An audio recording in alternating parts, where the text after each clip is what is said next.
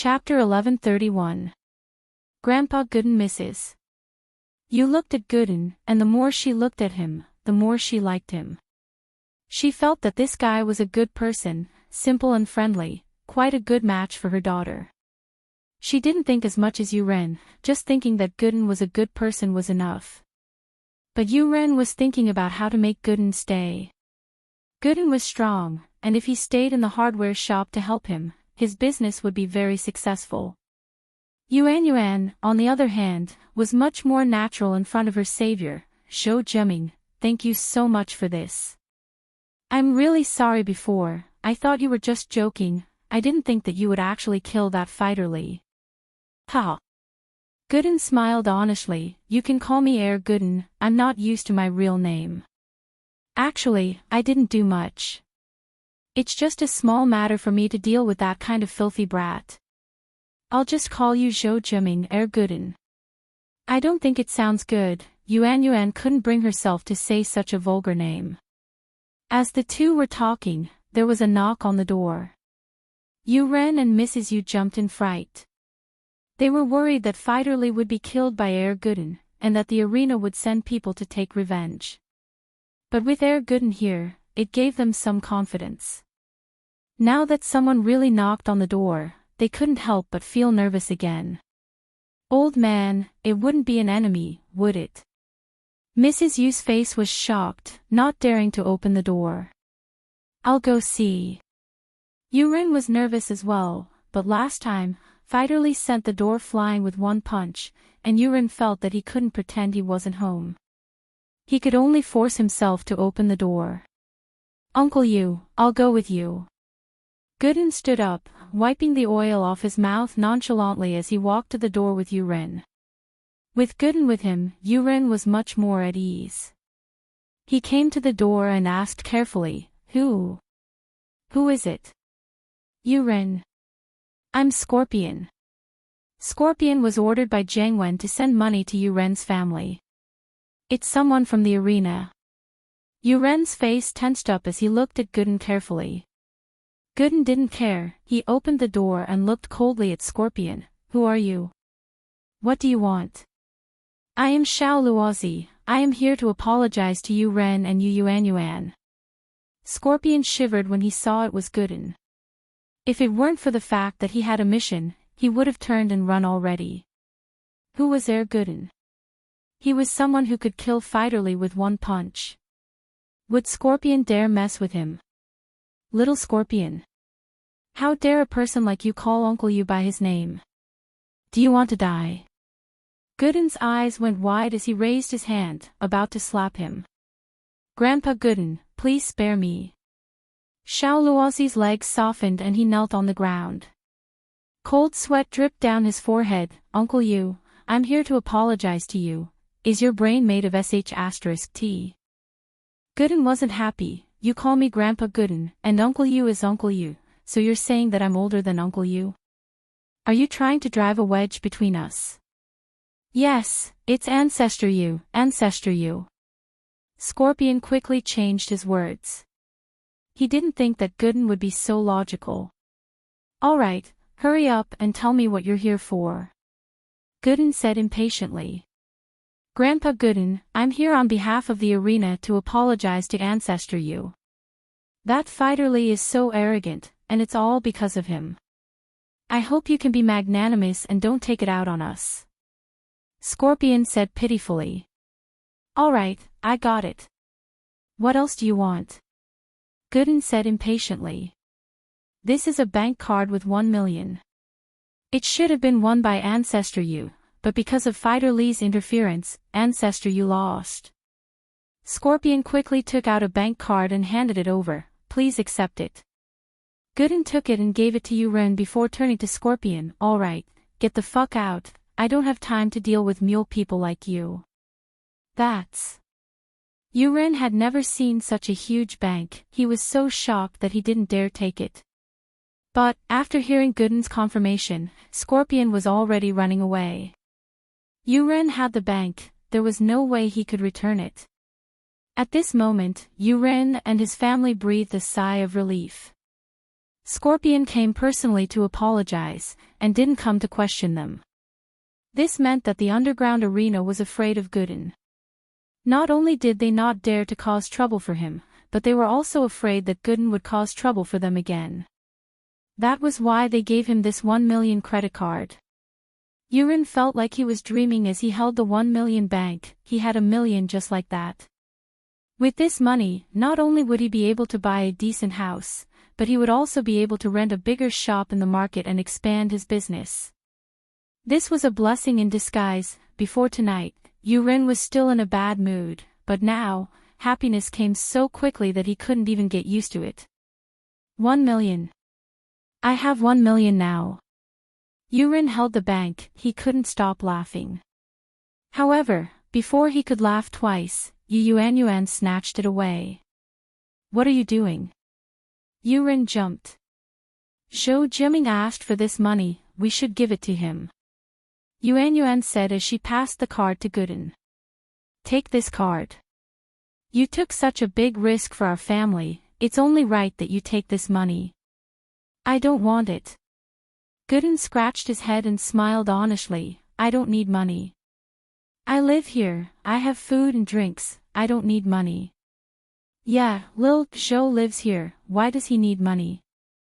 Yuan, why are you so stupid? You're giving him money, are you trying to chase him away? Yurin glared at his daughter and snatched the bank. That's a lot of money, I'll keep it first. Yurin was a greedy man, and he recovered from the shock in just a blink of an eye. How could he bear to give away that 1 million? But then again, if Yurin wasn't greedy, why would he go to the arena and get scammed? Yuan didn't know whether to laugh or cry as she looked at her father's greedy face. I'm sorry, my dad's like that, it's fine, I really don't need money. Gooden had food and drinks, and his only goal was to find Lin Yi boss. Money was useless. Chapter 1132. Chapter 1130, New product launch. But Gooden's generosity and passion left a good impression on Yuan. Every girl, when they were young, would fantasize about their future partner, a tall prince on a white horse, with a good character and a sense of justice. Yuan didn't know what other people thought, but that was what she thought. But a few days ago, Yuan's life was filled with darkness. Her dream was shattered, and she could only follow Fighterly for the rest of her life. Yuan didn't think of herself as a beauty, but she was still a conservative girl. Deep in her bones, she wanted to be loyal to one man. So she thought that following Fighterly for the rest of her life was enough. But the situation changed. Gooden was like a god descending from the heavens, coming to her side. It was as if he was sent by the heavens, solving all her problems for her. Such a powerful, arrogant Fighterly was killed by him with one punch. If Yuan had to choose, she'd naturally fall for a good man like Gooden. He was passionate and full of justice, and he wasn't greedy either. He gave her a sense of security. Unknowingly, Yuan had a good impression of Gooden. The story of the hero saving the beauty was old, but it was a story that never changed. Gooden and Yuan were in this situation. The Shao family was getting more and more powerful these days, and all the businessmen and rich people were lining up to work with the Shao family. The Shao family's position was set in stone, and it was only a matter of time before they became a noble house on the same level as House Yu. The Shao family's two brothers couldn't stop smiling. It could be said that after old Zhao's death, the two Shao family brothers were this happy. They didn't have to worry about the Shao family's future anymore. Although the Shao family was working for the Hidden House Pai, it didn't matter, wasn't House Yu also working for the Hidden House Yu? They were both Yu, and they were from the same lineage, but everyone knew what was going on. Second brother, our Shao family didn't even invest a single cent, and we already have 3 businesses. We're just borrowing our connections and name. It's really worth it. Xiao Ji really liked this kind of investment method, where he could get something for nothing. Yeah, our Shao family really got a blessing in disguise. Speaking of which, this matter was caused by sister-in-law, so you should stop scolding her. If it weren't for her, how could our Xiao family be where it is today? Xiao Ben remembered that his brother's attitude towards his sister-in-law was still very bad, and he even took her car keys. The two brothers had been busy with work these days and neglected Gohuli. Now that they calmed down, Xiao Ben realized that all this had something to do with Gohuli. Oh. If that was the case, it did make sense. I'll go see her. Xiao Ji nodded upon hearing Xiao Ben's words. He felt that his brother's words made sense, so he turned around and went upstairs. When the old man passed away, Xiao Ben thought about fighting for the position of the head of Xiao family, but now, although his brother was the head of the house, he couldn't make any decisions. Even things like persuading his sister-in-law had to be decided by Xiao Ben. This made Xiao Ben feel that he was no different from the head of the house. Xiao family's big and small matters were all decided by him.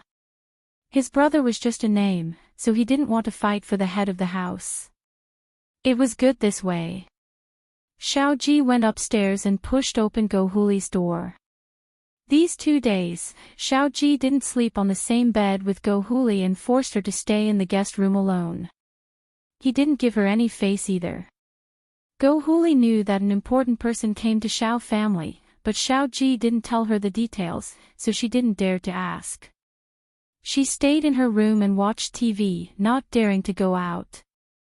Seeing Xiao Ji push open the door, Gohuli was overjoyed and quickly stood up. "Ji bro, you're here, Huli.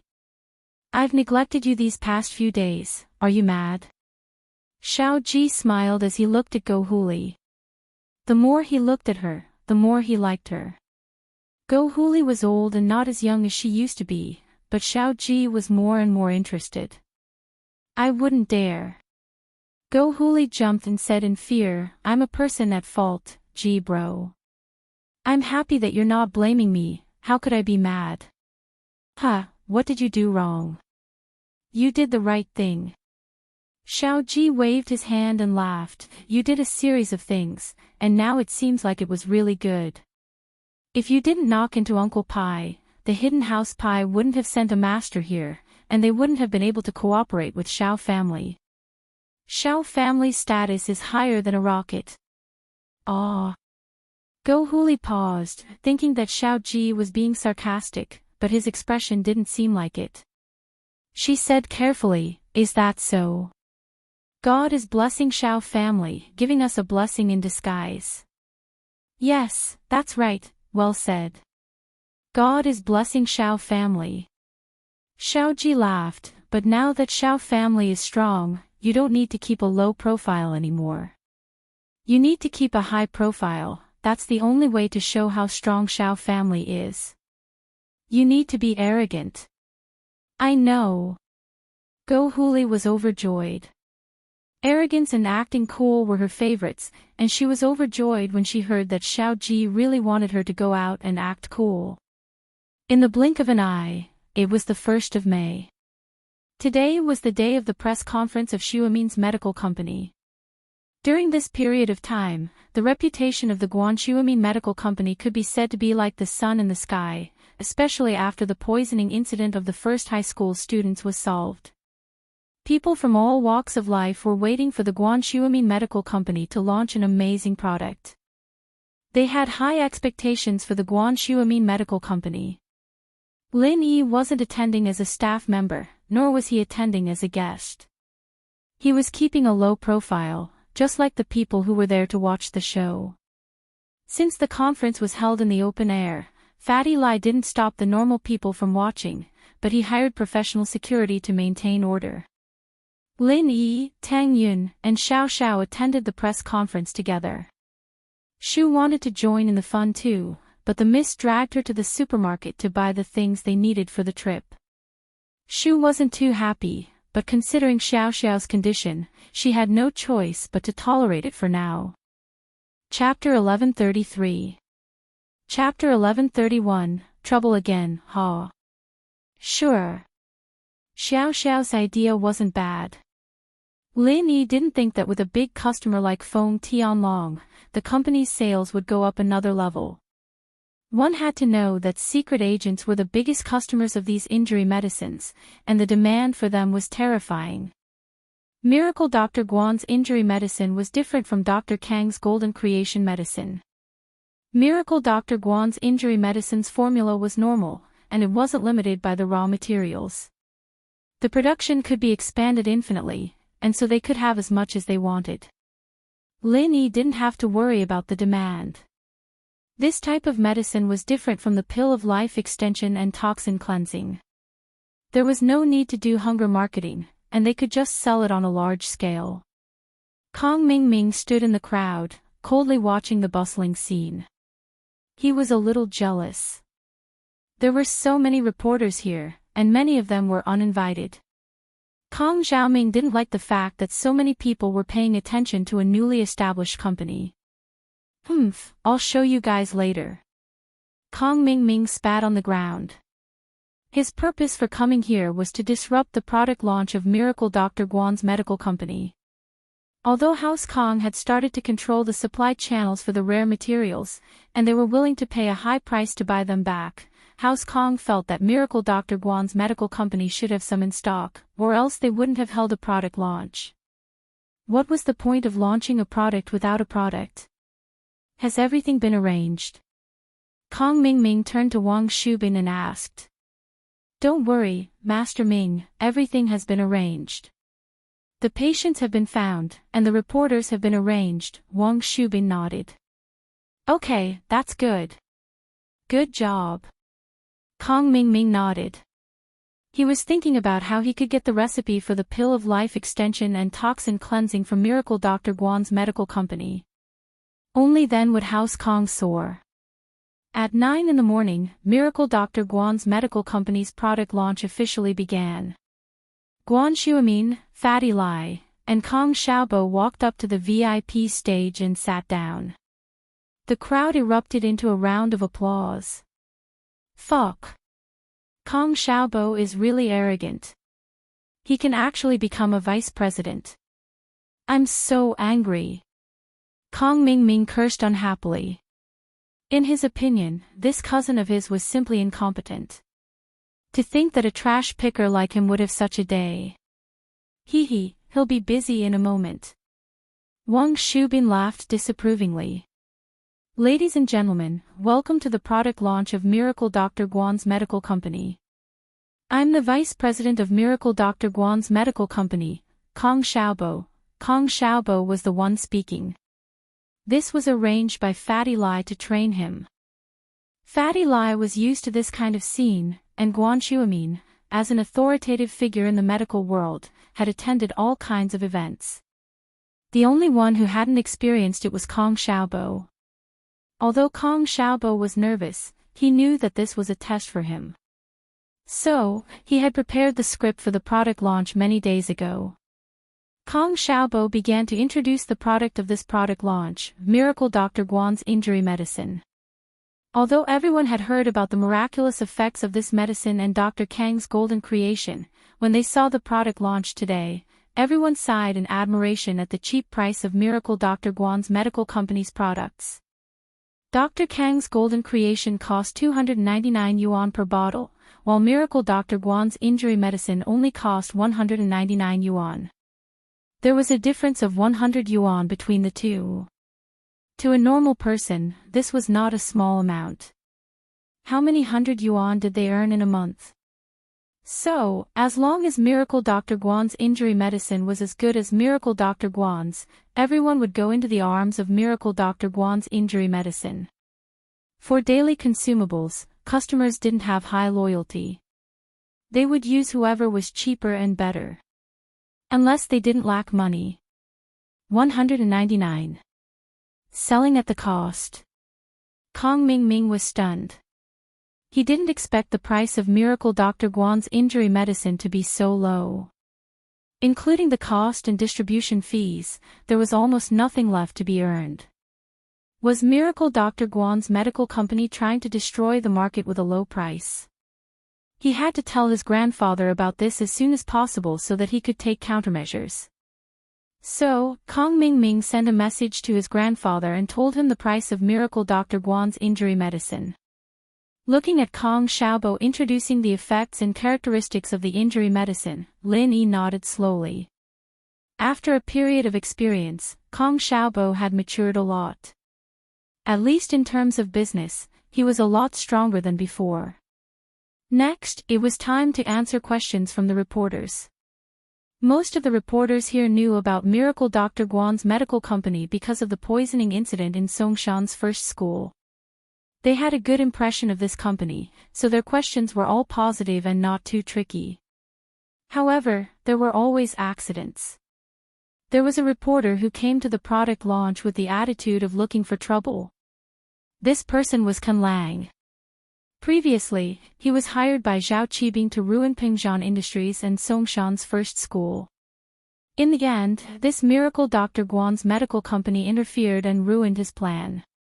He had been holding a grudge against them for a long time. This time, he was trying to find a way to cause trouble. Coincidentally, a person named Wang Shubing found him and gave him 50,000 yuan to cooperate with him to cause trouble. The dire wolf was even more pleased to accept the offer. This product launch didn't require a reporter's ID and anyone could enter the venue. It was convenient for Kan Lang, who was a miscellaneous force. When the others were almost done with their questions, Kan Lang raised his hand and asked, "I heard that similar medicines are sold for 299 yuan in the market. Yours is only 199 yuan. Is there a problem? I heard that the cost is more than this." Kong Xiaobo answered a lot of positive questions before, so he let his guard down. When he suddenly heard Kan Lang's words, he suddenly became nervous again. Fortunately, he had rehearsed a similar situation before, so he didn't have any stage fright. He smiled slightly and answered, "May I ask, how do you know that the cost is more than this?" "As far as I know, this is a trade secret. Only the core members of the medical company know about it, right?" Although Kong Xiaobo didn't say it clearly, he had already hinted that Kan Lang was sent by the competitor to look for trouble. He believed that everyone present could understand. Originally, Kan Lang thought that Kong Xiaobo was young and inexperienced, so he was easy to bully. That was why he asked this question. He didn't expect this kid to be so tricky. It made it difficult for him to deal with him. The reporters present looked at Kan Lang with disdain. They wanted to see what he could say. Chapter 1134. The injured person. I'm here today to seek justice for the victims. Someone used your medicine, and not only did it not stop the bleeding as you said, it even caused the wound to fester. I've brought him here today, and the purpose is to expose a black-hearted businessman like you in front of everyone. The dire wolf accepted Wang Shubin's money, so naturally, he would follow Wang Shubin's orders. Everyone, look at my hand. After using Miracle Dr. Guan's injury medicine, it's completely festered. I almost had my arm amputated. A dark and thin man standing next to crippled wolf suddenly shouted at the top of his lungs. He stretched out his hand wrapped in gauze and shook it as he shouted at the people present. Wow, it's that serious. The other people who were hired by the dire wolf to pretend to be ordinary people also sighed. It seems like this company is really unreliable. Everyone, don't buy it. This kind of thing that hasn't been tested by the market won't work. It's better to buy the more expensive Dr. Kang's Golden Creation medicine. Yes, this company is really a scam. Another person also said in agreement. Medicine isn't like other things, you can't just use it like that. Another person added. The more people said, the more people who didn't know the truth were misled and started to doubt the products of Miracle Dr. Guan's medical company. Everyone, quiet down. Kong Xiaobo wasn't in a hurry at this moment. He smiled and looked at the crowd, then looked at the victim, who raised his hand, and said with concern, "Patient, is your hand okay? If there's a problem, you should go to the hospital as soon as possible. Don't stay here. What if it gets infected?" "What do you mean? Are you chasing me away?" "Everyone look, he's feeling guilty." The person who raised his hand shouted. "I'm just worried about you." Kong Xiaobo waved his hand. Our Miracle Dr. Guan's medical company is holding a product launch today. The product will only be sold after today. It has never been sold in the market before. May I ask this patient, where did you buy your injury medicine? Could it be some other brand that you remembered wrongly? Quack. The patient froze and didn't know what to do. He was paid to mess around, and the lines were given to him by the dire wolf. How would he know that Miracle Dr. Guan's medicine hadn't started selling yet? Then where did his injury medicine come from? Could it be that it was stolen from the company? He was not stupid. Naturally, he would not say that. If he said that, not only would he not be able to frame them, but he would also be arrested by them. They could totally say that you stole a test product, not a finished product. I think I remembered wrongly. The patient suddenly blushed and walked away dejectedly. Residual Wolf did not investigate this at all in advance. Today's matter was just his usual way of blackmailing people. How could he know that their medicine had not been on the market yet? It seems that this patient really remembered wrongly. Then let's continue to answer the reporter's questions. Kong Xiaobo smiled and continued. At this time, the people present suddenly realized that this patient was a liar. He was probably not instructed by a competitor, or he was here to extort money. The dire wolf clenched his teeth. He was very angry. Fortunately, he had a second trump card. However, Kong Mingming was very angry. He stared at Wang Shubin and said, "You found this person. What the hell?" Not only did he not slander Miracle Dr. Guan, but he also brought trouble to himself. Let people think that there is a problem with our Dr. Kang's medicine. I'm sorry, Master Ming. This person was found by the dire wolf. I didn't know. Wang Shubin carefully apologized. This dire wolf is also an idiot. How did you find someone like him? Kong Mingming said unhappily. I had no choice. In Songshan, we don't have any connections, and we don't know any reporters. I had to spend a lot of effort to contact this dire wolf online. Wang Shubin said with a bitter smile. Okay, have we arranged our own people? Kong Mingming waved his hand. Since this matter had nothing to do with Wang Shubin, Kong Ming didn't want to pursue it. Don't worry, Master Ming. There will be no problem this time. Wang Shubin nodded. I'm sorry. I was also deceived by that person. In our line of work, we like to fight for justice. I am a righteous person, so please forgive me. The dire wolf said with a laugh. It's okay. A news reporter should have the spirit of doubt. Kong Xiaobo didn't agree with the dire wolf's words, but on the surface, he was magnanimous. I accidentally cut my hand. At this moment, a long-haired, cultured man suddenly exclaimed, "Get out of the way, I'm going to bandage it." As he said this, the man pushed the dire wolf and wanted to walk past him. There is so much blood. You really need to bandage it. The dire wolf was shocked, but he suddenly said, "Oh right, isn't this the conference for Miracle Dr. Guan's injury medicine?" Vice President Kong said that their medicine can stop bleeding immediately. Why don't you go and apply some? Okay. The man nodded gratefully and ran towards the rostrum. Vice President Kong, can you help me apply some injury medicine? Kong Xiaobo frowned.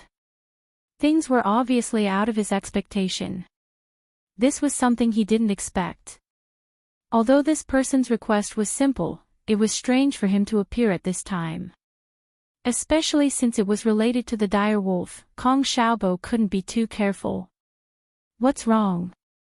Vice President Kong is reluctant to apply it for me. Or are you not confident in your company's medicine? This is a good opportunity to advertise. If your medicine is really good, then wouldn't I be a living advertisement? The man saw Kong Xiaobo hesitating and said immediately. Hee hee, then I'll apply some for you. Fatty Lai spoke at this time. He took out a new bottle of Miracle Dr. Guan's injury medicine and opened it. Although Fatty Lai was suspicious of this person's sudden appearance, he still applied the medicine because of his confidence in Lin Yi. Generally speaking, testing medicine on the spot was a marketing trick of the pharmaceutical company. But this person wasn't invited by Fatty Lai, so Fatty Lai was suspicious. Chapter 1135. Why were they in such a hurry to leave?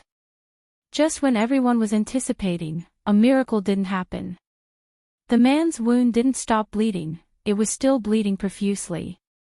What injury medicine? He's obviously a liar. It's useless. Look at my hand, it's still bleeding, it's not getting any better. The man excitedly raised his bleeding hand and shouted to the people present, look, if the medicine they used at the press conference is so ineffective, then what effect can the retail version on the market have? Although most of the reporters had a good impression of Miracle Dr. Guan's medical company, the truth was right in front of them. The bleeding didn't stop, so they still took pictures of the scene. Fatty Lai was dumbfounded. Why wasn't it working? He had 100% trust in Lin Yi's medicine. Kong Xiaobo didn't know what to do. He had little experience, and now that there was an accident, he didn't know what to do. The long-haired man was still shouting, what bullsh** T Miracle Dr. Guan. Is he a liar? It's not working at all. Look at my hand, it's still bleeding. Just when Kong Xiaobo didn't know what to do, Lin Yi's voice rang in Kong Xiaobo's ears, this person is a hemophiliac, that's why he's bleeding profusely, it has nothing to do with the injury medicine. In order to prevent any accidents, Kong Xiaobo, Fatty Lai, and Guan Shuamin all wore wireless earphones so that Lin Yi could give them suggestions at any time. Kong Xiaobo, Fatty Lai, and Guan Shuamin heard it too. Kong Xiaobo and Fatty Lai didn't know much about hemophilia, but Guan Shuamin was a doctor, so naturally he knew about the disease. His eyes lit up after hearing Lin Yi's words. He stood up and said to the long-haired man, you're a hemophiliac. It's normal for your wound to bleed profusely, normal medicine won't work on you. Even though he couldn't confirm that this person was a hemophiliac, he trusted Lin Yi. He knew how capable Lin Yi was. That was why he was so sure. Wow, the reporters were in an uproar. They didn't expect this long-haired young man to be a hemophiliac. What kind of person was Shuamin? Songshan's medical authority, if he said it was, then it must be. Some reporters didn't understand what hemophilia was, but it didn't matter. There were people around them who understood.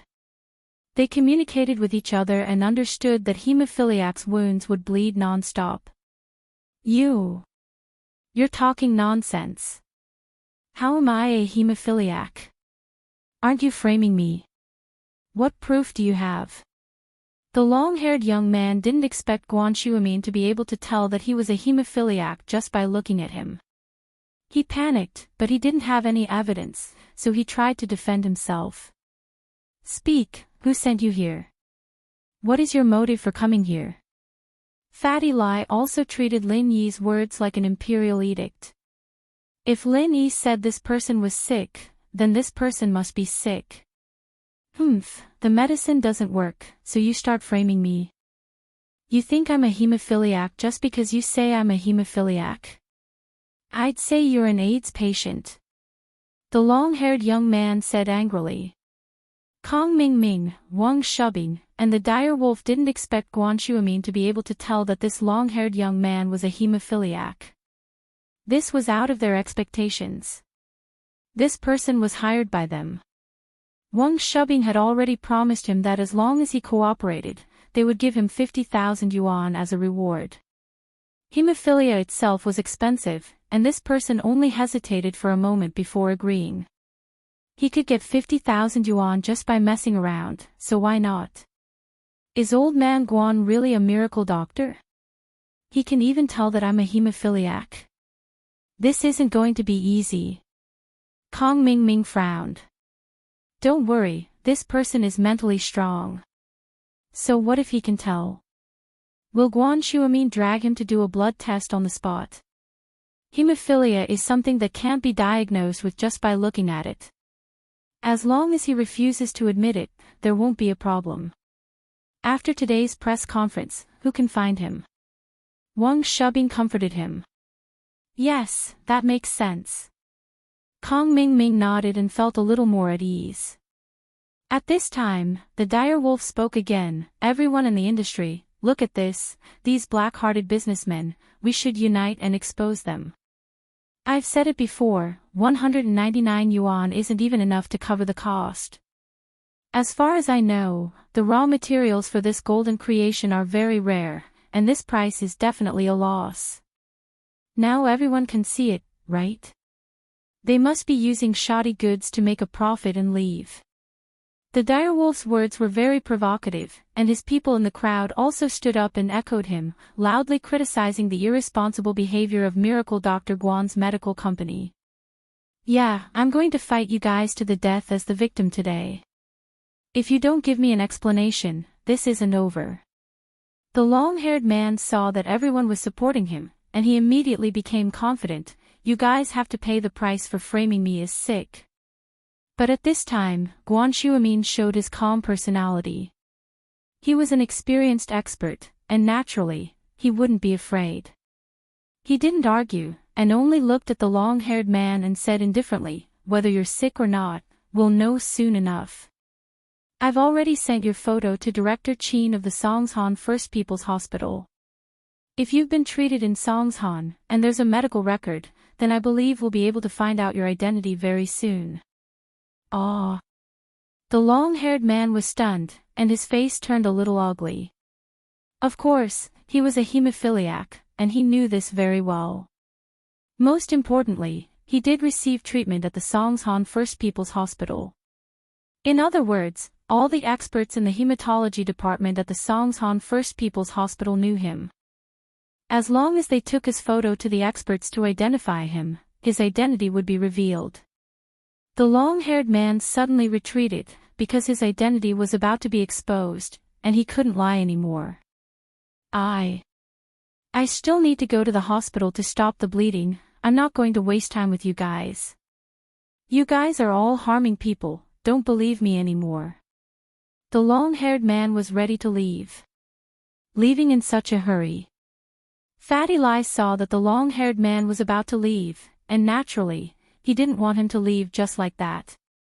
Murder for money, my hand is bleeding non-stop, and this black-hearted company's medicine is not only useless, but they also won't let me go to the hospital. Everyone take a look, what kind of company is this? The long-haired man shouted loudly. Chapter 1136. Chapter 1134. Can Lang. Most of the people there shook their heads after hearing Fatty Lai's words. Who would go to the hospital with a small cut on their hand? At most, they'd just put a plaster on it. They didn't believe the long-haired man's words anymore. There was definitely something wrong with this person. He swore that he'd fight to the death with the man, and now he was in a hurry to leave after being exposed. You. Why do you care? I've changed my mind, I'll let you go. The long-haired man said as he backed away, ready to leave. Zhang Gongzi, your identity has been verified. You're a hemophiliac patient, and you're currently being treated by Dr. Su at the First People's Hospital. Do you have anything else to say? Guan Shuamin said directly after receiving the information from Dean Qin. That's bullshit *T. I don't know anything about the First People's Hospital, and I don't know Dr. Su Xiuhong. Ha! Zhang Gongzi was trying to defend himself, but he stopped halfway through his sentence because he had accidentally let it slip. The guy said it was Dr. Su, but he even said the doctor's name. How do you know Dr. Su's name is Su Xiuhong? I thought you didn't know about the First People's Hospital? Fatty Lai pointed at Zhang Gongzi and shouted. I'm leaving. Zhang Gongzi knew that he'd been exposed, and he didn't dare stay any longer. Boom. The crowd burst into laughter. It was obvious that this Zhang Gongzi was a liar, and he was here to cause trouble on purpose. Once he was exposed, he ran. Many people were embarrassed. They had almost misunderstood Miracle Dr. Guan's medical company. Miracle Dr. Guan's medical company was such a good company. They had helped the society and saved so many poisoned students. Moreover, they did it for free. How could they doubt their reputation and skills? Liar. He's a liar. Everyone, take a picture and expose him. A reporter shouted. That's right. Who called this person over? I think it's Kan Lang. Another reporter knew Kan Lang, and he pointed at him. That's him, Kan Lang, that black-hearted bastard. Others might not know him, but I know that he's the scum of our industry. Kan Lang. I seem to have heard of him before. He is a guy who specializes in taking bribes to write some defamatory reports. Another person who knew Crippled Wolf also jumped out and pointed at Crippled Wolf and scolded. Crippled Wolf immediately became the target of public criticism. He shrunk his head and did not dare to stay any longer. Together with Zhang Gongzi, he left the press conference dejectedly. Our product is only selling for 199 yuan. Indeed, we might be envied and slandered by some of our peers. But it doesn't matter. Facts and time will prove that our product is the best. Kong Xiaobo finally let out a sigh of relief. This was the first product launch he was hosting. He naturally did not want to mess it up. And now, it seemed that they had successfully passed through. Crippled Wolf was very angry. He was very unwilling in his heart, but there was no other way. He mounted the motorcycle on the roadside and started the car. But just after he took 2 steps forward, there was a loud bang. The motorcycle tire burst, and Crippled Wolf flew out directly. He fell on the roadside, and his teeth fell out. He directly became a miserable wolf. Fuck, why'd the tire burst? Brutal Wolf was a little puzzled as he looked at the motorcycle that had fallen to the side of the road. It was already an unsightly sight. Ha ha ha. Bursts of laughter suddenly came from the crowd at the scene. Deadly Wolf deserved what he got today. Wow, Lin Yi honey, your trick is pretty good. As expected, when he got on the motorcycle, the tire burst. Xiao Xiao excitedly clenched her fist. Ha! Lin Yi smiled as well. Lin Yi had noticed that this Crippled Wolf seemed to be suspicious. He didn't expect him to be such a cunning person. Lin Yi thought about it. It seemed that Crippled Wolf was one of the reporters who came to the Songshan First Hospital when the students were poisoned. The first time Dire Wolf attacked, Xiao Xiao was so pissed that she wanted to mess with him. So Lin Yi cooperated and told her where Dire Wolf's bike was, and how to make the bike's tires burst. And so, Xiao Xiao did it, and Crippled Wolf's tire really burst. Although this was nothing compared to the crimes he committed, under the eyes of the public, Lin Yi couldn't do anything to him. He could only use some dirty tricks to harm him. Tang Yun looked at Xiao Xiao and Lin Yi. They were really compatible. They even messed with others together. However, Tang Yun wasn't jealous. She was really happy for Xiao Xiao. She could live in happiness in the last moments of her life, and Tang Yun was happy too. If she couldn't get along with Lin Yi, Tang Yun would be worried and sad. This press conference, other than the unexpected appearance of Crippled Wolf, went on smoothly.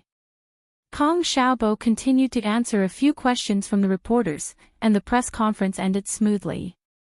What kind of bullshit tea did you find? What the hell did you do?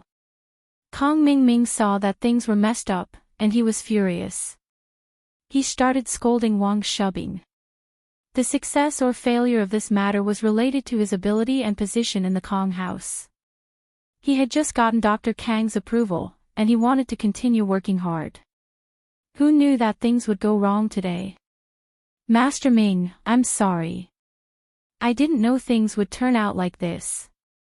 That Xuemin really knows something. He was able to tell that Zhang Gongzi was a hemophiliac. We didn't expect this. Wang Shubing said bitterly, there was no problem with our plan. It was an accident. That's right. It was an accident. What does it have to do with us? Kong Mingming thought about it and decided to report the truth to his grandpa. After all, it was an accident. Wang Shubin breathed a sigh of relief. Kong Xiaoming finally let it go. Kong Mingming called his grandpa. Hello. Is this grandpa? I'm Xiaoming. Xiaoming, how's it going? Your plan is pretty good. I told your uncle and dad about it, and they all applauded it. Using a hemophiliac to mess things up, this is amazing. Miracle Dr. Kang's laughter came from the other side of the phone. Normal external medicine doesn't even work on hemophiliacs, let alone his injury medicine. Even our golden creation medicine isn't working. Miracle Dr. Kong laughed. Chapter 1137. Just thinking about it is embarrassing. What did you say? The hemophiliac had been seen through by Xuemin. How did he see through it? Dr. Kong was stunned and asked incredulously. People with hemophilia were usually diagnosed after a blood test in the hospital. How could they check it on the spot? This is what happened. Kong Mingming didn't dare to hide it. He told his grandfather the details of the matter. After all, there were so many people watching. It would definitely spread. Are you saying that Guan Xuemin knew that Zhang Gongzi was a hemophiliac with just one look? Dr. Kong found it strange. Wasn't this too strange? Guan Xuemin's medical skills are that good? With just a glance, he could tell what illness someone was suffering from. Wasn't this similar to the legendary Bian Ke? Yes, he saw it at a glance. Kong Mingming said, many people here saw it. Forget it, it's not that we miscalculated, it's just that things are unpredictable. Come back first, we'll discuss how to deal a blow to Miracle Dr. Guan's injury medicine. Dr. Kong wasn't too worried about it. Anyway, the Kong family's golden creation was mainly used for military supplies. The civilian market was only a small part of it. Most of the time, it was out of stock. Therefore, Dr. Kong wasn't too concerned about Guan Xuemin taking over the civilian market. Okay, Grandpa. Kong Mingming was relieved. As long as Dr. Kong didn't blame him, everything would be fine. Lin Yi saw Kong Mingming in the crowd and guessed that he was the one behind all this. However, framing one's opponent in business was a normal thing to do. As long as it didn't cross Lin Yi's bottom line, Lin Yi wouldn't do anything to him. He would only provide some help to Fatty Lai and Kong Xiaobo when necessary. The rest was up to them. Let's go. Lin Yi held Tang Yun with his left hand and Xiao Xiao with his right as they left the venue with the crowd. It's already afternoon, I wonder if Meng Yao and Shu have finished shopping. Tang Yun looked at her watch and asked. They agreed to go on a road trip together at night. It should be about time. Have you told your family? Lin Yi asked. Yeah. Tang Yin felt a little embarrassed as she thought about her mother's words. Any other girl's parent would have warned her daughter to be careful when she heard that she was spending the night with a boy, but her own mother. She was telling her not to forget to buy birth control pills. Tang Yin was going crazy just thinking about it. She was still a high schooler. It wasn't uncommon to have sex at this age, but Lin Yi was in a top high school, and Tang Yin was a conservative person. How could something like that happen so early? However, Tang Yun couldn't tell her mother about this. She could only nod obediently. Lin Yi saw that Tang Yun's expression wasn't normal and asked curiously, what's wrong? Auntie doesn't agree. No. It's nothing, she's been thinking about moving to a new house these few days. She doesn't have time to care about me, Tang Yun said randomly. Oh. Lin Yi didn't ask after seeing that Tang Yun didn't want to talk about it. Today, Lin Yi drove Xiao Xiao's Land Rover. The car had been repaired, and this type of off-road vehicle was perfect for a road trip. As for the 2B945 license plate, it was found to be fake. They couldn't find the invoice for the car, but with Qianlong's help, the 4S shop made up a new one, putting Xiao Xiao's TT000 license plate on the Land Rover. Xiao Xiao, your body isn't suitable for this car. Tang Yun felt that the Land Rover was too big, and it didn't match Xiao Xiao's petite body. Yeah, Lin Yi honey, how about I give this car to you? I'll buy another one. Xiao Xiao felt the same way, too. Her body didn't really match the car. Yesterday at school, some hooligans were teasing me, calling me a Land Rover girl. I ran into them and scared the shit out of them. When I was out, they were still playing in the mud. Lin Yi couldn't help but smile, but Xiao Xiao was right, she used to be a hooligan girl, and it was only after getting together with him that she became a lot more obedient. What dash? Xiao Xiao's words surprised Tang Yun. She didn't expect Xiao Xiao to be this fierce. If it were her, she wouldn't dare do something like that. Lin Yi drove back to the villa with Tang Yun and Xiao Xiao. Yushu's Beetle was already parked in the yard, it seemed like they'd come back from the supermarket. Lin Yi had just parked the car when Meng Yao and Yushu came out of the villa. They must have heard the car and knew that Lin Yi was back. The two were dressed very youthful and sunny, a bit like beach wear, but not revealing. Lin Yi's eyes lit up. The Miss and Shu were natural beauties, no less than Tang Yun and Xiao Xiao. You guys ready? Lin Yi asked with a smile.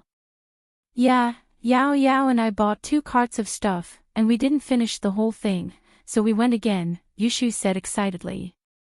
How much stuff did you guys buy? We're only going for 1 day and 1 night, you don't need that much, do you? Lin Yi said, shocked.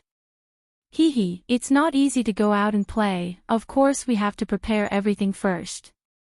Yushu smiled, shield bro, come help me move the stuff to your car, it's big, it should be able to fit everything. Lin Yi followed Yushu to move the stuff, and Tang Yun and Xiao Xiao wanted to help as well, but the Miss stopped them. Why don't you guys take a shower here and change your clothes first? We'll go in fresh clothes later. Tang Yun didn't have any good clothes, and while her family situation had improved a lot, she didn't spend her money on luxurious clothes. She wore her school uniform every day, so there was no point in buying clothes. Today, she only wore a normal shirt and a pair of jeans for the product launch. Compared to Meng Yao, it was a lot more normal. I didn't bring a change of clothes. Tang Yun was a little tempted. It wasn't convenient to take a shower in the hospital, and while there was hot water, it wasn't her house, and her parents were there. Tang Yun was a little embarrassed. Chapter 1138. Tang Yun's inferiority complex. Tang Yun couldn't accept Meng Yao's change. She had always treated Meng Yao as her rival in love, and she was always on guard against her. Even if Meng Yao got closer to her recently, she still didn't let her guard down. Tang Yun was a kind person, and she was afraid that Meng Yao had ulterior motives for being nice to her. She was afraid that she wouldn't be able to resist when they fought for Lin Yi. But Tang Yun was afraid that she was overthinking it. What if Meng Yao didn't mean it that way, and she just wanted to be friends with her? Of course not. Tang Yun shook her head. How could she reject Meng Yao when she said it like that? Lin Yi came to the beetle and saw that it was filled with all kinds of things. Some were in bags, and some were in boxes. There were a lot of things. What are these? Lin Yi pointed at a bag and asked curiously. Face masks, Yushu said. Ha! Face masks. Lin Yi's eyes widened. The internet said that the wind is strong at night, so in order to protect the skin, we need to use face masks, Yushu said. Lin Yi was speechless, but he didn't say anything else. If Yushu said it was useful, then so be it. With the space of the rover, it was more than enough to store all these things. Lin Yi began to move the things out one by one and put them into the rover's trunk. Tang Yun looked at the bathroom, the luxurious marble floor, the exquisite white bathtub, and all kinds of unknown skin care products. Tang Yun couldn't help but sigh. She thought that her new house was good enough, but when she came to the villa, she realized that her house was just ordinary. But these bottles and cans of high-end products, only a rich young miss like Meng Yao could afford them. Tang Yun couldn't help but worry. Although she was invincible now, what about in the future? In another 10 or 20 years, his skin wouldn't be as good as Meng Yao's in shoes. They'd been taking care of their skin for a long time, and he'd lost at the starting line. However, with Tang Yun's current family situation, they couldn't afford these things. Tang Yun sighed. This was the first time she felt the importance of money. Although she didn't have money before, she didn't have such a strong feeling. The bathtub was very clean, and it was obvious that only Meng Yao and Yushu had used it before. Tang Yun didn't mind since they were both clean people. It was good enough that they didn't mind her. She turned on the hot water and laid in the bathtub. She was going to university soon, and she couldn't just study like she did in high school. She had to become someone useful to Lin Yi. At the very least, she had to find a part-time job in his company. Not only could she earn some money, but she could also help Lin Yi take care of some things. Xiao Xiao had just showered in the morning. She lived alone, and it was very convenient for her to shower. She went back to the yard to help Lin Yi load the car after helping Tang Yun out. There were a lot of things, but with the four of them working together, it didn't take long to load everything onto the rover.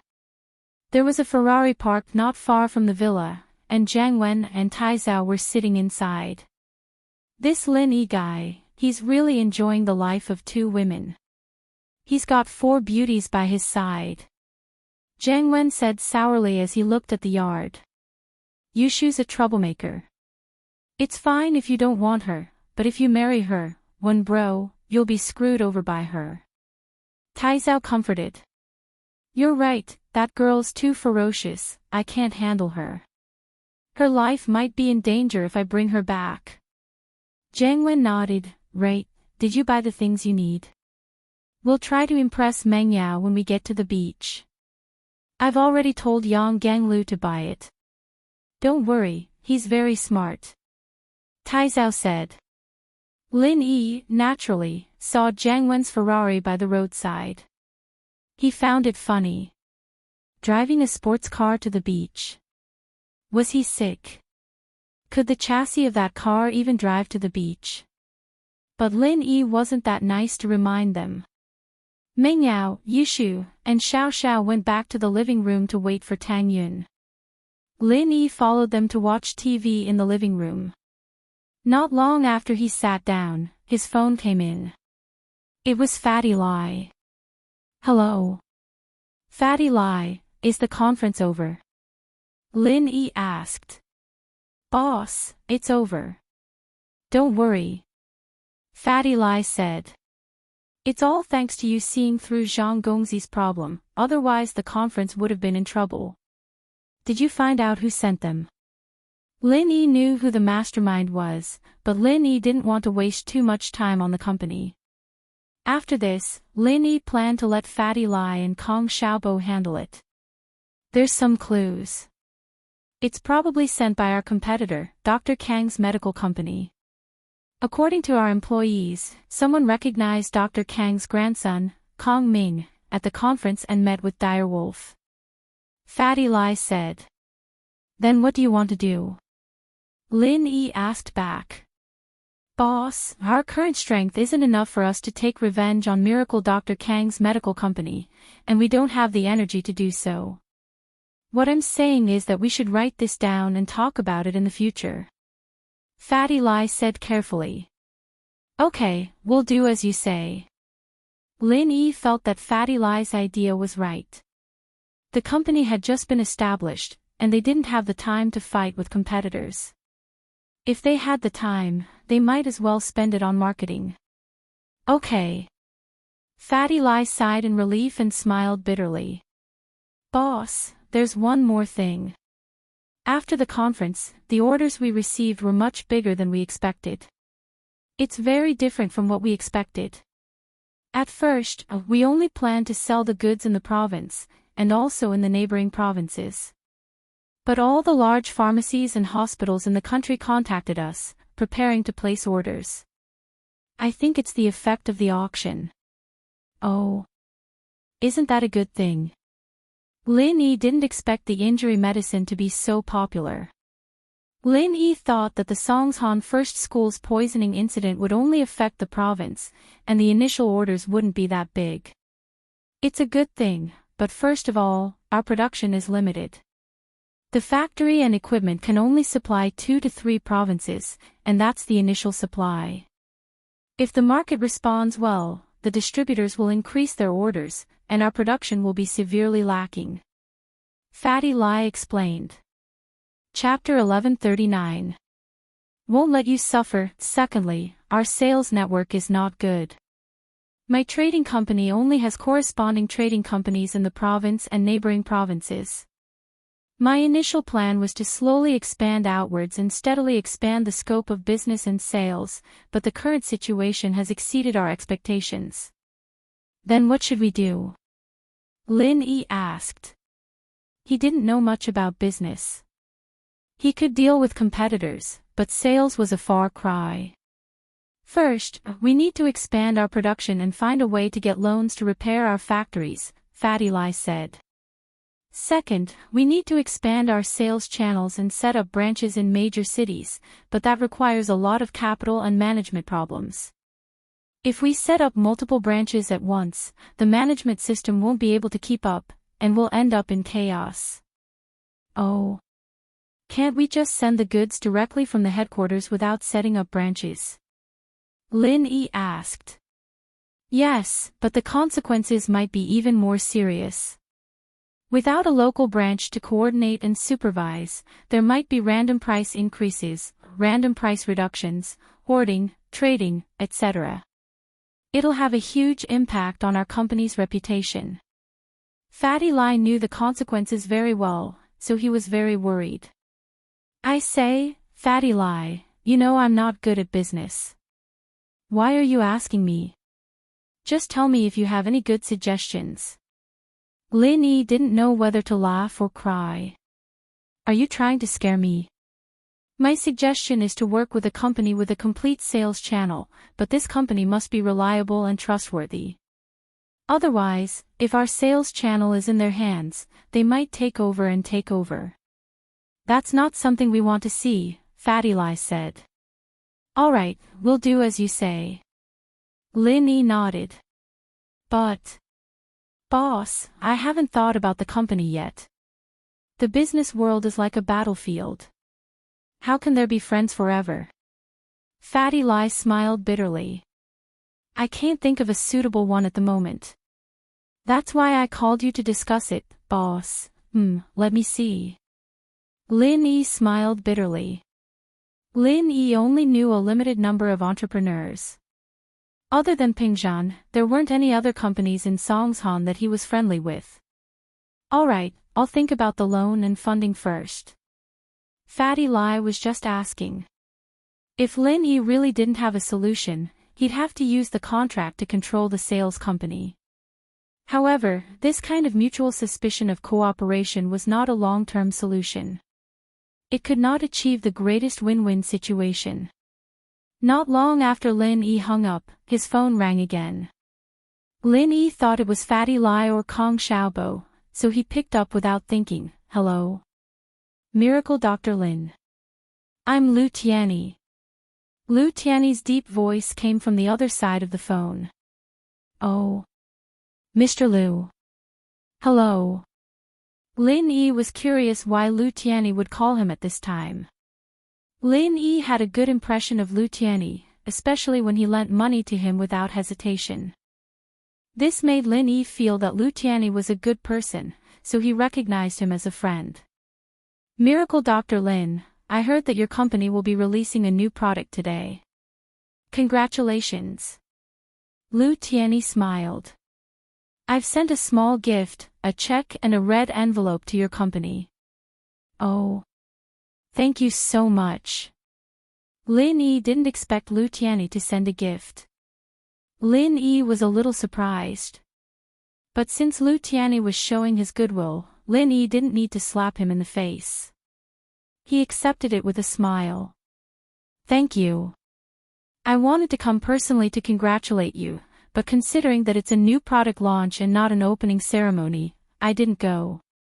Lu Tianyi said carefully. Lu Tianli, and the old man had discussed for a long time about whether or not House Lu should send someone to attend the launch. In the end, it was Lu Jinghan who suggested not to attend, but to give a red envelope. That got the old man's approval. After all, House Lu wanted to get on Lin Yi's good side and build a long-term friendship with Lin Yi. They were planning to give House Lu's business channels to Lin Yi for free. If they showed up at the auction, it would look like they were too proactive, as if they were planning something. That wouldn't be good. After all, Lin Yi hadn't agreed to House Lu's business channels yet.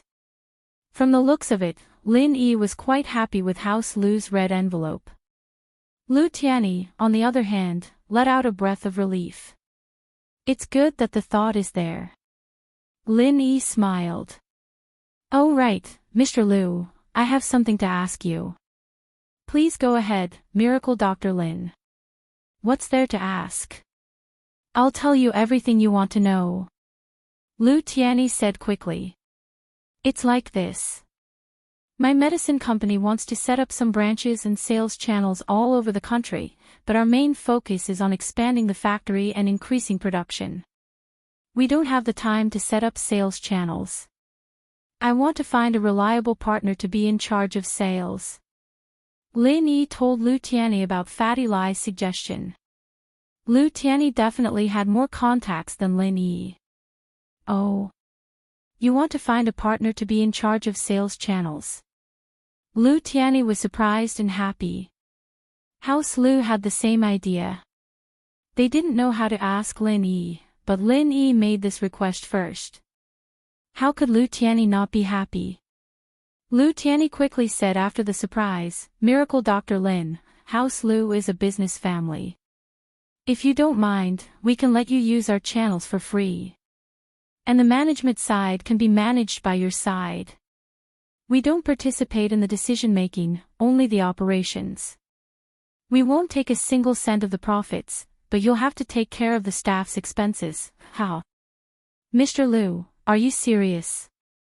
Lu Tianyi's words surprised Lin Yi. Lin Yi didn't expect Lu Tianyi to recommend himself and give such a good deal. Not only did it dispel Fatty Lai's worries, House Lu didn't want a single cent of the profits. Of course, Lin Yi understood Lin Yi's intentions. House Lu probably saw his potential and wanted to use this opportunity to get on his good side. Of course I'm serious. Lu Tianyi smiled, Miracle Dr. Lin, when have I ever joked? I really want to do something for you. Lu Tianyi, may be a small fry in your eyes, but I, Lu Tianyi, truly see you as a friend and savior. Chapter 1140. Behind the scenes, this. Lu Tianyi couldn't be any more excited. That was the pill of life extension and toxin cleansing. One pill was worth 300 to 400 million. There was also the special edition injury medicine, and that was only the second of it. From what Lin Yi said, he'd be giving him other pills as well. This was a great deal. These were all priceless items that other noble houses couldn't even get their hands on, but House Lu had it all. It was worth it. His niece's suggestion was great. Being a follower was amazing. No wonder Fatty Lai was so arrogant. There were so many benefits. Miracle Dr. Lin, I won't decline then. You can use our Lu family's resources as you please. Lu Tianyi took a deep breath and forced himself to be calm. He was really too happy. All right then, you contact Fatty Lai and discuss the specifics. I'm just a boss who doesn't have to do anything, I don't know much about these things. Lin Yi smiled. As for Lu Tianyi, Lin Yi was still in the testing phase. He couldn't trust him as much as Fatty Lai, so he only gave him some benefits. If he really wanted to follow him wholeheartedly, then Lin Yi wouldn't mind giving him more benefits. Lu Tianyi hung up and let out a long sigh of relief. It seemed that Lin Yi had a good impression of House Lu, and he was slowly accepting him. Jing Han had suggested that House Lu be under Lin Yi's wing and become Lin Yi's follower. Lu Tianyi had agreed, but that was for the sake of the big picture. He couldn't accept it from a personal point of view. But now, Lu Tianyi truly felt that this follower was a great person. He could get those supreme-grade pills right from the start. Wouldn't he be able to get even better things in the future? Big brother, why don't you take the opportunity to raise a few conditions? When Lu Tianyi made the call, everyone from House Lu was listening. Tianli heard what Lu Tianyi said as well. He didn't understand why Lu Tianyi didn't increase the price when Lin Yi asked for a business partner. Why did he suggest it for free? Wasn't that stupid? If the Lu family was in a hurry to find Lin Yi to be the sales agent, then the Lu family would suffer a little loss. The problem now was that Lin Yi took the initiative to find a business partner. Then why would the Lu family suffer a loss? Conditions. What are your conditions? Seeing that his brother was so short-sighted, Lu Tianyi decided to hide Lin Yi's report and asked, pretending to be ignorant. Big brother, if our Lu family had taken the initiative to ask Lin Yi to be the sales agent, then it wouldn't be a big deal for us to suffer a little loss. But the problem now is that Lin Yi took the initiative to look for us. Why would we take the loss and not ask for anything in return? Tianli frowned. Big brother, your brain really isn't suited for business. Haha. Jinhu started laughing as he looked at his granddaughter Lu Jinghan. Jing, tell me, between your uncle and your father, who's right? Dad, uncle really isn't suited for business. Jingyan's words made Tianli smile. His daughter was still on his side. But hearing the second half of her sentence, Tianli's face changed. But Dad, your brain is only suited for pure business. What do you mean? Tianli frowned. He didn't quite understand what his daughter meant, but he knew that it wasn't anything good. Jing is right. Tianli, you're only suited for pure business. Xinhu smiled. As far as you're concerned, from a business perspective, our Lu family has taken the loss this time. But from a long-term emotional investment, our Lu family has gained Lin Yi's approval. That. Tianli hesitated. He couldn't deny that his father was right, but his vision was still limited to a normal businessman, not a successful entrepreneur. Plus, I'm guessing that Lin Yi must have given us some benefits. Am I right, uncle? Jingyan's eyes turned to Lu Tianyi. Jing is very smart. That's right, Lin Yi did give us some benefits. Lu Tianyi smiled. He didn't expect his niece to hit the nail on the head. Big brother, Lin Yi gave us benefits. Then why didn't you say anything? Tianli paused. Big brother, what did Lin Yi promise us? Lin Yi promised us some pills every year in return, including the pill of life extension and toxin cleansing and the special edition injury medicine. Do you think House Lu got anything in return this time? Lu Tianyi smiled. Pill of life extension and toxin cleansing. Just this one pill is enough for us to pay the price. And every year at that. This is so worth it. It's even better than the channel fees. Tianli smiled brightly upon hearing Lu Tianyi's words. The pill of life extension and toxin cleansing was a priceless item, and House Lu could get one every year. Wasn't that too awesome? If they couldn't use it themselves, they could sell it to a noble house they were on good terms with, and that would be their bargaining chip. Tianli nodded deeply at the thought. Big brother, you're the best. Lin Yi wouldn't have agreed to our benefits if we'd taken the chance to ask for something this time. Tianli, you're actually quite a talented person in the family business, but if we want to push House Lu to the top, we still have to rely on Jing Jing. It's just that Jing Jing will have to get married sooner or later. Lu Tianyi sighed. Boys and girls were the same for normal families, but for noble houses, they placed more emphasis on boys. After all, only boys could carry on the family line, and the noble house wouldn't change its surname. Girls, on the other hand, were different. After they got married, their children would have to follow a different surname, unless they married into the family. I'm not getting married, I want to stay by Grandpa's side. Jing Han said, a little embarrassed. Girls have to get married eventually, how can they not get married? Tianli glared at his daughter. Although his daughter not getting married would maximize House Lu's benefits, watching his daughter grow old alone wasn't what a father wanted. Jing Han stuck out her tongue, revealing the weird side of a little girl. She was just a kid, after all.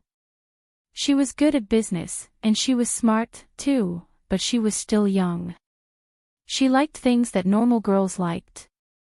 I think we should let Jing Jing be in charge of the collaboration with Lin Yi this time. Lu Tianyi was afraid that his brother's mind would go haywire again, and if he offended Lin Yi, it wouldn't be worth it. Chapter 1141. Chapter 1139.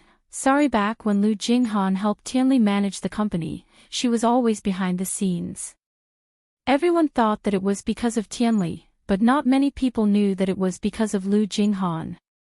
Of course, those noble houses knew about this. That's good. Tianli, be careful, don't offend Lin Yi. Zhenhu said, Jing Jing won't show up now, but she might be useful in the future. Lu Jing'an's face reddened slightly. Her grandpa's words told her that her thoughts were seen through. Indeed, she wanted to approach Lin Yi with another identity because she was curious about Lin Yi. She wanted to get to know him privately and see what kind of person he was. Lu Jinghan was very confused. How did this person survive until now? House Yu, House Zhao, and House Pai, all three hidden noble houses were offended, and yet Lin Yi was still alive and kicking. This was the first person of the opposite sex that Lu Jinghan was curious about. Lu Jinghan was a smart girl, naturally, she wouldn't pay attention to normal people, but Lin Yi did pique her interest. Of course, this interest didn't mean that she liked Lin Yi. Jinghan was just curious about him. Tianli didn't understand what his father meant. He thought that his father wanted to use his daughter as a trump card, pushing her out at a critical moment. Lu Tianyi, on the other hand, was deep in thought as he looked at his niece. She was growing up to be one of the top beauties in the noble houses.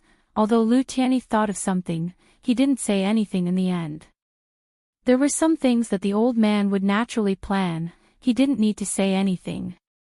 Sometimes, the old man and Lu Jinghan understood things better than Lu Tianyi. Lin Yi hung up the call with Lu Tianyi. He was about to call Fatty Lai and tell him about this, but when he turned around, he saw Tang Yun walking down the stairs with only a towel wrapped around her. Yao Yao, where are my clothes? Tang Yun was upstairs, and after taking a shower, she realized that Meng Yao and Yushu weren't there. Meng Yao didn't prepare any clothes for her to change into, and she couldn't just go through their wardrobes. She thought that Lin Yi was moving things outside, and there were only girls in the villa, so a towel wouldn't matter, but she didn't expect Lin Yi to be here as well. Tang Yun was standing on the stairs with nothing on, only a towel. From Lin Yi's angle, he could see everything under Tang Yun's body. Lin Yi couldn't help but feel his breath quicken. When he was with Tang Yun, the most intimate thing they did was to hold hands and kiss her cheeks. But now that he saw Tang Yun naked, his heart started beating faster. Ah! Tang Yun came downstairs and saw Lin Yi's weird expression. She followed his gaze and blushed. She panicked and screamed. She turned around and wanted to run upstairs, but in her haste, she stepped on the towel and dropped it. Tang Yun was in a vacuum. Lin Yi didn't know what was going on, but he didn't know what was going on. Tang Yun didn't know what was going on. Wow, Tang Yun sis is so fierce, don't tell me you want to play 5P with us. Yushu's eyes widened as she looked at Tang Yun's bare chest, and then looked at herself. She muttered to herself, it's still not as big as mine. But it's bigger than Yao Yao sis. Tang Yun was already embarrassed enough, and after hearing Yushu's words, she felt even more embarrassed. She wanted to bend down to pick up the towel, but the moment she bent down, her whole body froze. She was thinking that if she bent down with her back facing Lin Yi, wouldn't her butt be facing Lin Yi? Didn't that mean that he had seen everything? Thinking of this, Tang Yun was even more embarrassed, and her hand stopped picking up the towel. She wanted to rush upstairs to avoid any more embarrassment. But the more she wanted to run up, the more problems occurred in her panic. She stepped on the towel again, and her body tilted, sliding down the stairs. "Aw, dash!" Tang Yun screamed. She didn't think that she would be so unlucky, slipping down again. This was bad. If she fell down, even if her bones weren't broken, her body would be bruised. Tang Yun closed her eyes and didn't dare to open them again. Everything happened in a split second. Although Lin Yi's heart was racing, he reacted the moment he saw Tang Yun fall down. He quickly ran up the stairs and caught Tang Yun. "Oh, a shield bro is so amazing. I don't have to worry about falling down the stairs anymore." Yushu clapped. Mengyao didn't know what to say, but Yushu was telling the truth. There was one time before Lin Yi came, when Yushu was showering upstairs when a cartoon came on.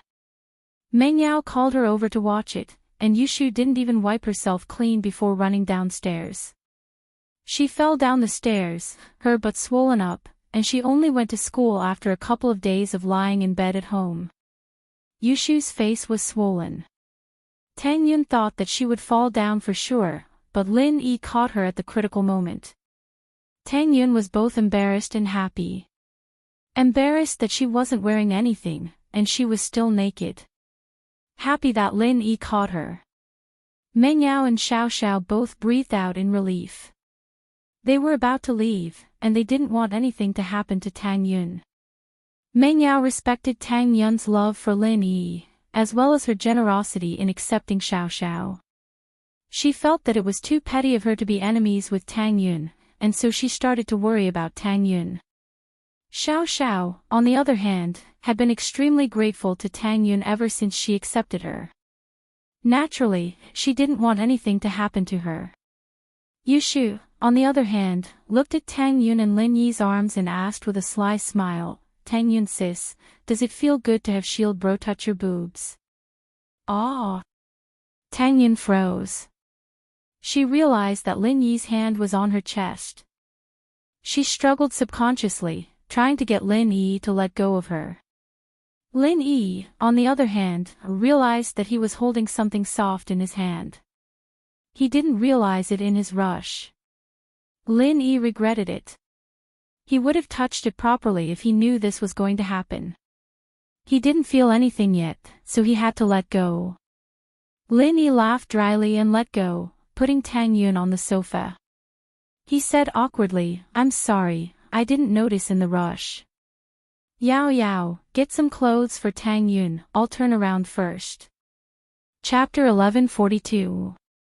Humbly asking for advice, "Yao Yao, where's my clothes?" Tang Yun let out a breath of relief when she saw Lin Yi turn around. She didn't mind Lin Yi looking at her, but not in a situation like this.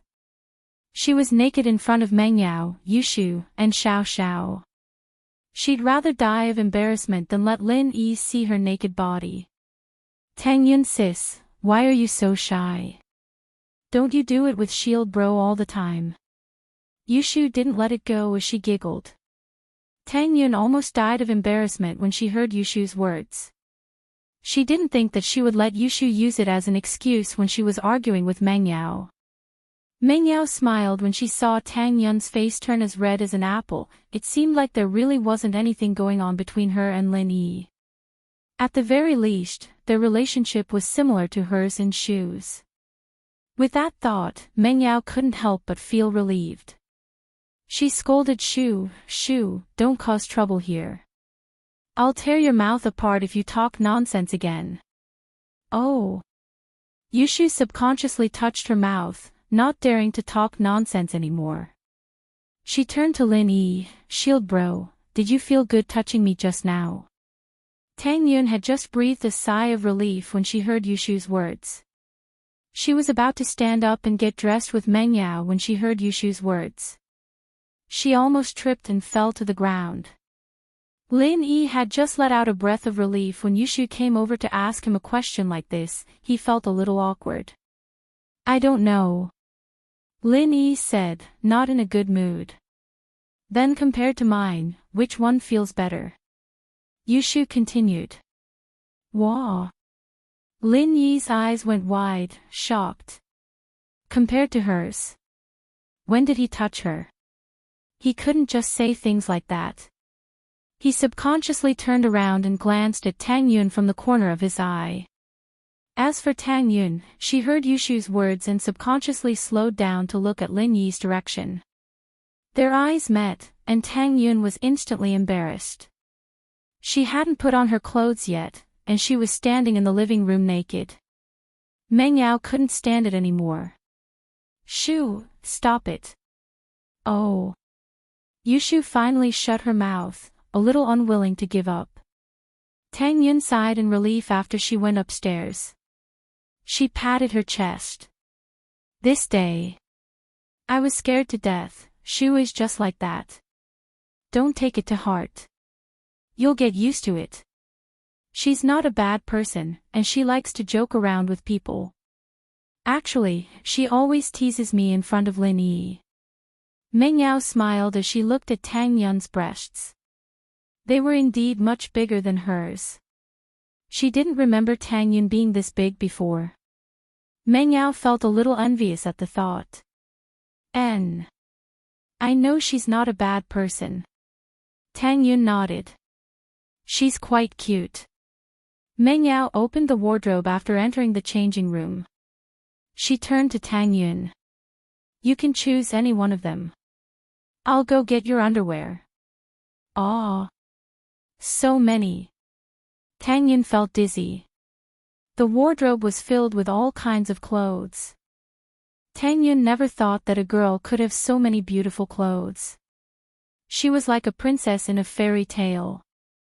Tang Yun, what cup-size bra do you wear? Underwear and underwear were the same, but the size of the bra was different. Meng Yao asked when she got the bra. I wear D cup. Tang Yun said embarrassedly. Mine is only B. You probably won't be able to wear it. Meng Yao looked at Tang Yun's breasts enviously. I don't remember you being this big before. Tang Yun blushed. She wasn't this big before, but it was barely AC. She saw that Shu's breasts were bigger, so she started drinking papaya milk every day. She also massaged her breasts, and that's how they got bigger. She was at the age of puberty, so it wasn't strange for her to get this effect so quickly. Why are they so big now? Meng Yao couldn't help but ask. I don't remember, they were this big before. Tang Yun was startled. She didn't expect Meng Yao to see through her. She felt a little embarrassed. She stuttered. I was shocked by you and Shu last time, so I drank papaya milk every day and massaged them. They really got bigger. Ugh. Is this really effective? Meng Yao's heart skipped a beat. It's effective. Tang Yun saw through Meng Yao's thoughts. She blushed. You can try. Meng Yao didn't hide it anymore. Tang Yun saw through her thoughts. Then. I'll try as well, but. Why should I wear a bra now? Tang Yun was a little speechless. She couldn't just stand there naked all the time, could she? Shoes won't work either. She's at least FG. Meng Yao said hatefully. Why don't you wear the one from before? I left it in the washing machine. I'll go get it for you. N. Tang Yun nodded. She quickly put on her underwear. At least she wasn't completely naked. It gave her some sense of security. Meng Yao took Tang Yun's old bra back and gave it to Tang Yun. After Tang Yun put it on, she started helping Tang Yun choose her clothes. Tang Yun was very shy at first, but under Meng Yao's instigation, Tang Yun tried on the clothes one after the other. Lin Yi waited until Tang Yun went upstairs before turning around to see Yushu and Xiao Xiao tiptoeing up the stairs. He immediately stopped them. Stop messing around and sit down. Otherwise, I won't bring you guys later. Oh. Yushu wanted to go upstairs to watch the show, but Lin Yi caught her. She had to give up. Xiao Xiao was going to watch the show with Yushu anyway. It was fine if she didn't go. After a while, footsteps came from the stairs. Everyone looked up to see Tang Yun and Meng Yao coming downstairs. Tang Yun was wearing a bright yellow t-shirt that was tied up at the waist. She had on a pair of shorts, and she had a pair of sunglasses on. She did look like a beach girl. She looked pretty much the same as Meng Yao and Yushu. Lin Yi knew that Tang Yun wasn't any worse than Meng Yao and Yushu, but Lin Yi's eyes still lit up when she dressed up. What do you think, Lin Yi? Tang Yun is pretty, right? Meng Yao was a little pleased. This was her masterpiece. Chapter 1143. The car leaks. As long as they didn't fight, Lin Yi would be able to continue living in the villa peacefully. As for his relationship with the Miss and Shu, Lin Yi hadn't considered it yet. He'd just let it be. Lin Yi didn't know if he was still their follower and bodyguard. If he remembered correctly, Lin Yi had already resigned from Pengzhan last time, and the only reason he was staying was because of a promise he'd made to Yushu, more or less, as a friend. Why are you thanking me? I have more clothes than I can wear anyways. Let's all wear them together in the future, or it'll be a waste. Meng Yao said faintly. Lin Yi smiled. The Miss was always like that. She was nice to people, but she didn't care. She was helping people, but she didn't care. It was quite interesting. Let's go then. I can't wait. Xiao Xiao said anxiously. Yeah, let's go. Lin Yi nodded. The five of them left the villa, and Meng Yao told General Wei Wu to look after the place before locking the door. As for who should sit in the front passenger seat, the Miss, Shu, and Tang Yun tacitly gave it to Xiao Xiao. They knew Xiao Xiao's situation very well, and this trip was to fulfill one of Xiao Xiao's wishes, so their goal was to make Xiao Xiao happy. Even Shu didn't want to fight with her over it. Lin Yi's Rover drove in front, and Jiang Wen's Ferrari followed behind. At the back was Gonglu's Audi Q7. They didn't avoid it, following behind as if they were really in the same car. Yao Yao, Jiang Wen's car is following us. Yushu looked behind and said to Meng Yao. I see them. Let them be. The Miss frowned and didn't say anything. Lin Yi, honey, pick the dirt road later. If they drive a sports car, we'll kill them. Xiao Xiao humphed. Ha, I was just about to say it. Yushu said. Lin Yi smiled, turned the steering wheel, and picked the worst dirt road in Songshan that led to the beach. There were very few cars on this road. Only agricultural vehicles would use this road to sell vegetables in the morning and evening. The rest of the vehicles were cargo vehicles that were not allowed to use the main road. This road was the kind that would become a road if it was used too much. There was no official maintenance, so naturally, the road condition was very bad. This wasn't a problem for an off-road vehicle like the Rover, but for Jiang Wen's sports car, it was a bit of a struggle. Big brotherin, why is this road so bad? I can't keep up. Taizao complained to Jiang Wen as the road got more and more difficult. I'll let you drive if the road is bad. If the road is good, I'll drive it myself. Weren't you the king of Songshan's underground racetrack? Why are you dropping the ball now? Jiang Wen glared at him. Hurry up, don't lose them. This is a golden opportunity for me to hit on girls, don't let it go to waste. Yes. Taizao had no choice but to keep driving. The road was really hard, even harder for a sports car. They're still following us. Xiao Xiao was a bit surprised, how was Jiang Wen still able to keep up at this speed? That driver, Taizao, is probably a master. He's picking the smooth roads to drive in an S shape, so he should be able to keep up for now. Lin Yi had been observing the cars behind them. Taizao was barely able to keep up, but it was very hard for him. Gotcha! Taizao stopped the car with a bitter look on his face. And bro, it's bad, the undercarriage scraped, I think something's broken. Aw. Can't you watch your car? Did you not wear your eyes? Jiang Wen was furious when he heard that the car was broken. If the car broke down at this time, wouldn't that be cheating? It's good enough that we can drive this far on this kind of road, the undercarriage is too low. Taizao smiled bitterly. Why didn't you say so earlier? What do we do now? Jiang Wen didn't really care about the car, a sports car was nothing to someone like him who made money every day. It'd be troublesome if the trip was delayed.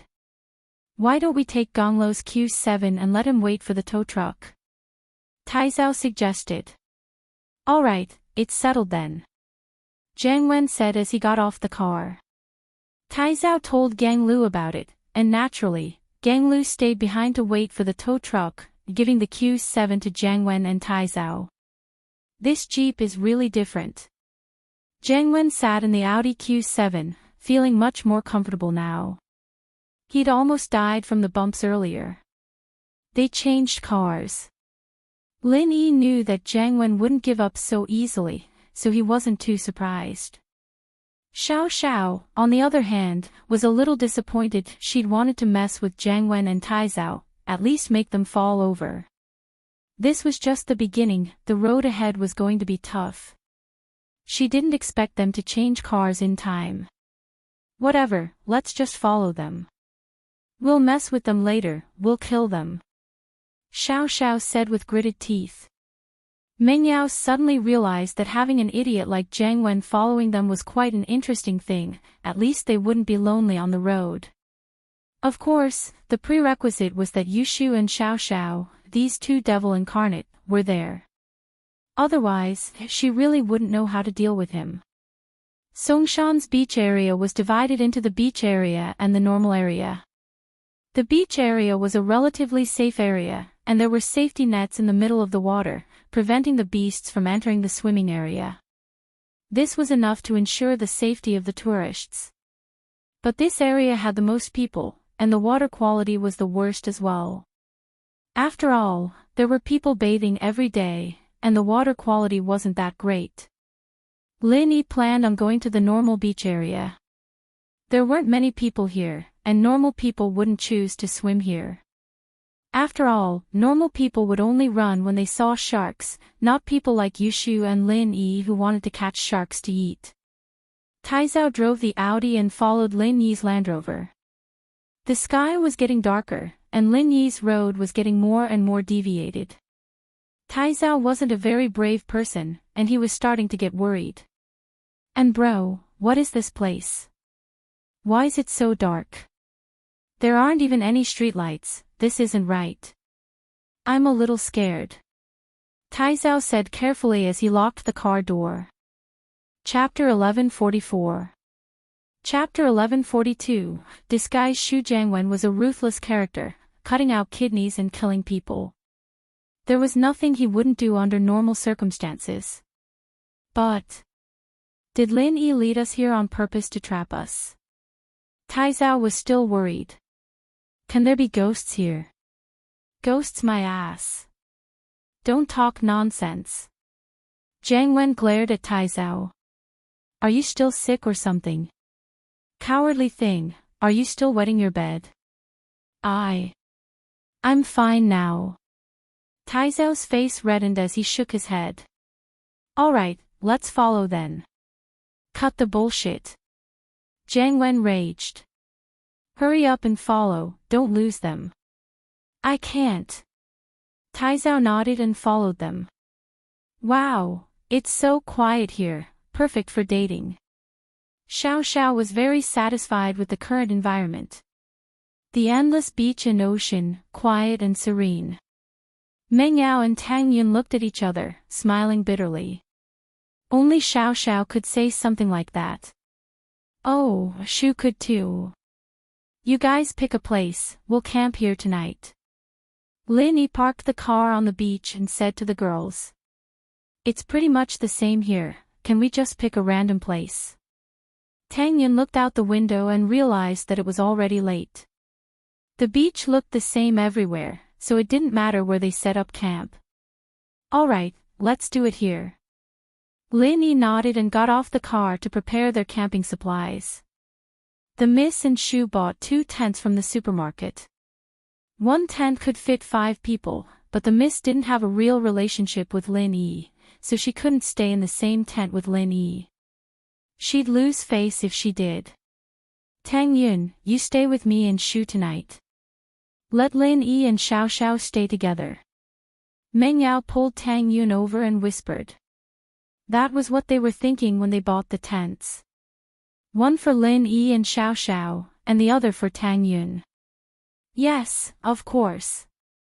Tang Yun didn't even think about it and agreed. Although she was a little disappointed in her heart, it was the first time she came out to play. Logically speaking, she should be staying with Lin Yi, but thinking about it, she and Lin Yi still had a long way to go, there would always be opportunities. Xiao Xiao was different, she might die at any time, so Tang Yun naturally had to make her the leader. Oh, I want to live with Shield Bro too. Yushu interrupted. You live under the same roof as Lin Yi every day. What are you doing here? Go get the tent. Meng Yao glared at Shu, feeling embarrassed. Oh. Yushu turned around to get the tent ready. The 2 tents were placed quite far away from each other, and Meng Yao found it strange. Shu, why did you put the tents so far away from each other? Oh, I'm just worried that Shield Bro's tent might make weird noises at night and disturb our rest. Yushu said. Broken mouth Shu, what nonsense are you talking about? That's not what you said just now. Xiao Xiao's face went red as she glared at Yushu, flustered. You just said that you guys don't want to play poker at night and disturb us. Yeah, I don't want to disturb your XX. Yushu nodded matter-of-factly. Meng Yao and Tang Yun looked at each other, not sure if they should cry or laugh. These 2 really were a perfect match, working together when there were enemies, fighting each other when there weren't any. Bullshit. Xiao Xiao's face was red. I'm not bullshitting, I know exactly what you're thinking, Yushu said. How do you know? You're not a parasite in my stomach, Xiao Xiao retorted. Because we're similar, I can imitate you. I'm fake Shu, Yushu said. Then I know, you want to do XX with Lin Yi too, that's why you're thinking like that. Xiao Xiao said. Yeah, that's what I wanted to do. I want to play 3P too. Yushu said. Alright then, I want to do it too. Xiao Xiao said. Why don't you come tonight and play 3P with us? Meng Yao and Tang Yun saw that the 2 were getting more and more out of control and quickly stopped them from continuing. Shoo! Xiao Xiao! The 2 yelled at each of them. Can't you guys be more serious? Don't study these random things. Meng Yao didn't know whether to laugh or cry. Yeah, Lin Yi's starting a fire over there, let's help him out. Tang Yun said.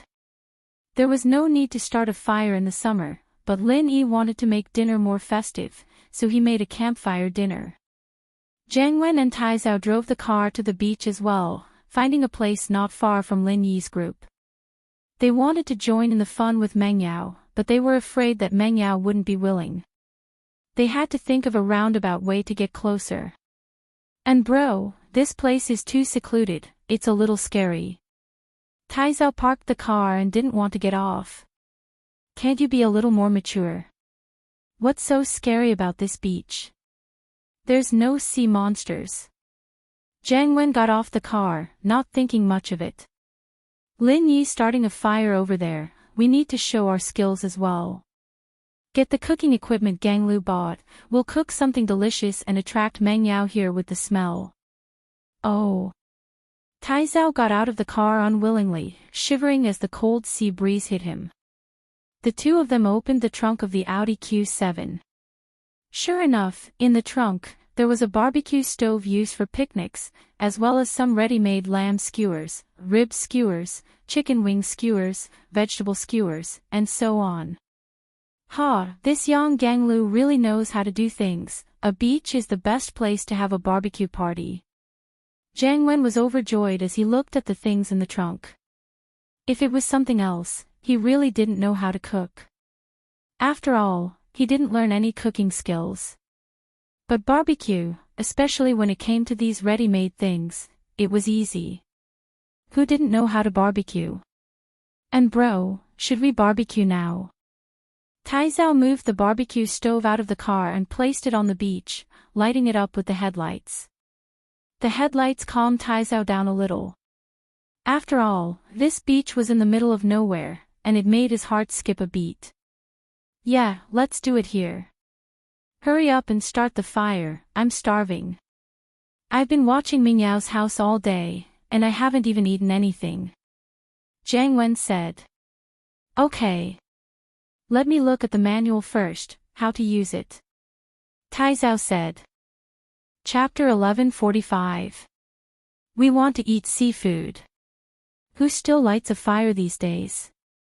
Isn't that something only primitive people do? It's all electric grills now. Taizao said gleefully. Look at Lin Yi, starting a fire over there like an idiot. It's not environmentally friendly at all, and it's easy to burn himself. Fuck, you idiot, there's no electricity in the middle of nowhere. You didn't buy one that plugs in, did you? Jiang Wen panicked a little. Gang Lu shouldn't have made such a stupid mistake. Taizao started sweating at Jiang Wen's words. Yeah, there was no electricity in the middle of nowhere. Was this a joke? Then what's going on? Don't tell me it doesn't need to be plugged in. Jiang Wen was pissed. And bro, this is solar powered, you don't have to use electricity. Taizao said as he flipped open the manual. I told you that Gonglo's a smart guy, he wouldn't make a stupid mistake like that. Sun my ass, where's the sun? Why don't you ask him to buy one that's powered by the moon? Jiang Wen was even more pissed. What the hell was this, solar powered? And bro, calm down. I'll call Gang Lu right now and see what's going on. Taizao wiped the cold sweat off his forehead. What the hell was with this Gang Lu? Why did he buy such a stupid thing? Ask him then. Jiang Wen waved his hand, troubled. Gang Lu, what's wrong with you? Why did you buy a solar-powered grill? Where's the sun at night? What do you expect and bro and I to do with it? Taizao scolded Gang Lu right to his face. Taizao bro, this is the latest high-tech product, an upgraded version of the 3-in-1. It's the best-selling model right now. Gang Lu said, a little wronged. Not only can it be powered by the sun, but you can also do it by hand, and you can connect it to the cigarette lighter in the car, is that so? Why didn't you say so earlier? You scared me. Taizao breathed out in relief upon hearing that it could be powered by hand and a car. How's in bro's sports car? I'm in the workshop, I'm repairing it. Yang Gang Lu said. Alright, you can repair it first. I'm going to barbecue with Big Brother and Taizao hung up the phone and turned to Jiang Wen. And bro, this grill isn't just solar powered, you can also use your hands to start the grill and get electricity from the cigarette lighter. I see, I've wronged Gang Lu then. This is good stuff, hurry up and put it in the car, I'm going to barbecue. Jiang Wen was delighted. Sure enough, after the barbecue grill was inserted into the car, it heated up and even shone with a colorful light. It was very beautiful. Taizao put the meat skewers and chicken wings on the grill and started grilling them, filling the air with the aroma of barbecue. You roast it first, I'll go get Meng Yao and the others. With that, Jiang Wen walked over to Lin Yi's side and turned to Meng Yao, who was going to help Lin Yi. Yao Yao, you guys are here too. We're having a barbecue over there. Do you want to join us? What do you like to eat? I'll get Taizao to make some for you. Meng Yao frowned. She thought that Jiang Wen would wait a while before coming to talk to them, but Jiang Wen came right after they'd settled down. We've prepared our own food, you guys eat yourself, thanks for the offer. Meng Yao said indifferently. Ha, it's fine, it's just the two of us. We've prepared a lot of food, lamb skewers, pork skewers, vegetable skewers, chicken wing skewers. Jiang Wen said excitedly. Yao Yao and I want to eat seafood. Yushu interrupted Jiang Wen's words. Aw. Seafood. Jiang Wen paused. He'd looked at the meat skewers in the car, they were basically all beef, lamb, chicken, and the like, there wasn't any seafood. It's so nice to have a barbecue party at the beach, why do we have to eat seafood? Of course we have to eat seafood at the beach. That's the mood, right? Eating seafood with the sea breeze is the best. You can eat barbecue anywhere. We can even have a barbecue party in our yard. Get out of the way if you don't have seafood, don't stay here. Yushu's words stopped Jiang Wen. But, there's no seafood here. Jiang Wen said bitterly. Isn't there seafood everywhere in the sea? What a joke. Yushu pointed at the sea. Ugh. I see. You guys wait. Jiang Wen couldn't do anything else, so he gave up and ran back to Taizao to think of something. Jiang Wen felt that he'd made a mistake. He should have asked Meng Yao what they wanted to eat when he went to her house, but it was too late now. Shoo, you're so bad. You're not telling him to go fishing for seafood, are you? Meng Yao couldn't help but laugh. Wasn't this just torturing him? I'm not asking him to. If he wants to understand it that way, then so be it. Yushu shook her head with a serious face. Meng Yao shook her head.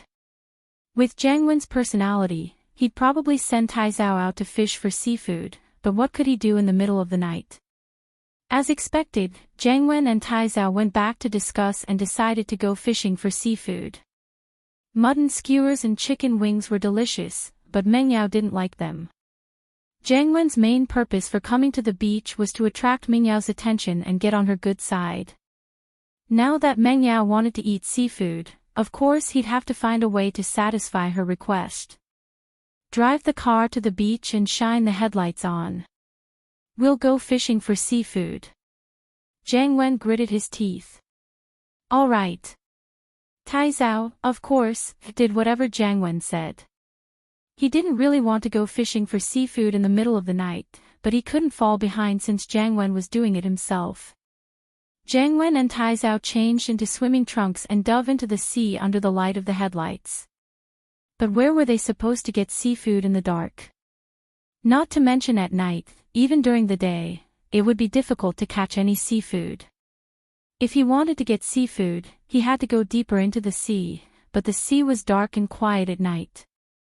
Jiang Wen might be brave, but he didn't dare go too deep into the sea. If he wasn't careful, he'd be looking for death. This wasn't a swimming area, it was a danger zone. Who knew what dangers lurked under the sea? Chapter 1146. You went yourself, and bro, how's it going over there?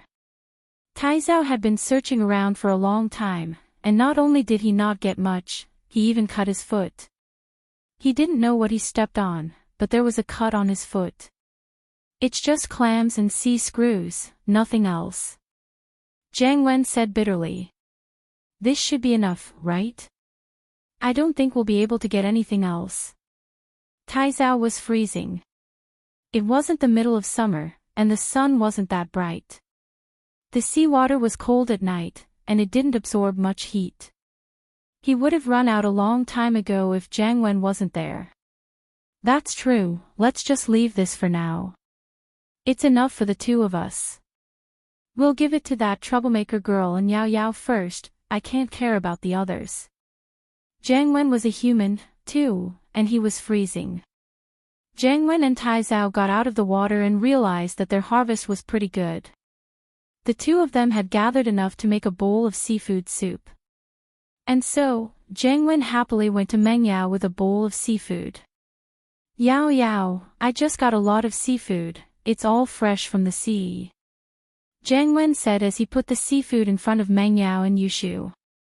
But Yushu spoke up before Meng Yao could. What kind of seafood is this? It's just a bunch of clams and seashells, how are we supposed to eat them? This is all we have now. This is all we can get from the sea. Jiang Wen grumbled to himself. It took a lot of effort to get these shitty clams and conches out. It was already good enough that they could get this much at night. Oh, you guys eat it yourself, we have big seafood, we don't need you. With that, Yushu pulled out a styrofoam box from the trunk of the car. She opened it to reveal all sorts of seafood inside, everything you could think of. Wow! Jiang Wen's eyes went wide. Who says we have to go to the sea to eat seafood? You went there yourself, I didn't ask you to. Yushu rolled her eyes as she looked at Jiang Wen in disdain. I. Jiang Wen really wanted to scream. He'd been tricked again. But he couldn't do anything about it. What did it have to do with Yushu? The other party didn't even ask him to fish for it. He was thinking too much. Shield bro, let's barbecue seafood. Yushu ignored Jiang Wen and happily brought a box of seafood to Lin Yi's fireplace. Lin Yi had already set up the grill and was ready to start cooking.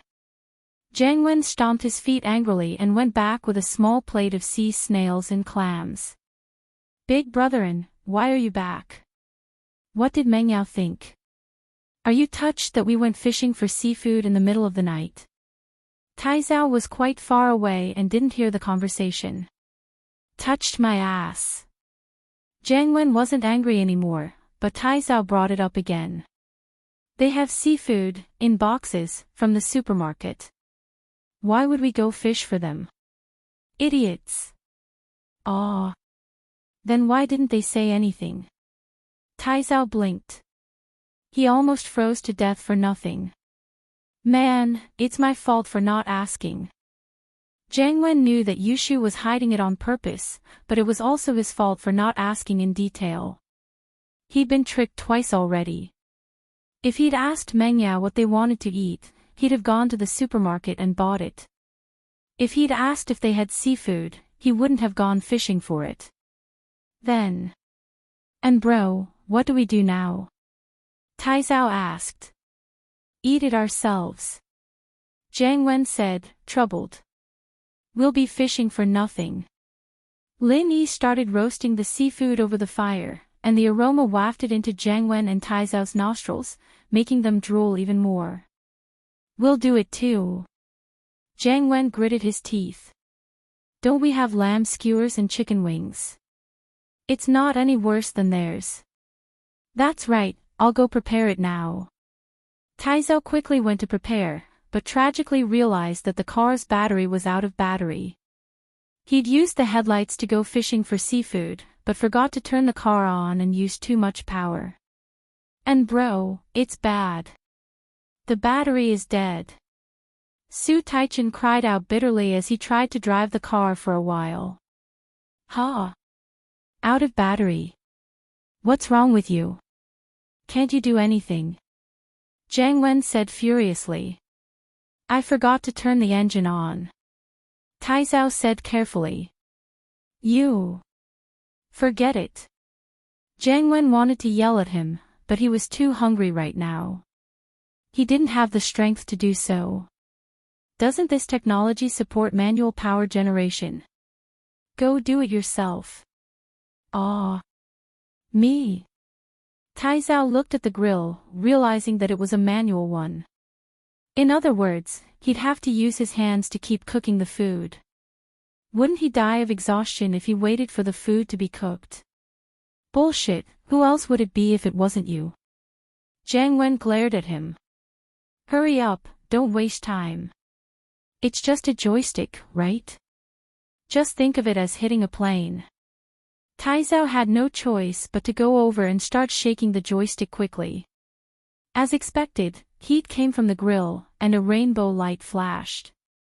Taizao couldn't help but get angry. Which idiot invented this?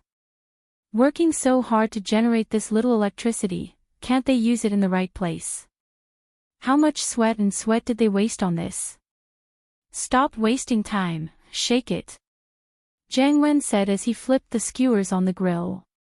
On the other hand, Lin Yi was already enjoying the delicious seafood barbecue. How romantic, I didn't think that I'd have this day too. Xiao Xiao murmured as she looked at the sizzling seafood on the fire. She thought that she'd never have friendship or love in her life, but all of a sudden, she had it all.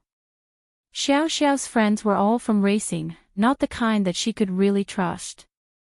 There was no way she'd go camping with them, and who knew what they were thinking. The oysters are done. Lin Yi took a couple of oysters off the grill and put them on a plate for Yushu. You guys eat first. Oh, it's ready. Yushu happily brought the plate to Meng Yao, Xiao Xiao, and Tang Yun, putting it on the beach. I'll go get some drinks.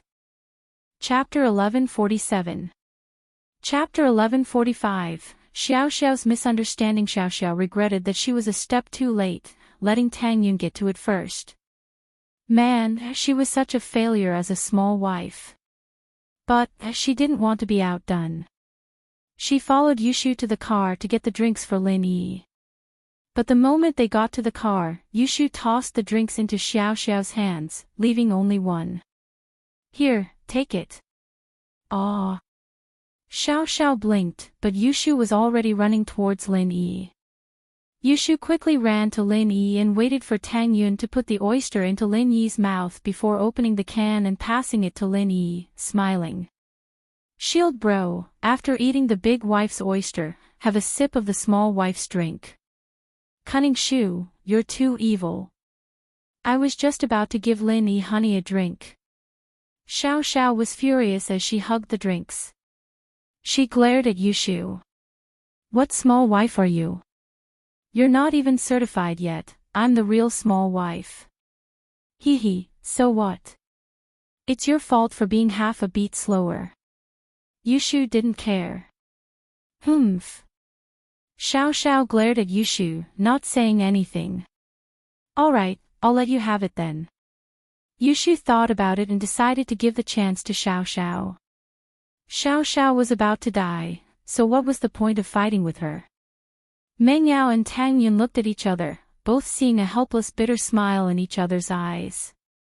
Xiao Xiao and Yushu were really evenly matched, and they couldn't be happy if they didn't quarrel with each other. But once they got used to it, it was fine. After all, they didn't have any bad intentions, and it was just a fight of words. They wouldn't hurt each other. After enjoying the seafood barbecue, Lin Yi put out the fire and cleaned up the trash, putting it in a bag. This was not a beach. No one collected the trash. If these things were left here, it would obviously damage the environment. As planned, Lin Yi and Xiao Xiao stayed in one tent, while Meng Yao, Yushu, and Tang Yun stayed in the other tent. The two tents weren't too far from each other, but in the silence of the seaside, if Lin Yi and Xiao Xiao were to really do something, the tent on the other side would definitely hear it. After dinner, Meng Yao and Tang Yun dragged Yushu back to their tent, leaving only Lin Yi and Xiao Xiao. Shall we go back as well? The atmosphere was a little ambiguous and awkward. Lin Yi hesitated for a moment before asking. Yeah. Xiao Xiao nodded, blushing. She was starting to get a little scared again. Was the legendary event really going to happen tonight? Xiao Xiao was looking forward to it, but she was also a little shy. Since she had decided to be with Lin Yi, Xiao Xiao naturally treated Lin Yi as her first and last man, the only man in her life. Xiao Xiao's situation didn't allow her to hesitate. Once she made up her mind, she had to keep going. Other people might have the chance to break up, but Xiao Xiao didn't have the time. No one in her mother's family could escape the curse of fate. It had been like this for generations, and Xiao Xiao didn't think she'd be able to escape this at all. So, she had to be very, very careful when it came to choosing a partner. Once she made up her mind, there was no room for regret. Even so, being alone with Lin Yi in the tent, Xiao Xiao couldn't help but feel a little reserved. She might seem bold, but most girls would be hesitant and shy when it came to something like this. What's wrong? Lin Yi noticed that something was wrong with Xiao Xiao, too. She was acting like a punching bag as she followed him around. This wasn't the same Xiao Xiao from before, was it? It's nothing. Xiao Xiao was struggling in the depths of her heart. She kept asking herself, did she like Lin Yi or not? Was she with him because she wanted revenge, or had she really fallen in love with him? Xiao Xiao didn't have that much of a dilemma at first. From her perspective, it didn't matter if she was messing with Lin Yi, or if she loved Lin Yi. As long as she slept with him, he'd care for her more, and he'd be even sadder when she died. But now that things had come to this, Xiao Xiao couldn't help but hesitate. After all, for every girl, the first time was very precious. Xiao Xiao's thoughts were just thoughts, but if she really did it, it'd be different. Ha! What, you're afraid I'll eat you up? Lin Yi joked, seeing the awkward atmosphere. But the listener didn't mean what he said. It was just a normal joke, and there wasn't much meaning behind it, but in Xiao Xiao's ears, it was full of different meanings. Normally, I'll eat you up wasn't a big deal, but the meaning behind it was a little ambiguous. If you really had to explain it, you could split it into 3 types. First, I'm hungry, and I want to eat you up. This was the original meaning. This kind of situation often occurs between 2 ferocious animals, one high and one low. For example, a tiger says to a goat, I want to eat you. Second, I'm not hungry, but I hate you, and I want to eat you up to vent my hatred. This was the extended meaning. This usually happened between 2 enemies, like 2 people fighting, and one said, I want to eat you up. Third, I want to push you down. This was the popular meaning. It was also used a lot on the internet and in reality. This usually happened between couples, and the guy saw the girl's pretty face and wanted to push her down, but he couldn't say it out loud, so he subtly said, I want to eat you up. Or maybe the girl was in a very emotional situation and wanted to give herself to the boyfriend, but was too embarrassed to say it out loud, so she said, eat me up. The first and second didn't seem very suitable in the current situation. And Lin Yi and Xiao Xiao were a couple, so naturally, Xiao Xiao thought of the third meaning, and her face turned red. I. Xiao Xiao didn't know what to say. Looking at Xiao Xiao's face, Lin Yi paused, realizing that his words had been misunderstood. But in all honesty, Lin Yi really didn't mean it that way. Lin Yi was just joking, saying, I'm not a tiger, are you afraid I'll eat you up? Chapter 1148. Chapter 1146, Lin Yi's Worries, Yeah. Xiao Xiao nodded and went into the tent with Lin Yi. Originally, the atmosphere between the 2 of them outside was ambiguous and awkward enough. But now that they were inside the tent, it was even more uncomfortable. It wasn't that Lin Yi and Xiao Xiao didn't have the chance to be alone in a room before. In fact, Xiao Xiao had been honest with him. But Lin Yi and Xiao Xiao didn't have anything to do with each other back then. At most, they were classmates or desk mates. But now, they were a couple. This couple, although there were elements of pretense and revenge, no matter what happened in the beginning, now that the two of them had feelings for each other, the situation had become completely different. Xiao Xiao, do you feel uncomfortable after eating seafood today? Lin Yi broke the awkwardness between the two and changed the topic. Of course, this was what Lin Yi was worried about as well. After all, Xiao Xiao's sickness last time was caused by eating too much seafood. It's alright, I don't feel too uncomfortable. I didn't eat too much this time. Xiao Xiao didn't expect Lin Yi to care for her this much. She felt warm in her heart. Now that Lin Yi was treating her so well, could she still take revenge on him? Xiao Xiao's heart melted, but at the same time, she became even more fearful.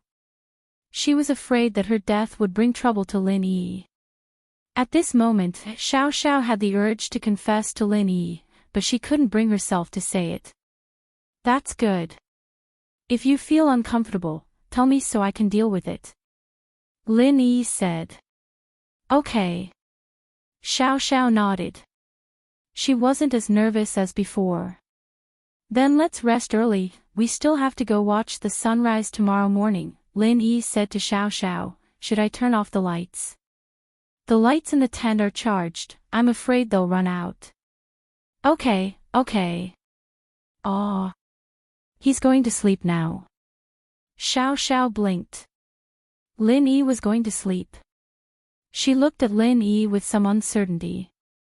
Was Lin Yi resting or was he doing something that couples should do after turning off the lights?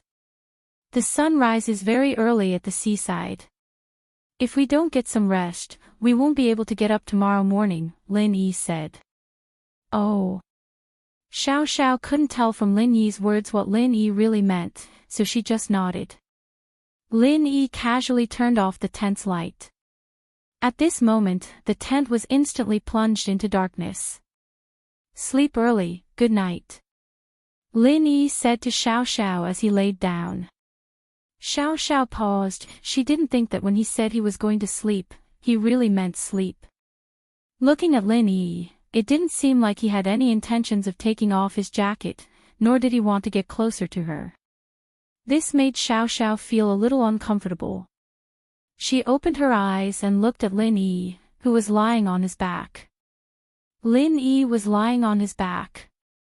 The two of them were lying so close together, and Xiao Xiao should have been very nervous and excited, but she didn't feel that way at all. Because she felt that Lin Yi didn't seem to have any intentions of going any further. She waited for a while, but Lin Yi didn't react at all. Xiao Xiao cursed Lin Yi for being a blockhead. A man and a woman alone in a tent, didn't he have any thoughts at all? She was a girl, and she already had thoughts, why didn't he? Lin Yi. Honey. Are you asleep? Xiao Xiao couldn't help but ask. Not yet, Lin Yi smiled bitterly as he opened his eyes. In actuality, Lin Yi wasn't Lixiaoyi. Lin Yi didn't have the unruffled heart art to protect himself, but Lin Yi had an extraordinary willpower. Lin Yi had feelings for Xiao Xiao, there was no doubt about that, but before he figured out how to deal with Xiao Xiao, Lin Yi didn't have the mood to do anything else with her. The more he interacted with Xiao Xiao, the more he realized that he'd developed an unforgettable feeling for this girl. But the more it was like this, the more worried Lin Yi felt. He didn't want Xiao Xiao to die, but there was nothing he could do. People called him Miracle Dr. Lin, and he had the art of dragon mastery, but he still couldn't do anything about Xiao Xiao's illness. This was the tragedy of being a miracle doctor, right? There were quite a lot of cases like this, treating people their whole lives, but not the people around them. Then. Let's talk. I can't sleep. Xiao Xiao didn't feel sleepy at all. Lin Yi was right beside her, and she was excited and nervous. She didn't want to sleep at all. Talk about what? Lin Yi turned his head around. He couldn't see Xiao Xiao's expression in the dark, but her bright eyes were clear. Lin Yi's heart moved a little. There was love, there was pity, and most of all, there was unwillingness. Lin Yi wanted to save Xiao Xiao's life, but there was nothing he could do. Can you tell me, what happened between you and my dad? You were my dad's colleague. Then now you. Xiao Xiao had always been curious about how Lin Yi and her father knew each other. Xiao Xiao didn't know everything about her father's job, but she knew a thing or two. Most of the things he did were extremely dangerous, and how could Lin Yi be old friends with her father? But just from Lin Yi's strength, it was possible. But Xiao Xiao was puzzled. Her father's job was for life, so how did Lin Yi become a student? And even if Lin Yi could change jobs, how old was Lin Yi? How could he be her father's colleague? All these questions filled Xiao Xiao's heart with questions. Haha, there's nothing much to say. I'm not on your father's side, I joined as an external helper, so I'm more free and relaxed. Lin Yi shrugged with a smile. That's all I can say. Some things are confidential, I'm sure you understand. Oh. I see. Xiao Xiao was a little disappointed, but it wasn't her place to ask more. Jiang Wen and Tai Zhao's tent. Tai Zhao was using binoculars to keep an eye on Meng Yao and Lin Yi's tents. Jiang Wen had been monitoring them, but after a while, he felt that it was too boring, and he couldn't hear what they were talking about, so he gave it to Tai Zhao.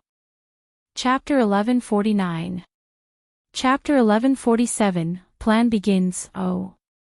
So you're saying that Lin Yi and Yao Yao have nothing to do with each other? Jiang Wen was overjoyed. That should be the case. Their tent can fit 5 people, and if Lin Yi really has something to do with them, why would he go out alone with Xiao Xiao? Tai Zhao analyzed. That makes sense. Does that mean that my chances are quite high? That Meng Yao doesn't like Lin Yi at all, and she's just using him as a shield. Jiang Wen thought about it and slapped his thigh. That's right, I finally understand why that Yushu girl calls Lin Yi shield bro. She's definitely using Lin Yi as a shield, and it has nothing to do with Lin Yi at all. And bro, you're a godly man, coming up with such a brilliant theory. You could be a detective, you're the famous detective in Immerse. Tai Zhao felt that Jiang Wen's words made sense. I knew it, no matter how strong Pingzhan is, there's no way he'd marry his daughter off to Lin Yi when Lin Yi already has a girlfriend. What's wrong with that? It'd be fine if Lin Yi was some rich kid, but he's just a bodyguard, what's so great about that? Great. Today's trip was really not in vain. I believe that as long as I keep working hard, I'll win Meng Yao's heart for sure. Jiang Wen was filled with fighting spirit. Let's start our Plan A. Plan A. Now. Tai Zhao paused. But the executor of the plan, Gang Lu, isn't here. He's not here, but you are, right? Don't you know how to execute the plan? The 3 of us came up with this plan, so you take over. Jiang Wen ordered with a frown. Ugh. But it's so dark, I'm a little scared by myself. Tai Zhao looked out of the tent, and saw that it was pitch black outside. Other than the moonlight, there wasn't a single light to be seen. It was a scary sight on this empty beach. Are you kidding me? You're pretending to be a ghost. People are afraid of you, okay? You're still afraid. What do you have to be afraid of? People run when they see you. Jiang Wen said hatefully. Why are you such a coward? All right. Tai Zhao had no choice but to nod. Gang Lu wasn't here, so he couldn't just let Jiang Wen pretend to be a ghost, could he? In the plan, Jiang Wen was supposed to catch the ghost and play the role of a hero rescuing a damsel in distress. Who was going to save the damsel in distress if he was the one pretending to be the ghost? With that in mind, Tai Zhao tiptoed out of the tent and went to the trunk of the car to prepare it. Meng Yao, Yushu, and Tang Yun's tent. The 3 girls were putting on face masks, and it was Tang Yin's first time enjoying something like this. She was looking forward to it.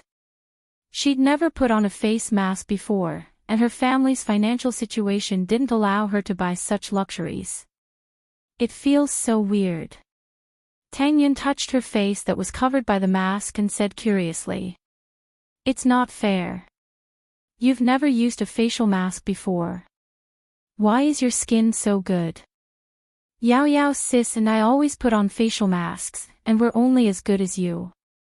Yushu looked at Tang Yun's face, a little depressed as she studied the part of her neck that wasn't covered by the mask. We're young now, so we can't tell. When we get older, I won't be as good as you guys. Tang Yun smiled, but there was a hint of disappointment in her smile. It's not too late now. From now on, you can take care of your skin with us. Your skin won't be too bad in the future, right? The miss felt the disappointment in Tang Yun's voice and quickly explained. Tang Yun sighed lightly. It's expensive, right? I can't afford it. Tang Yun was a little embarrassed when she said it, but she wasn't the type to put on airs. She didn't have money, so what if she was poor? Shield Bro is rich, and he's starting a medicine company now. He'll be a rich man in the future, and I'll have to rely on him for my livelihood. Aren't you the main wife? Why aren't you the second wife? Yushu said. It's not easy for him to earn money, right? Tang Yun knew that Lin Yi was rich, but it wasn't something that could be changed in a short period of time. I think it's pretty easy, the miss who hadn't said anything until now finally spoke. Tang Yun was amused by the miss's words. It seems like Lin Yi's earning money is much easier than Daddy's. Meng Yao said with a serious face. How much is the total assets of Daddy's company? But Lin Yi's company had hundreds of millions of cash flow at the beginning. Hundreds of millions. This concept was too far away for Tang Yun. She had never seen so much money before.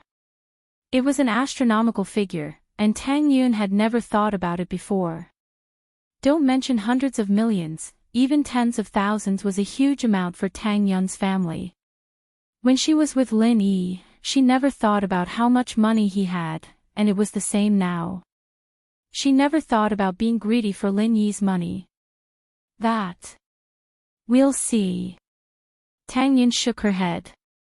Right, Yun sis, aren't you jealous when you see Xiao Xiao and Shield Bro together? Yushu saw Xiao Xiao calling Tang Yun sis, so she followed suit. No. Tang Yun shook her head. You're so generous. Yushu looked at Tang Yun, wanting to find evidence of her lying. How can I be as generous as you? You keep saying that you want to be the second wife, Tang Yun retorted. It was just a joke. The miss was a little embarrassed, blushing. Shu and I were worried about Lin Yi's safety, that's why we said that. It's not like that.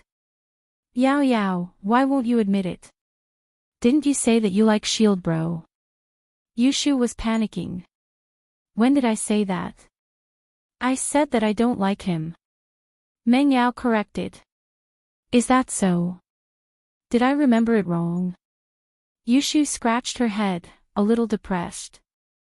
Man, then how am I going to be the second wife in the future?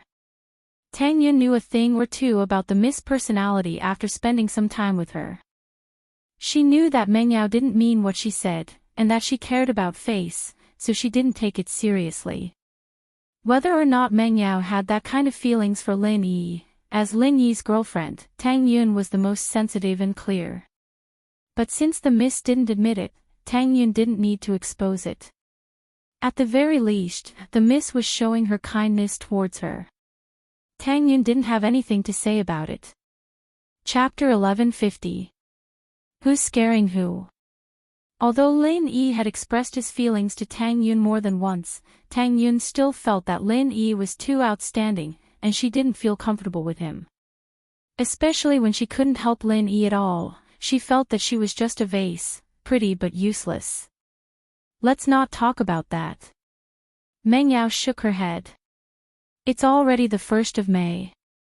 There's only 1 month left until the college entrance exams. Tang Yun, which university do you want to apply to? I don't know. Tang Yun shook her head. But I'll apply to whichever Lin Yi applies to. What about you guys? We. Meng Yao pursed her lips. Naturally, she wanted to be in the same university as Lin Yi, but she'd said that she didn't like Lin Yi. If she didn't like him, why bother? Why don't we all apply to the same university? We're all good friends, we can take care of each other. Tang Yun's heart ached a little. As expected, Meng Yao did have feelings for Lin Yi. But Tang Yun wasn't the type of person who liked to use underhanded methods to deal with her rival. She wanted to do it openly, and so she took the initiative to invite Meng Yao. Yeah, that's fine. I don't have many friends. Other than Shu, it's you and Lin Yi. Meng Yao nodded. What do you guys think Lin Yi and Xiao Xiao are doing right now? Yushu asked suddenly. How would we know? The miss frowned. Meng Yao didn't feel comfortable with Lin Yi doing that kind of thing with another girl. Xiao Xiao was dying, but she still felt conflicted. Of course, it was just conflicted logically. She supported Xiao Xiao and Lin Yi being together. Oh, then do you guys need Shu to help you scout around and see what they're doing? Yushu suggested as she looked outside the tent. You can go if you want to, we didn't send you. Meng Yao wanted to know what Xiao Xiao and Lin Yi were doing after Yushu said that, but she didn't want to say it out loud. I don't know. I'm not participating, Tang Yin shook her head. Oh, then I'll be right back. Yushu couldn't wait any longer. With her personality, she wouldn't be Yushu if she didn't sneak a peek. Meng Yao and Tang Yun looked at each other. Tang Yun was the one who cared about Lin Yi the most, but since she already knew what they were going to do, and she accepted it in her heart, it didn't matter whether she went or not. Meng Yao, on the other hand, couldn't join in the fun with Yushu. Wouldn't that show that she cared about Lin Yi? I don't care about him at all. Yushu tiptoed out of the tent, sneaking towards Lin Yi's tent. Taizao put on a black raincoat and rubber gloves as he walked in the direction of Meng Yao's tent, his heart pounding. Jiang Wen was already prepared, ready to fly to Meng Yao's rescue the moment she screamed. As far as he was concerned, Lin Yi and Feng Xiaoxiao must be doing something indecent, and if Meng Yao were to call for help now, he wouldn't have the time to be distracted, and the responsibility of saving the damsel in distress would fall onto his shoulders. Taizao was very scared. He was pretending to be a ghost, but he was more afraid of running into a ghost. He was just a fake ghost, and he knew that it would be bad if he ran into a real ghost in this dark place. Spirits of the heavens, spirits of the earth, please don't let me run into a ghost. Taizao chanted as he walked forward. Yushu saw a black shadow sneaking out of Jiang Wen's tent the moment she came out. She didn't know what it was trying to do. And so, Yushu wasn't in a rush to go check on Lin Yi and Xiao Xiao. She laid down on the beach and pretended to be a beach, wanting to see what the shadow was up to. Taizao was very scared, and he didn't dare look around. Yushu's disguise skills were very good, too, and he wouldn't be able to see her if he wasn't paying attention. Is this Jiang Wen or Su Taizao? What's he doing? Why is he wearing a raincoat? It's not raining, is he? Is he going to dive? Yushu mumbled to herself as she stared at Taizao. Taizao took one careful step at a time, glancing back from time to time, afraid that something was following him. This Ganglu, what the hell is he up to? He's not coming, and now I'm pretending to be a ghost. Man, this is scary. Taizao gritted his teeth, wanting to finish his mission as soon as possible. She saw that Taizao wasn't far from her, and he was walking towards her tent. Yushu decided to interrogate this guy first. And so, she got up from the beach and ran behind Taizao, patting him on the shoulder. Whoa! What the hell is this? Taizao's body tensed up. He'd been looking back 3 times with every step he took, and there was no one behind him at all. What could it be? It's you, right? And bro, don't scare me like that. It must be you. Taizao said weakly. And bro, I'm a coward, please don't scare me like that. How am I supposed to scare Mengyao if you scare me like that? Yushu was sure that this was Taizao now, but she didn't expect him to be this cowardly. And from what Taizao was saying, this guy was going to scare Yao Yao. No wonder he was wearing a raincoat, with the hood on his head and rubber gloves on his hands. He was going to pretend to be a ghost. Weren't you pretending to be a ghost? Fine, I'll pretend to be a ghost to scare you. Yushu didn't say anything, only reaching out to pat Taizao's shoulder again before sticking her tongue out. And bro. What are you doing? Why aren't you saying anything? Taizao turned around carefully, but his hair stood on end when he saw who it was. A ghost in white, with a pale face, was standing behind him with her tongue out. Yushu had a white mask on her face, and she was wearing a white nightgown, with her tongue sticking out. Wasn't this exactly the same as the female ghosts in the legends? Especially under the moonlight, he couldn't see clearly at all. Taizao was worried that he'd run into something unclean along the way, and now that he saw Yushu like this, he couldn't help but piss his pants. Ah! Ghost! There's a ghost! Taizao screamed and started running. Chapter 1151. Ghosts are everywhere. Mengyao and Tang Yun saw that Yushu had been gone for a long time and there was still no news. They were worried and worried. Although there shouldn't be any danger on the beach, what if there was an accident in the middle of the night? Although Miss Yushu scolded Shu sometimes, she still cared about her. Yun, why isn't Shu back yet? Mengyao asked worriedly. Yeah, don't let anything happen to him. Tang Yun was also a little worried. Although she treated Mengyao and Yushu as love rivals, they were also good friends. That was a completely different matter. If he wanted something bad to happen to them, he wouldn't have called Lin Yi to save Mengyao. I'll go take a look. Mengyao said after some hesitation. I'll go with you. Tang Yun also sat up. It's fine, I'll go alone. What if Shu and I get lost and she comes back first? She'll worry about us if she sees no one in the tent. Mengyao waved her hand. That's right, I'll wait here then, you be careful. Tang Yun felt that Mengyao words made sense and nodded. Mengyao pushed the tent open and walked out.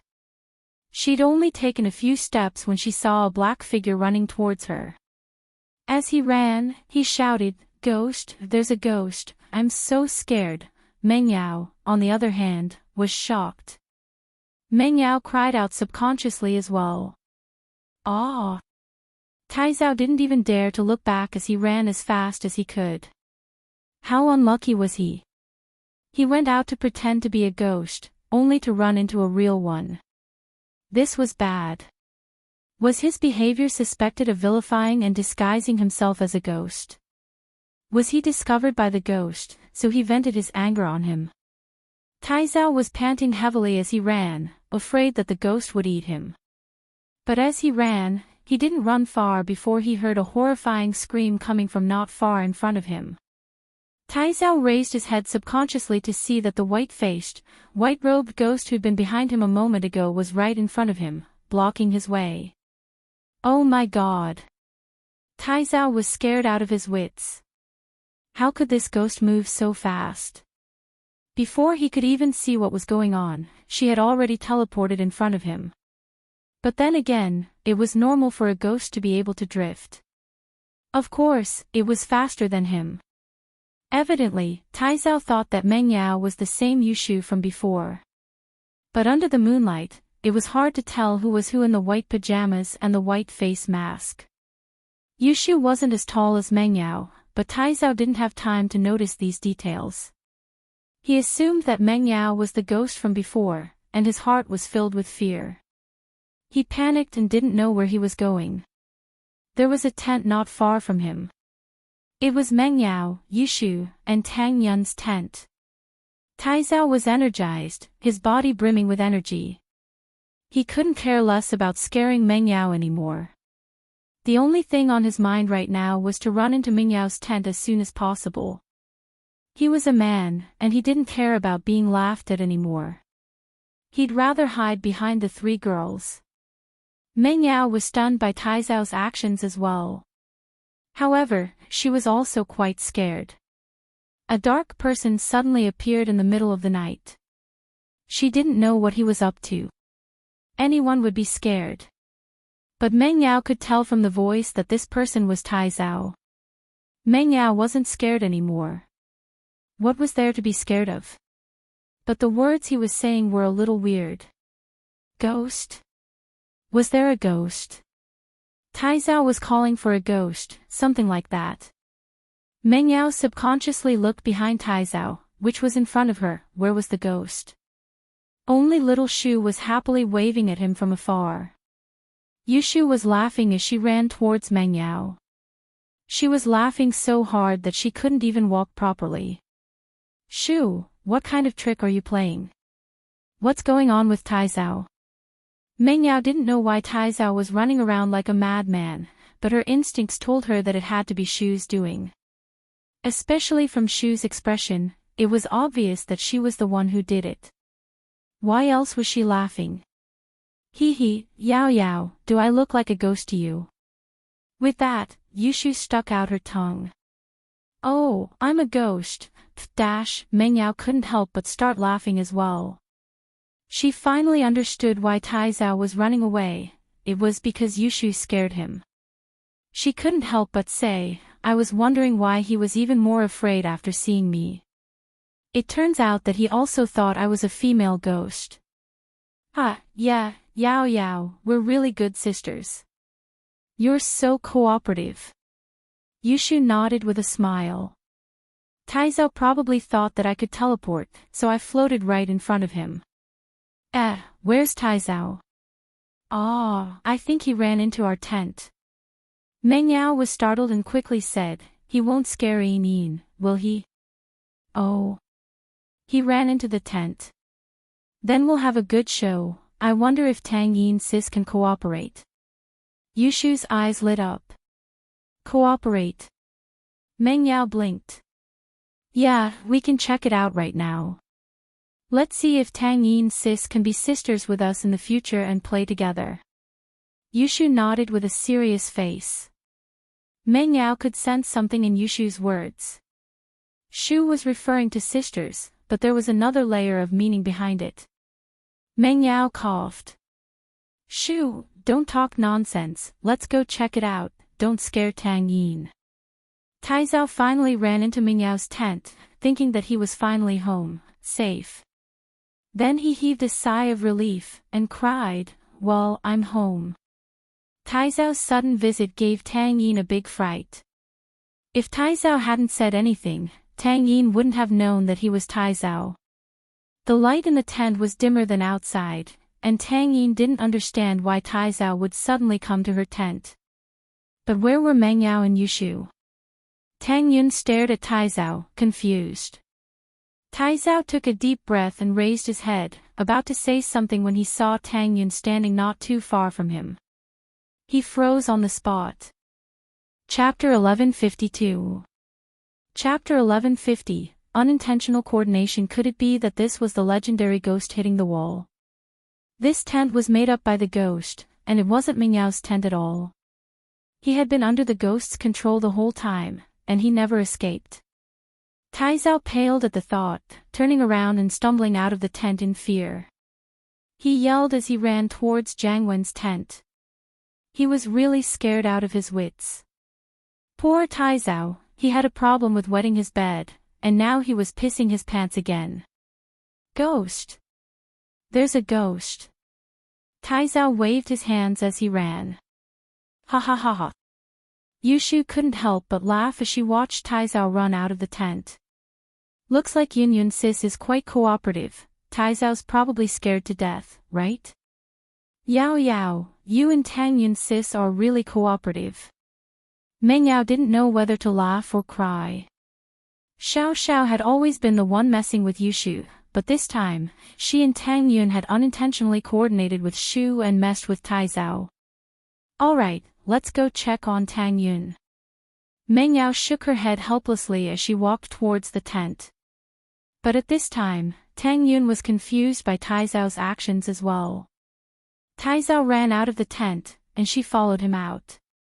Tai Zhao didn't see them, but he saw Yao Yao and Shu walking back. Yao Yao, Shu, you're back. Tang Yun let out a breath of relief. I think Tai Zhao came just now. Did you guys see him? Why is he acting all weird? Did he see a ghost? Tang Yun's confusion made Yushu laugh out loud. Ha, Tang Yun sis, don't we look like ghosts? Yushu asked with a smile. We? Tang Yin paused before looking at Meng Yao and Yushu's attire, then back at herself. Shu, you're saying that Tai Zhao wouldn't think that we're ghosts, would he? Yeah, that seems to be the case. Yushu nodded. Oh my god. Tang Yin slapped her forehead. Why is he so dumb? Hee, I don't know, but thank you for cooperating with me. Yushu said. Tang Yun couldn't help but feel a bit helpless. She wasn't the type of girl who liked to mess around, unlike Yushu who messed with people all day long. It wasn't her hobby either, but today, she unknowingly helped Yushu. However, Tang Yun didn't think that it was inappropriate. After all, it was a good thing to deepen their relationship. Tang Yun used to be very cautious, so she didn't have many friends. She only had Lu Xinwen and Xiaofan.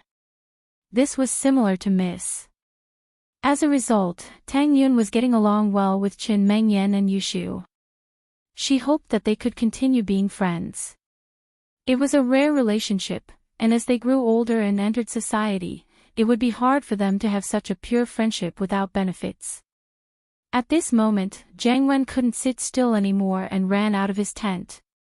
He was waiting for Tai Zhao to act like a ghost and scare Meng Yao so that he could go save the damsel in distress. His plan was very clever. Lin Yi and Xiao Xiao were messing around. How would he have time to care about Meng Yao and the others? This was the time for him to be a man.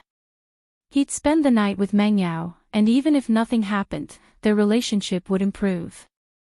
But Tai Zhao suddenly started yelling something like a ghost the moment he got out. Jiang Wen was quite troubled.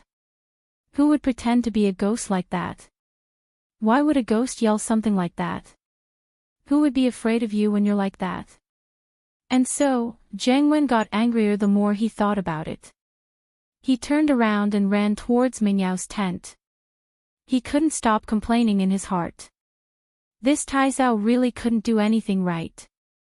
Why was he pretending to be a ghost? It was all gone now. But he didn't get far before he saw Tai Zhao charging at him with extreme speed, pouncing on him before he could react. And bro. You scared me, there's a ghost. There's a ghost that can teleport. Tai Zhao didn't want to let go of Jiang Wen, as if he had found his savior. He didn't want to let go at all. You. What are you doing? You're hugging me to death. Jiang Wen raged, wanting to push Tai Zhao off of him. Meng Yao, Yushu, and Tang Yun heard the commotion and rushed over as well, wanting to see what was going on. On the other side, Lin Yi and Xiao Xiao were alerted by the commotion as well. The two came out of their tents and ran over. And bro, you scared me. There's a ghost here. Let's go. Tai Zhao cried. Ghost? Where's the ghost? Didn't I tell you to go pretend to be a ghost? Why aren't you pretending to be a ghost? What are you doing here? Jiang Wen roared furiously. I wanted to go pretend to be a ghost, but maybe my actions angered a real ghost, and I met a real one on the way. This ghost was really scary. Her face was white, and she was wearing a white robe, and she just stuck her tongue out and whimpered. Tai Zhao said. That ghost knew how to teleport, and she was behind me at first, but when I ran a few steps forward, she was in front of me again. She's really strong, she knows how to teleport. I didn't even see what was going on, and she was in front of me all of a sudden. What the hell are you talking about? What ghost? Jiang Wen raged at Tai Zhao's nonsensical words. There really is. And bro, you don't know this, but I was thinking that this ghost was too strong, so I decided to hide in Mingyao's tent. Even if people laughed at me, it didn't matter. So I ran to Mingyao's tent, but guess what happened, and bro? I ran into a ghost wall again. Tai Zhao said, panicking. There was a ghost in Mingyao's tent, and she ran into the tent again. When I entered the tent, I clearly remembered that the female ghost was outside the tent. But when I entered the tent, the female ghost was actually inside. Do you think that all of this was an illusion of the female ghost? It's too scary. Chapter 1153. Yes or no? Mingyao and Tang Yun couldn't help but laugh, but not as much as Yushu and Xiao Xiao. Ha ha ha ha, Su Tai Zhao, you're such an idiot. Yushu pointed at Tai Zhao with a smile. Whoa, ghosts are here. Scared the hell out of you.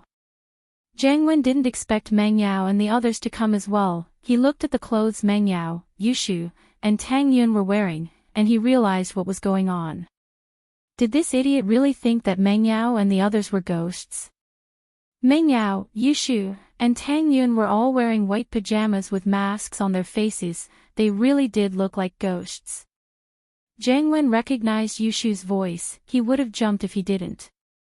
But jumping was one thing, he couldn't let himself be scared like this. At the thought, Jiang Wen was furious. His subordinates were too much of an embarrassment, treating Meng Yao and the others as ghosts. Open your eyes and look, where are the ghosts? This is Meng Yao, Yushu, and Tang Yun, where are the ghosts? Where are the ghosts? Jiang Wen said angrily. Tai Zhao paused and raised his head, shivering when he saw Meng Yao, Tang Yun, and Yushu. Why were there 3 ghosts? And bro, aren't they ghosts? They've turned into 3 ghosts. Tai Zhao said. What 3 ghosts? I told you, they're Meng Yao, Tang Yun, and Yushu. Jiang Wen explained with a frown. Ah. Tai Zhao paused and took a closer look, and it was just as Jiang Wen said, they weren't ghosts, they were Meng Yao, Yushu, and Tang Yun. But they were wearing white pajamas with masks on their faces. It was easy to mistake them as ghosts. Whoa, I'm a ghost. Yushu stuck out her tongue and turned back into her old self. Phew. Tai Zhao breathed out in relief and let go of Jiang Wen, patting his chest. Ha, so it's Lil Sis Yao Yao and Lil Sis Shu. Ha, I was just joking with you guys. What's the point of having a long night without sleep? Oh, I understand. Yushu smiled as she looked at Tai Zhao, but that smile was filled with disdain. Tai Zhao, what did you do to me? Wet? What is this smell? Fuck me. Why is she so flirtatious? Did you pee your pants? Jiang Wen yelped abruptly as he jumped up and down, shaking off the water on his body. Whoa, Tai Zhao bro, you're still wet your bed at this age. Yushu said mockingly, remembering the scene when they played Truth or Dare. When did I wet the bed? This was just peeing his pants. Ah, no. I didn't pee my pants. I didn't pee my pants. Tai Zhao's face was red as he tried to explain himself. Ha ha ha ha. Yushu laughed without saying anything. Alright, Shu, let's go get some rest, it's getting late, we still have to watch the sunrise tomorrow, right? Meng Yao smelled something weird as well and didn't want to stay here any longer. Okay. Yushu made a face at Tai Zhao. Oh, don't dream of me tonight, okay? I'll scare you to death and you'll wet your bed again. Tai Zhao shuddered. That was right, he better not have nightmares or he'd wet his bed again. That'd be so embarrassing. He felt a little awkward. How is that possible? I've stopped peeing my bed a long time ago. Ah, no. I've never wet my bed before. Ha, let's go. Yushu didn't say anything else and turned around with Meng Yao and Tang Yun, getting ready to leave. Shu, why didn't you call me along when you were messing with him? Xiao Xiao was a little regretful that she didn't get to see Tai Zhao's face. Just from his own narration, it was already very interesting, not to mention witnessing the entire process. How could I disturb you when you're flirting with Shield Bro? Yushu giggled as she looked at Xiao Xiao. How far are you guys now? Can you tell me? I can't just tell you like that, it's a personal secret. Xiao Xiao shook her head mysteriously. You're not still a virgin, are you? Yushu looked Xiao Xiao up and down as she said fiercely. How? How is that possible? Who said I was? I'm not anymore. Are you? What, are you jealous of me? Xiao Xiao tried to defend herself, thinking that she wasn't a virgin when she said she wasn't. What could she tell? Me? Why would I be jealous of you? I've been a virgin for a long time, even longer than you. Yushu said. I'm Shield Bro's first woman. Who doesn't know how to brag? Xiao Xiao humphed. You're definitely a virgin, how else would you be able to walk so smoothly? The TV says that after the first time, your legs will be stiff. Yushu shook her head. The TV says. You also know it was said on TV. So you don't have any experience at all. Weren't you a virgin a long time ago? You experienced it yourself, why would you watch the TV? Xiao Xiao retorted. I fell asleep after doing it, and I recovered the next day. It's different from yours. Yushu rolled her eyes. Meng Yao and Tang Yun shook their heads, bitter smiles on their faces. These two really were, arguing over everything. This wasn't something to be proud of, and they were getting serious. That's enough. Both of you. Xiao Xiao, go back to sleep, we're not going to watch the sunrise tomorrow. Lin Yi smiled bitterly as well, wanting to prove his innocence. How could they be so shameless? He didn't even do anything, so why weren't they? Both Xiao Xiao and Yushu blushed at the same time. They laughed dryly at each other before Xiao Xiao said, I won't be in a bit. I won't be one sooner or later. Yushu said. Lin Yi didn't know what to say, and quickly left with Xiao Xiao. The miss pulled Shu and Tang Yun back to rest as well, leaving Jiang Wen and Tai Zhao alone. Why is this Lin Yi so popular? Why do two girls like him? Tai Zhao said, a little envious. Two. Would you take them if I gave them to you? You're scared out of your wits with just a face mask, wouldn't you be scared to death if he married you? Jiang Wen humphed. This Feng Xiao Xiao is probably the same as Yushu. Be careful next time, don't fall for her tricks. Chapter 1154. Chapter 1152, Deep Imprint. You're right, we can't let our guard down. Tai Zhao nodded. Thank goodness this Xiao Xiao wasn't part of it, or I'd be in trouble. Alright, stop wasting time, go take a shower. Jiang Wen waved his hand, a little pissed off. I'm so dirty from head to toe. How old are you, still peeing your pants? Ugh. Don't mention it, and bro, I'm embarrassed. Tai Zhao blushed. If you're embarrassed, then go take a shower. What are you waiting for? Jiang Wen said as he walked towards the beach. It's not waiting for anything, and bro, it's too dark, I don't dare go. Tai Zhao said, a little hesitant. You don't dare to go even if I go with you. What are you afraid of?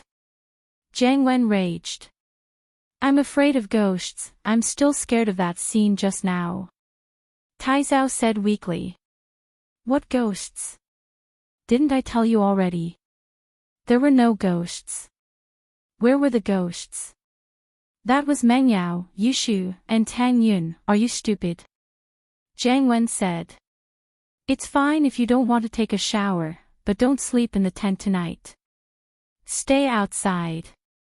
Then I'll take a shower. Taizao thought about it. Wouldn't it be scarier to stay outside the tent at night? He might as well go take a shower right now. The night passed without a word.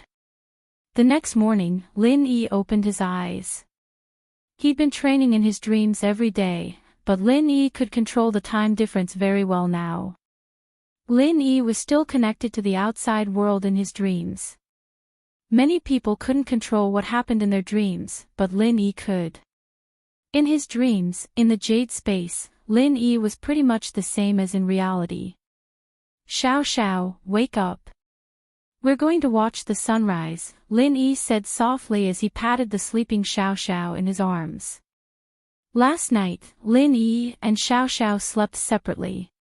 Perhaps it was because she was being reserved, but Xiao Xiao didn't do anything bold when she came back. She might have been bold when she talked to Yushu last night, but she was a little shy when she came back.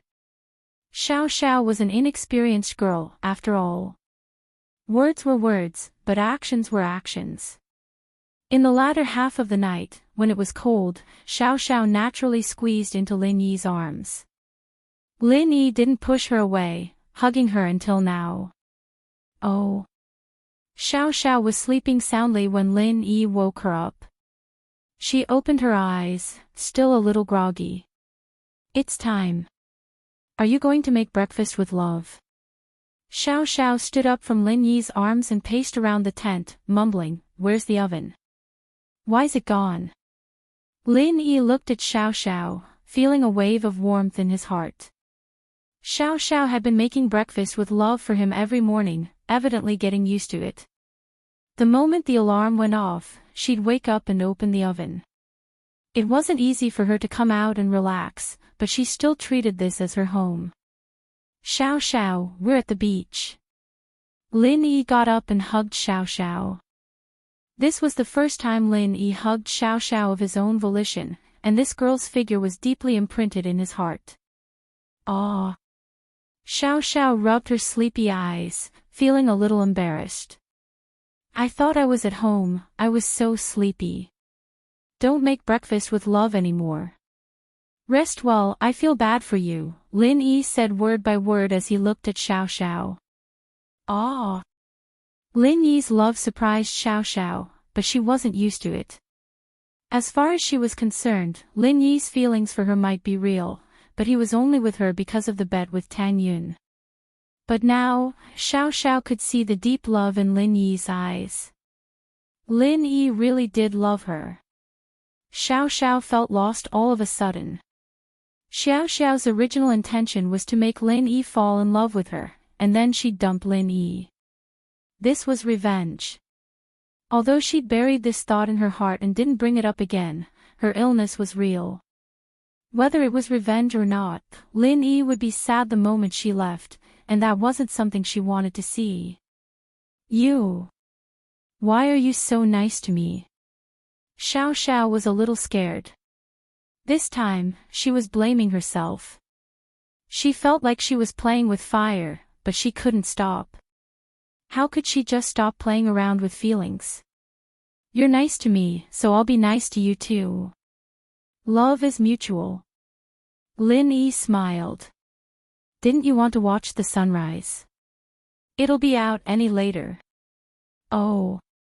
Xiao Xiao replied, wondering if she should tell Lin Yi the truth.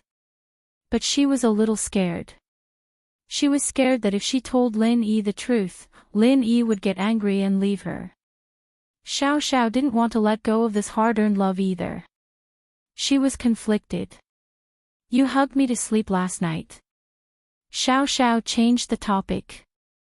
These headaches were getting worse the more she thought about them, so she might as well not think about them at all. Yeah. Lin Yi nodded. You. Xiao Xiao bit her lips, her face a little red. Do you want me? Actually. We can do it now. I've thought about it, huh? Lin Yi blinked. I want to be your woman. Xiao Xiao didn't hesitate this time. She said it with determination. She thought that giving herself to Lin Yi would be a form of compensation to Lin Yi. Lin Yi was the one who took advantage of her. She was going to die soon, but she was still a virgin. When Xiao Xiao hung out with those delinquents, weren't they always talking about it and being proud of it? They'd compare how many virgins they'd slept with, how many women they'd had, and so on. Lin Yi's heart skipped a beat, but he kept his composure. We'll talk about this when we get back. Let's go watch the sunrise first. We might not be able to see it if we waste any more time. Yeah. Xiao Xiao nodded, blushing. She wasn't happy with Lin Yi's rejection. Lin Yi was a good guy, but he was a little too serious sometimes. In fact, Xiao Xiao didn't know that Lin Yi was tempted by her suggestion. But Lin Yi wasn't that heartless. Xiao Xiao's life was in danger, and Lin Yi didn't have time to think about stuff like that. Chapter 1155. Chapter 1153. Omnipotent Shu. Lin Yi walked out of the tent with Xiao Xiao, and a moist sea breeze blew into their noses. It was a refreshing feeling. Lin Yi looked at Mingyao's tent. It seemed to be quiet, so Lin Yi didn't go disturb them. He and Xiao Xiao went to the beach and sat on the sand. It's so dark. Xiao Xiao squeezed into Lin Yi's embrace. It's the darkest time before dawn. Lin Yi smiled and hugged Xiao Xiao tightly. Are you cold? It's okay, a little cold, but I'm not cold anymore after you hug me. Xiao Xiao smiled sweetly. Lin Yi, honey, look, there are stars in the sky. Yeah. Lin Yi nodded, his thoughts going back to the border of a small country in Europe. He remembered that night with Yuning. That day, it was also early in the morning, and the two of them sat at the edge of the cave, looking at the stars in the sky. Wasn't it similar to today? It was just a blink of an eye, and everything had changed. The stars were still the same, but the person beside him was Xiao Xiao. At that time, Lin Yi was confused about his future. He didn't know where he would go, and he didn't know when his days of wandering would end. He didn't dare to talk about love, and his attitude towards love was to avoid it. He couldn't give Yuning any promises, and he couldn't give her the life she wanted. She was a flower that grew up in a greenhouse, and he and she were people from two different worlds. So Lin Yi chose to avoid it. See Chapter T001, T010, Valentine's Day Special Chapter, Little Ning Chapter. Although in the next few missions, he found out that Yuning wasn't as weak as he thought, but Lin Yi still didn't dare cross the line. He remembered his identity. He didn't want Yuning to worry about him. She should have a stable and happy life, right? But, although this love was buried in his heart, the relationship between Lin Yi and Yuning became more and more ambiguous. Until that time when Haosu intervened, Lin Yi frowned, not wanting to think about it anymore. Let bygones be bygones. At the very least, Lin Yi was satisfied and happy right now. This mission allowed Lin Yi to truly integrate into the city, becoming a normal person. It gave Lin Yi real feelings. The reason why Lin Yi was able to open his heart was because of his old man's words. He promised that this would be the last mission of his life, he'd be able to retire after finishing it and settle down in Songshan. This allowed Lin Yi to open his heart and accept Tang Yun and Xiao Xiao without any worries. Wow! So romantic. Lin Yi's thoughts were pulled back to reality by a scream behind him. Lin Yi didn't need to look to know that it was Shu. Only she had this kind of personality. You're all awake. Lin Yi turned around. As expected, the Miss, Shu, and Tang Yun were all here. Why are you two so romantic? Cuddling with each other in the middle of the night, I'm jealous. Yushu giggled as she looked at Xiao Xiao. Why don't we switch? Change what? Xiao Xiao blushed a little. Don't Lin Yi's honey have a seat? You go to the left. Hee, then I won't hold back. Shield bro, you can have a girl on your left and right. Yushu smiled, wanting to sit down. But Meng Yao pulled her back. Stop messing around, let's make breakfast to welcome the sunrise. Oh, okay. Yushu remembered that she had a mission this morning. She had to cook a poached egg for Xiao Xiao, and so she went to the car with Meng Yao and Tang Yun. I feel so happy. Xiao Xiao rested her head on Lin Yi's shoulder, enjoying this moment of peace. If you like it, we can come to the beach to watch the sunrise more often. Every year, Lin Yi said. Okay. Xiao Xiao felt a lump in her throat, a little sad. Every year. Perhaps this was the last time she'd be able to watch the sunrise at the beach. Lin Yi could more or less guess what Xiao Xiao was thinking. He was even more determined to find a way to cure Xiao Xiao. The stars in the sky slowly dimmed, and the white of dawn appeared above the sea. It's getting bright. Lin Yi said. It's a new day. Yeah, I've lived another day. Xiao Xiao sighed. At this time, the Miss Shu and Tang Yun had already prepared the cooking tools. Shield bro, everything's ready. Let's start. Yushu ran over. They could do the preparation work, but the rest was up to Lin Yi. Xiao Xiao, wait for me, I'll go make breakfast. Lin Yi said. You. Can you not go? I don't want you to leave. Xiao Xiao said, a little reliant. Don't worry, I'll make breakfast before sunrise for sure. Lin Yi said with a smile. Okay, I'll wait for you. Xiao Xiao nodded. Lin Yi stood up and walked to the campfire with Yushu, lighting it up quickly. He looked at the eggs on the ground, troubled. They'd barbecued yesterday, and they only needed to put the food on the grill. How were they supposed to cook this poached egg without a pan or a plate? If only I had a pan. Lin Yi smiled bitterly. I do. Yushu said as she handed him a frying pan. Aw. You brought a pan. Lin Yi paused, do you have a spatula? I do. It's not a problem for all-purpose Shu. Yushu gave a spatula to Lin Yi. Ugh. All-purpose Shu, she really is all-purpose. Lin Yi smiled bitterly. He didn't know if he should praise Yushu or scold her. Lin Yi felt that the car was very heavy when he was driving, and if Yushu had even brought a pan and a spatula, then there had to be more things in the trunk. But Lin Yi didn't have time to think about this, the most important thing now was to fry the eggs. Lin Yi quickly fried a few poached eggs and gave some to Tang Yun, the Miss, and Shu, leaving 2 for Xiao Xiao. Here, eat. Xiao Xiao froze when she smelled the aroma of the poached eggs. How did you know I wanted to eat poached eggs while watching the sunrise? Xiao Xiao asked, surprised. I don't know, I just did it randomly. Lin Yi, naturally, couldn't admit that he'd looked at Xiao Xiao's phone. Isn't this usually what you eat for breakfast? Chapter 1156.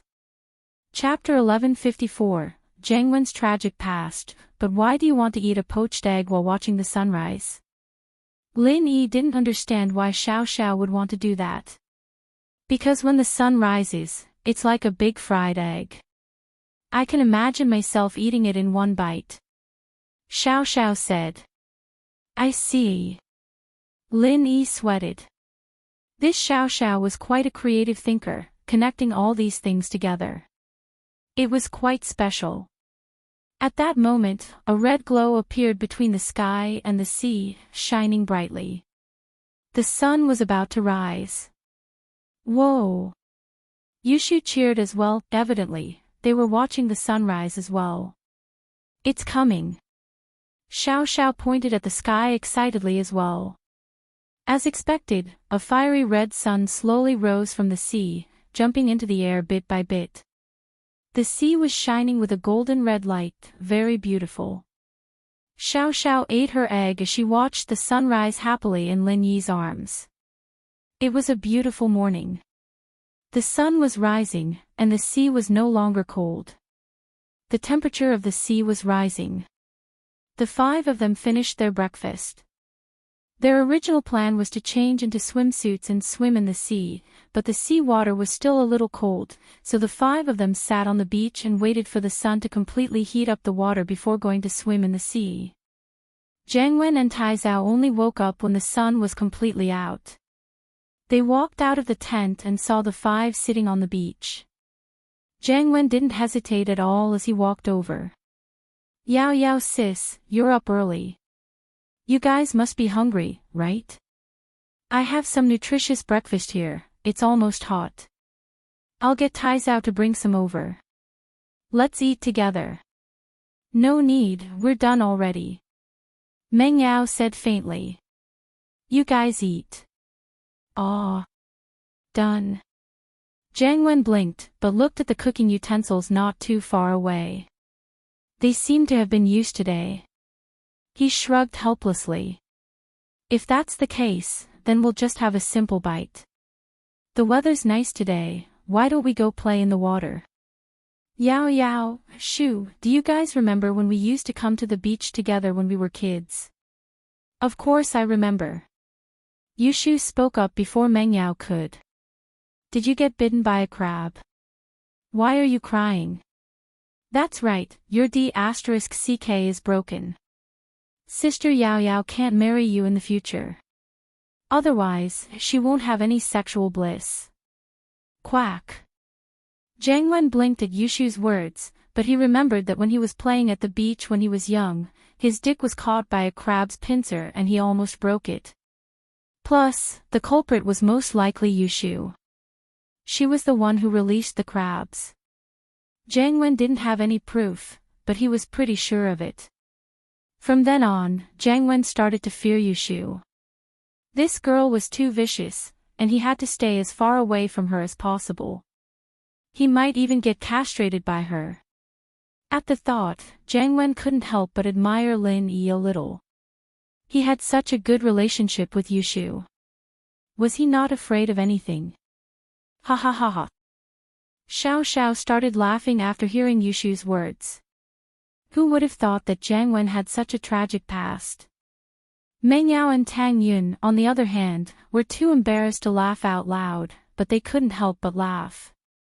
This Jiang Wen sure was unlucky. "That's all in the past, let's not talk about it." Jiang Wen laughed. "Let's not talk about this, shall we go swimming later?" "Right, I even prepared swimsuits for you guys. Tai Zhao, go get the swimsuits for Yao Yao sis and the others." "Okay, I'll go get them now." Tai Zhao happily went to get the swimsuits. Very quickly, Tai Zhao came back with a bunch of swimsuits in his hands. "Yao Yao, Shu, Tang Yun, Xiao Xiao, see if you guys like them." Jiang Wen passed the swimsuits to Meng Yao. Meng Yao didn't take it, but Yushu curiously took it and flipped through it. "These are the latest international models, I had someone buy them from overseas. It took a lot of effort." Jiang Wen said proudly. "What the hell is this?" Meng Yao's face reddened at the sight of it. How was this a normal swimsuit? It was a sexy swimsuit, wasn't it? Her breasts were exposed, and even her thighs were exposed. Meng Yao wouldn't wear something like this in public. Her swimsuits were very conservative, covering her entire body, and this was a world of difference. Ugh! Jiang Wen didn't expect Meng Yao to react this strongly. Of course, he had to admit that he was being selfish. These swimsuits were all international brands, but he tried his best to choose the sexiest ones. His goal was to let Meng Yao wear them, and it'd be a feast for his eyes. As for Yushu, Jiang Wen didn't dare do anything to her, but she had a good figure, and her breasts were huge. Jiang Wen purposely chose a swimsuit that accentuated Yushu's figure. "These are the latest international models, how can they be messed up?" Jiang Wen said quickly. "These are all designed by famous designers. It might be a little bold, but it's very pretty. You guys are in the prime of your youth, you should show off your beauty." Show it to you. Meng Yao frowned. Ugh. Jiang Wen was a little embarrassed by Meng Yao's question. Evidently, Meng Yao was really pissed, or she wouldn't ask something like this. I'm not wearing it. You can wear it if you want. Meng Yao said. Jiang Wen felt a little awkward. It's fine if you don't want to wear it, I'm just being nice. Tai Zhao, take it back. Jiang Wen felt that it was a pity, but there was nothing he could do.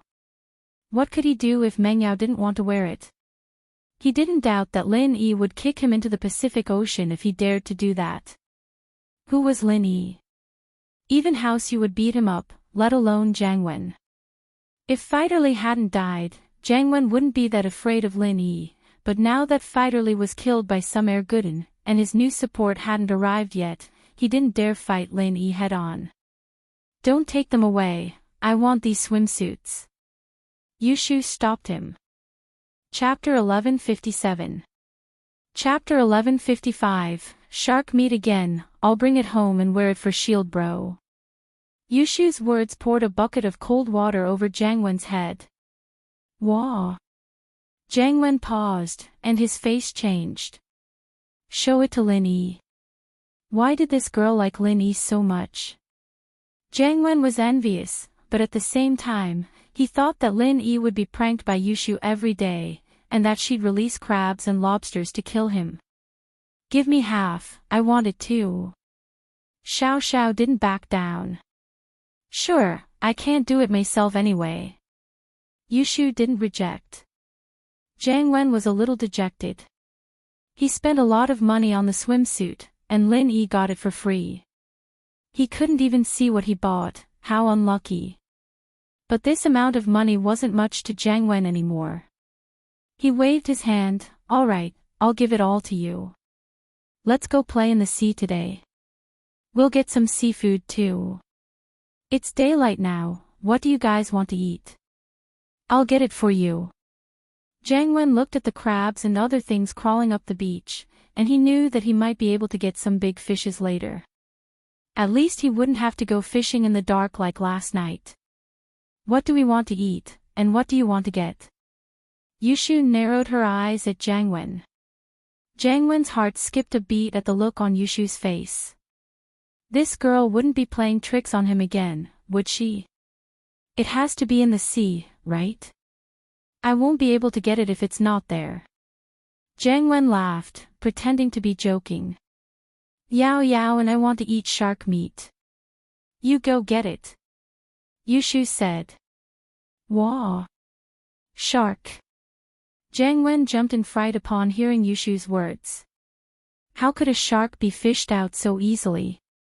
Wouldn't they be bitten to death? Yeah, we want to eat barbecued shark meat. Yushu nodded, don't you specialize in fighting sharks? You broke a shark's teeth with one punch, were you bragging before? Quack. Jiang Wen suddenly remembered that the last time he treated Jiang Wen, he wanted to show off his bravery by saying that he fought with a shark before.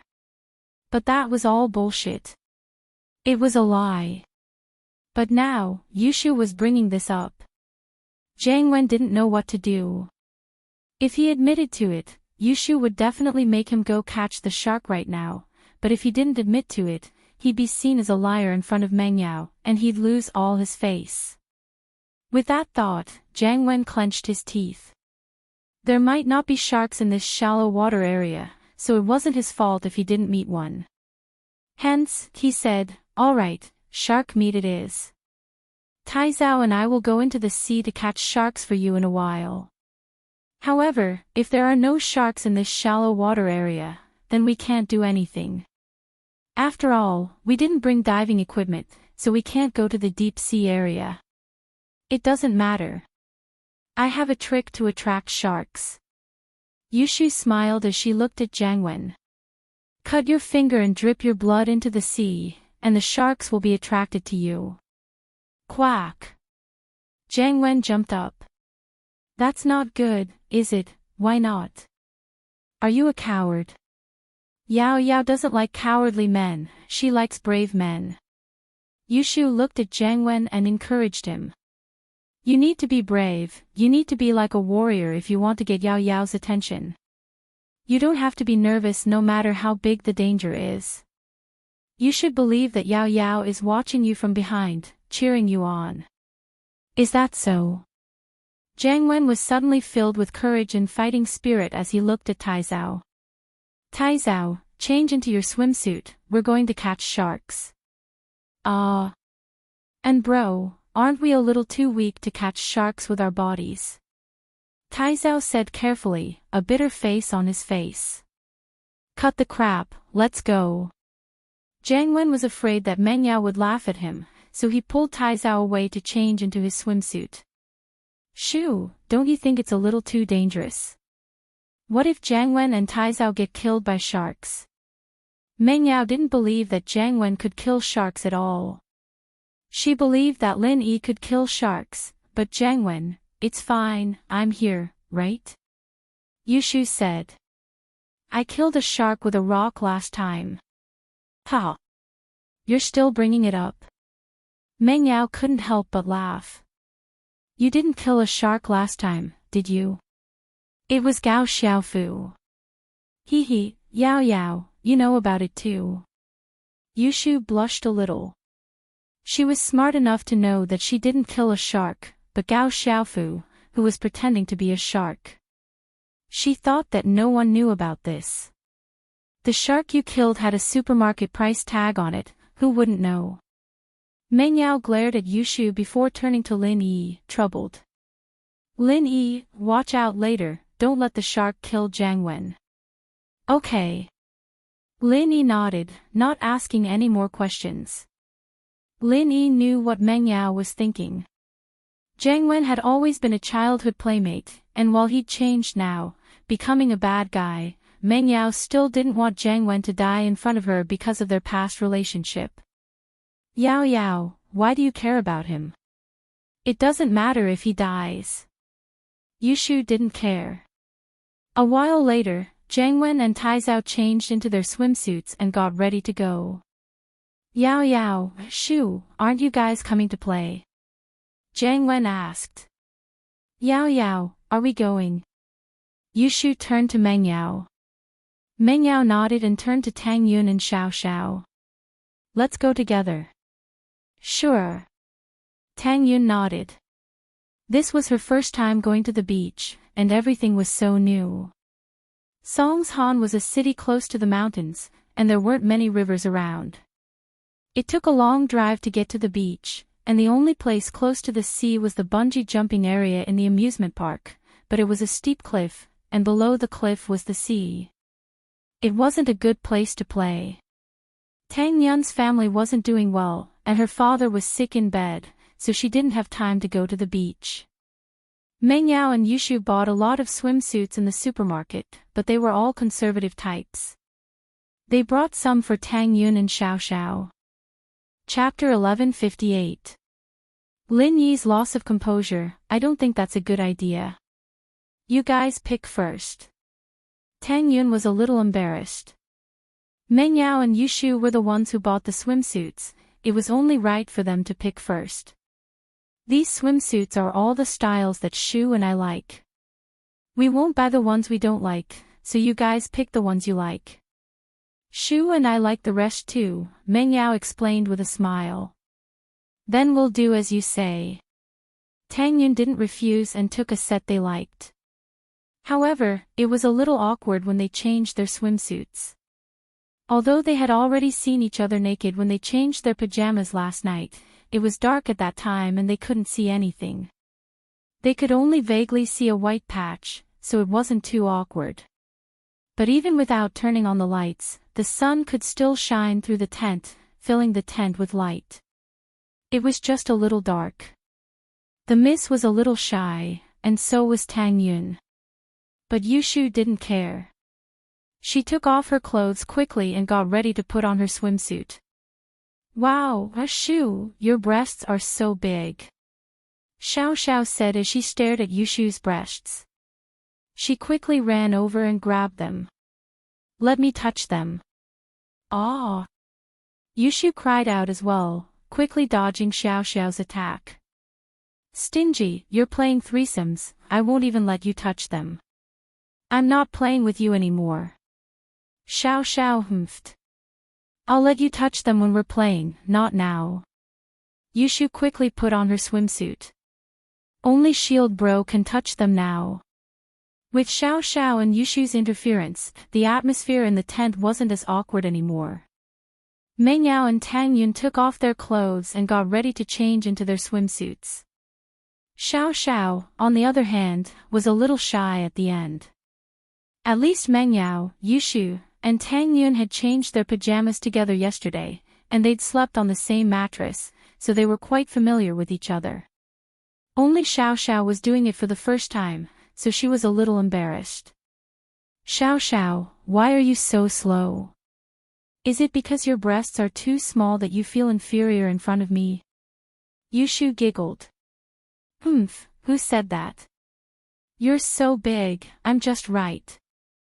Xiao Xiao quickly took off her clothes and changed into her swimsuit. It seems to be a little bigger than Yao Yao sis. Yao Yao sis, it looks like you have to work hard. Yushu said to herself. Shoo, you're too much. Mingyao's face was red from Yushu's actions, and she went to tear her lips. I'm going swimming. Yushu said as she ran out of the tent. Meng Yao didn't know whether to laugh or cry. Lin Yi also went back to change into his swimming trunks. When he walked out of the tent, he saw Shu running out. Xiao Shu's chest was no longer restrained. Coupled with the fact that she was jogging, Lin Yi's breathing quickened. This scene was very similar to a popular chat picture emoticon on the internet. Wow, Shield Bro, you're so strong. Yushu didn't realize that she was inappropriate, but when she saw Lin Yi's muscular chest and abs, her eyes lit up. Ugh, you're very big too. Lin Yi said subconsciously, but after saying that, he felt that something wasn't right. Lin Yi had always been a serious person in front of Meng Yao and Yushu, and he'd never say anything that went overboard. But this time, he'd let Yushu lead him into saying something he shouldn't have said. Oh. Yushu was surprised by Lin Yi's words as well, but she was happy. Although Lin Yi loved her a lot in the past, he never praised her like this. So Yushu was very happy. Shield Bro, you finally found Shu's good points. Lin Yi was speechless.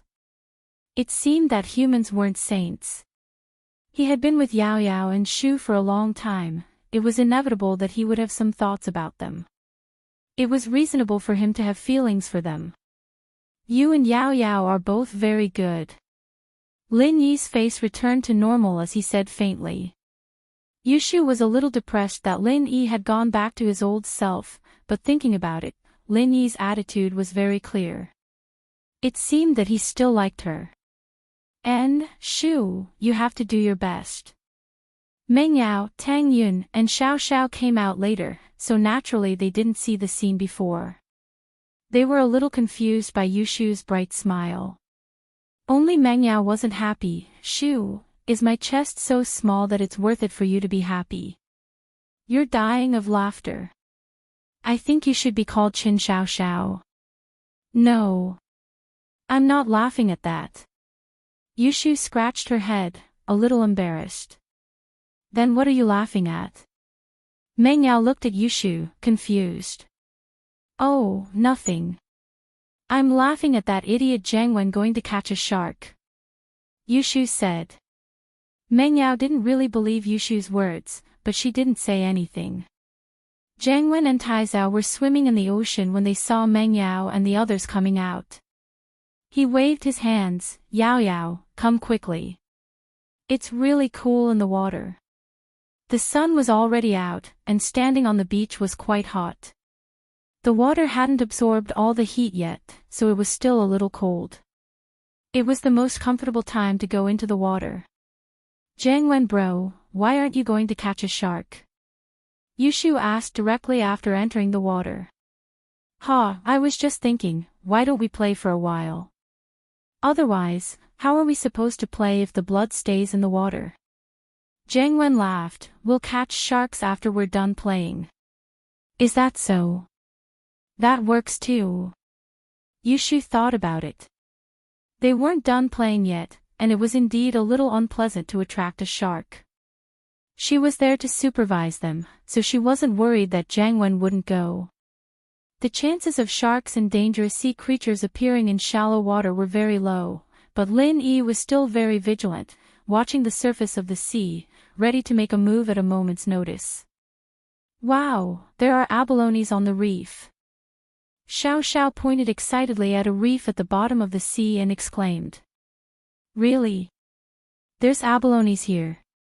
Yushu rolled her eyes and called out to Jiang Wen bro, there's abalones here. Come catch some abalones for lunch. Chapter 1159. Let me tell you a secret, it's right here, hurry up and catch it. Yushu pointed at the reef in the water. That's too easy, watch me. Jiang Wen thought that this was a good chance to show off his bravery. He gathered his strength and said to the abalone, little abalone, I'm coming. But, Jiang Wen's thinking was too simple. The abalone was stuck to the reef like it was glued to it, even a cow would struggle to pull it away. Jiang Wen, on the other hand, didn't know that he was treating the abalone like a clam, thinking that he could just pick it up. And so, Jiang Wen felt that something wasn't right. Why was the abalone so tight? It was as if it was growing on the reef. Tai Zhao, come help. Let's pull it together. Jiang Wen said to Tai Zhao. All right, let's pull it together. Tai Zhao was scared of ghosts and sharks, but this little abalone was nothing to him. He and Jiang Wen started pulling it with all their might. Jiang Wen bro, Tai Zhao bro, go. Yao Yao is watching you guys. Yushu cheered them on as she slipped away with Xiao Xiao, leaving the two idiots pulling the abalone with all their might. Yushu and Xiao Xiao ran over to Meng Yao and Tang Yun's side, laughing their heads off. What's wrong with you two? Meng Yao asked curiously. Jiang Wen and Tai Zhao are pulling the abalone with their hands. Yushu said. Pulling the abalone with their hands. Meng Yao blinked. Can that thing be pulled out with their hands? Don't we have to use special tools to pull it out? Didn't we watch an episode of Animal World before? It's about abalone, right? Yeah, those two idiots must have never watched it before. They think they can pull it out with their hands. Yushu said. Let them do it, we don't have to worry about them bothering us anymore. Yushu said. Meng Yao shook her head. This Yushu was quite a bad person. Lin Yi didn't go into the sea, he sat quietly on the beach, watching the people play in the water. He had to take care of their safety. Husband Lin Yi, can you come down to the sea to play this time? You lied to me that you didn't know how to swim, but Shu said you saved him. Xiao Xiao looked at Lin Yi a little bitterly. She'd wanted Lin Yi to come play with her when Pinliang organized the trip to the beach, but Lin Yi refused, saying that he didn't know how to swim. But as she got closer to Yushu, Xiao Xiao learned more about Lin Yi. I'm not going. You guys have fun first. Lin Yi shook his head. But Xiao Xiao, naturally, wouldn't let Lin Yi go so easily. With Xiao Xiao in the lead, the group started splashing water on Lin Yi. Yushu quickly joined in as well, and Tang Yun hesitated a little before joining in. The miss was in a difficult position. With her personality, she would never mess around with Yushu. But now that Tang Yun had joined the battle, if the miss didn't join in, it would seem that she was not a part of the group. And so, the miss started splashing water on Lin Yi as well. Lin Yi didn't mind, smiling. It's a little hot sitting on the beach, it'll cool me down a little. I'll just take it as a shower. Sisters, how about we push Shield Bro into the sea? Yushu wasn't too happy about it. Sure. Xiao Xiao was the first to agree. Tang Yun, on the other hand, didn't hold back. It was her first time out, and she had to enjoy herself. She answered Yushu's call, running up to the shore and dragging Lin Yi into the water. Lin Yi wasn't expecting Tang Yun to get along with Yushu as well. He was a little surprised, but he gave her some face and went into the sea. On the other side, Jiang Wen and Tai Zhao were struggling with the abalone. Jiang Wen wanted to cry as he looked at the laughter. Why is this abalone so hard? Is it growing on the reef? Who knows, and bro. I've already used all my strength, but the abalone doesn't move at all. Tai Zhao smiled bitterly. Maybe there's something wrong with this abalone. That Yushu girl is always messing with people, maybe we should change to another abalone. Jiang Wen thought about it and agreed.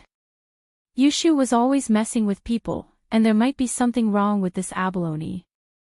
He and Tai Zhao went to pull out the other abalones, only to realize that it was the same as before. It was stuck to the rocks, not moving at all. Could it be that there's something wrong with all the abalones? Jiang Wen frowned. That can't be, right? These are all wild abalones, they don't look like they've been tampered with. Tai Zhao was confused as well. Forget it, don't pull them out. Yushu wants to eat abalone, right? We'll call Ganglu when we get ashore and get him to buy a few kilos of abalones. She said it herself yesterday, we don't have to go to the sea to eat seafood. Jiang Wen said. That's true. Tai Zhao and Jiang Wen went ashore together, giving up on the idea of pulling abalones. He went back to the tent and called Ganglu, asking him to buy a few kilos of abalones and some shark meat. Shoo, Jiang Wen seems to have given up on pulling abalones. Xiao Xiao said as she looked at the shore. How about we mess with him again? Yushu blinked as an idea formed in her mind. Sure. How? Xiao Xiao didn't even need to think about it before agreeing. You just have to do this. Yushu and Xiao Xiao started plotting. It didn't take long for the two to get ashore and walk towards Jiang Wen. Jiang Wen bro, come here, I'll tell you a secret. Yushu waved at Jiang Wen. Oh. What secret? Jiang Wen didn't dare delay. He knew that Yushu's secret might not be something good, but he still walked over. Come closer. Yushu gestured for Jiang Wen to crouch down. She wasn't as tall as Jiang Wen, so naturally, she couldn't reach his ear. What is it? Jiang Wen crouched down. Yushu put her mouth close to Jiang Wen's ear and suddenly screamed. Whoa! Jiang Wen jumped up in fright from Yushu's sudden scream. His ears were ringing from the shockwave, and he was almost deafened by Yushu.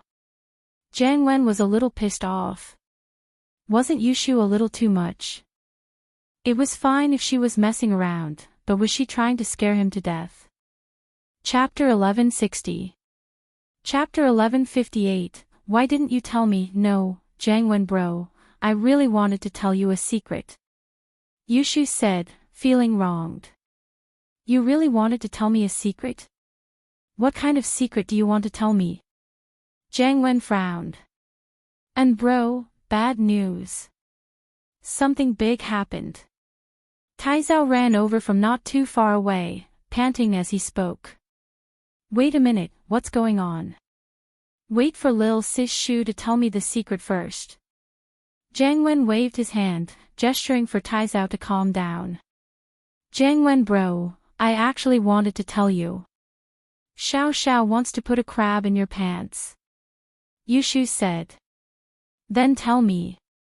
Why did you yell all of a sudden? Are you trying to deafen me? Jiang Wen looked at Yushu helplessly.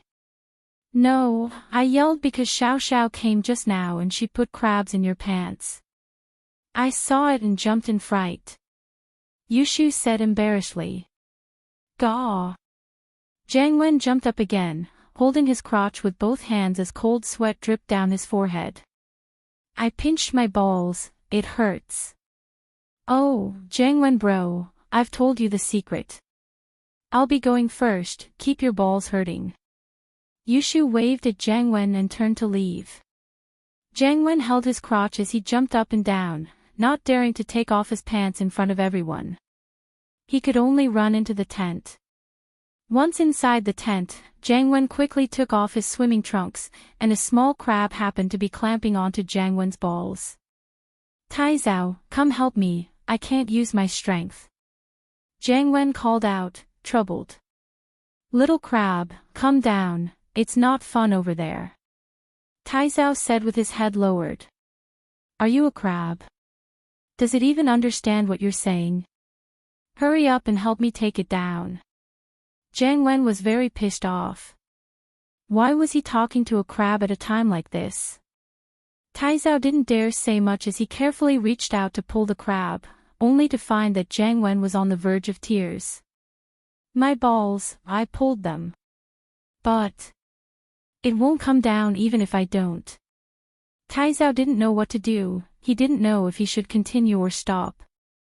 Can't you be more careful? Should we break its claws first? Jiang Wen said. I'll try. Tai Zhao nodded carefully. As a result, a great drama of wailing and howling unfolded in the tent, and a real pain in the ass was born. Yushu and Xiao Xiao, on the other hand, went back to playing with Lin Yi, Meng Yao, and Tang Yunxiao as if nothing had happened. What happened to Jiang Wen? I think he's injured. Meng Yao didn't know what was wrong with Jiang Wen. Jiang Wen's cries were so shrill that even Meng Yao could hear them from afar. His balls are hurting. Yushu said. Balls. Balls. Meng Yao's face reddened. Balls were a common phrase in the internet, but it was mostly used by men. Girls didn't have balls, after all, and it wasn't elegant to say that out loud. Meng Yao, especially, didn't know how to say that. Naturally, she felt a little embarrassed hearing Yushu say that. But Meng Yao was a little puzzled, why was Jiang Wen having balls all of a sudden? His balls got clamped by a crab. Xiao Xiao explained. Ha! Meng Yao paused. She didn't know what it felt like to have his balls clamped by a crab, but it probably wasn't a good feeling. Why is he so unlucky? Why is he getting that? I put the crab there. Xiao Xiao said. Ah. Meng Yao's head ached, so it was Xiao Xiao's doing. Looking at Yushu's face, it was probably the two's teamwork. Jiang Wen sure was unlucky, running into these two devils. Nothing bad will happen to him, right? Meng Yao asked worriedly. Nope, it's just a small crab. It'll get hurt at most, but it won't die. Yushu said. Jiang Wen finally managed to pull the crab off with all his might, but his balls were broken as well, and the pain made him jump up and down. Motherfucker, stupid crab. I'll stomp you to death. Jiang Wen stepped on the crab after he got it off. But because it was sand, the crab wasn't affected at all. Once he stepped on it, the crab shot out its claws and clamped onto Jiang Wen's toes again. Ouch!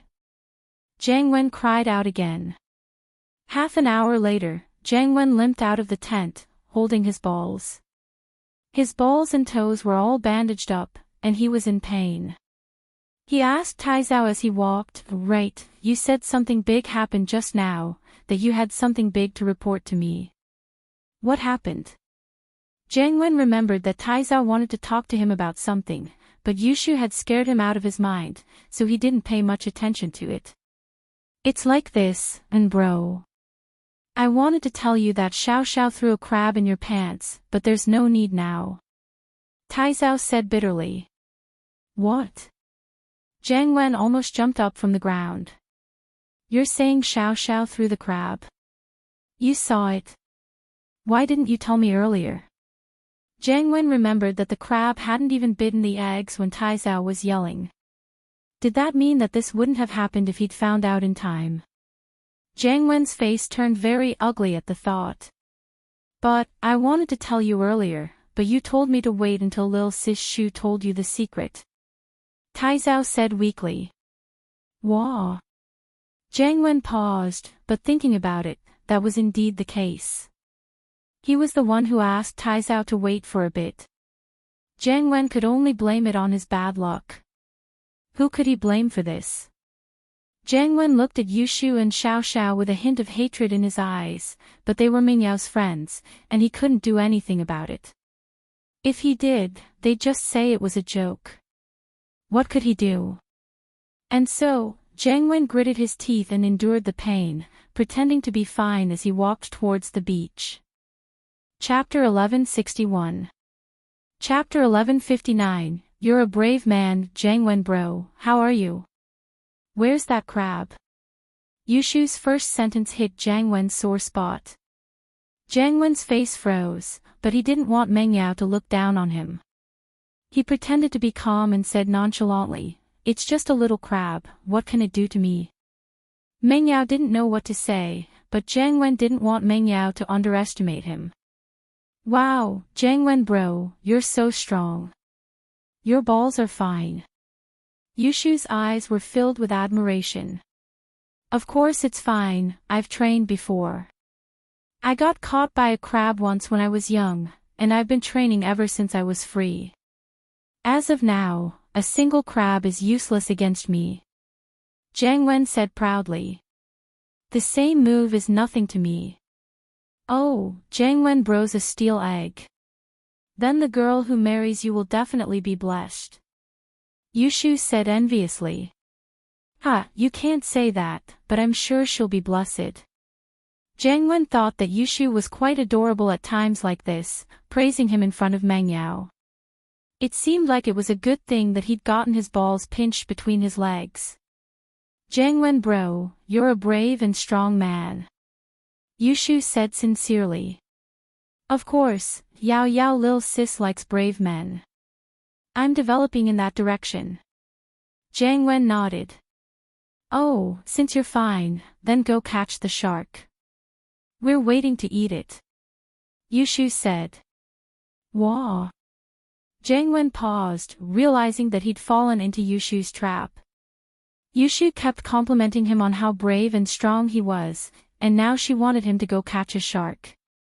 He couldn't say no to that either. Fighting with sharks is a very dangerous thing, and you guys are playing in the sea right now. Let's just forget about it, it's not good to cause a bloody mess. Jiang Wen had a plan in mind. I've already told Gang Lu to buy some abalone and shark meat from the supermarket. They'll be here soon, so we don't need to catch them anymore. Oh, that's not the same. The sharks in the supermarket are dead, frozen, and not fresh. Sister Yao Yao prefers to eat fresh sharks. Yushu said, plus, Yao Yao likes the process of a warrior fighting a shark, not the result. Eating the shark is secondary, you just want to enjoy the fruit of your victory. If it's a shark killed by someone else, Yao Yao won't eat it. I see. Yushu's words made Jiang Wen's blood boil, but he wasn't an idiot. He knew what he was capable of. His body wasn't even enough to fill the gap between the shark's teeth, let alone fight it. But in order to not lose face in front of Meng Yao, Jiang Wen hesitated. Naturally, I've been thinking about that too. It's been a while since I fought a shark, and I'm starting to feel a little uncomfortable. You also know that a brave person like me will feel uncomfortable if I don't do something brave for a period of time. But sharks aren't easy to come by. This is shallow water. Sharks don't usually come here, so this thing can only depend on luck. Jiang Wen's words were very clear, he wanted to catch sharks, but there weren't any here, so it wasn't his fault, was it? Jiang Wen wasn't wrong. There weren't any sharks in shallow water, so there was no way to catch one even if he wanted to. Let's try it then. Cut your finger and attract the shark. Yushu nodded. There were indeed sharks around here. When he fell into the water with Lin Yi, and when Pinliang organized the trip, they'd all met sharks. Yushu thought that Jiang Wen would be lucky to meet a shark this time. Alright. Jiang Wen thought that this little bit of blood would be diluted very quickly, and the sharks wouldn't be able to get close. He turned to Tai Zhao. Tai Zhao, cut your finger and attract the shark. Ah. How come it's me? Taizao pointed at himself, a little troubled. Me if not you. Jiang Wen glared at him. Hurry up, don't delay me from fighting the shark. All right. Taizao gritted his teeth and went to cut his finger.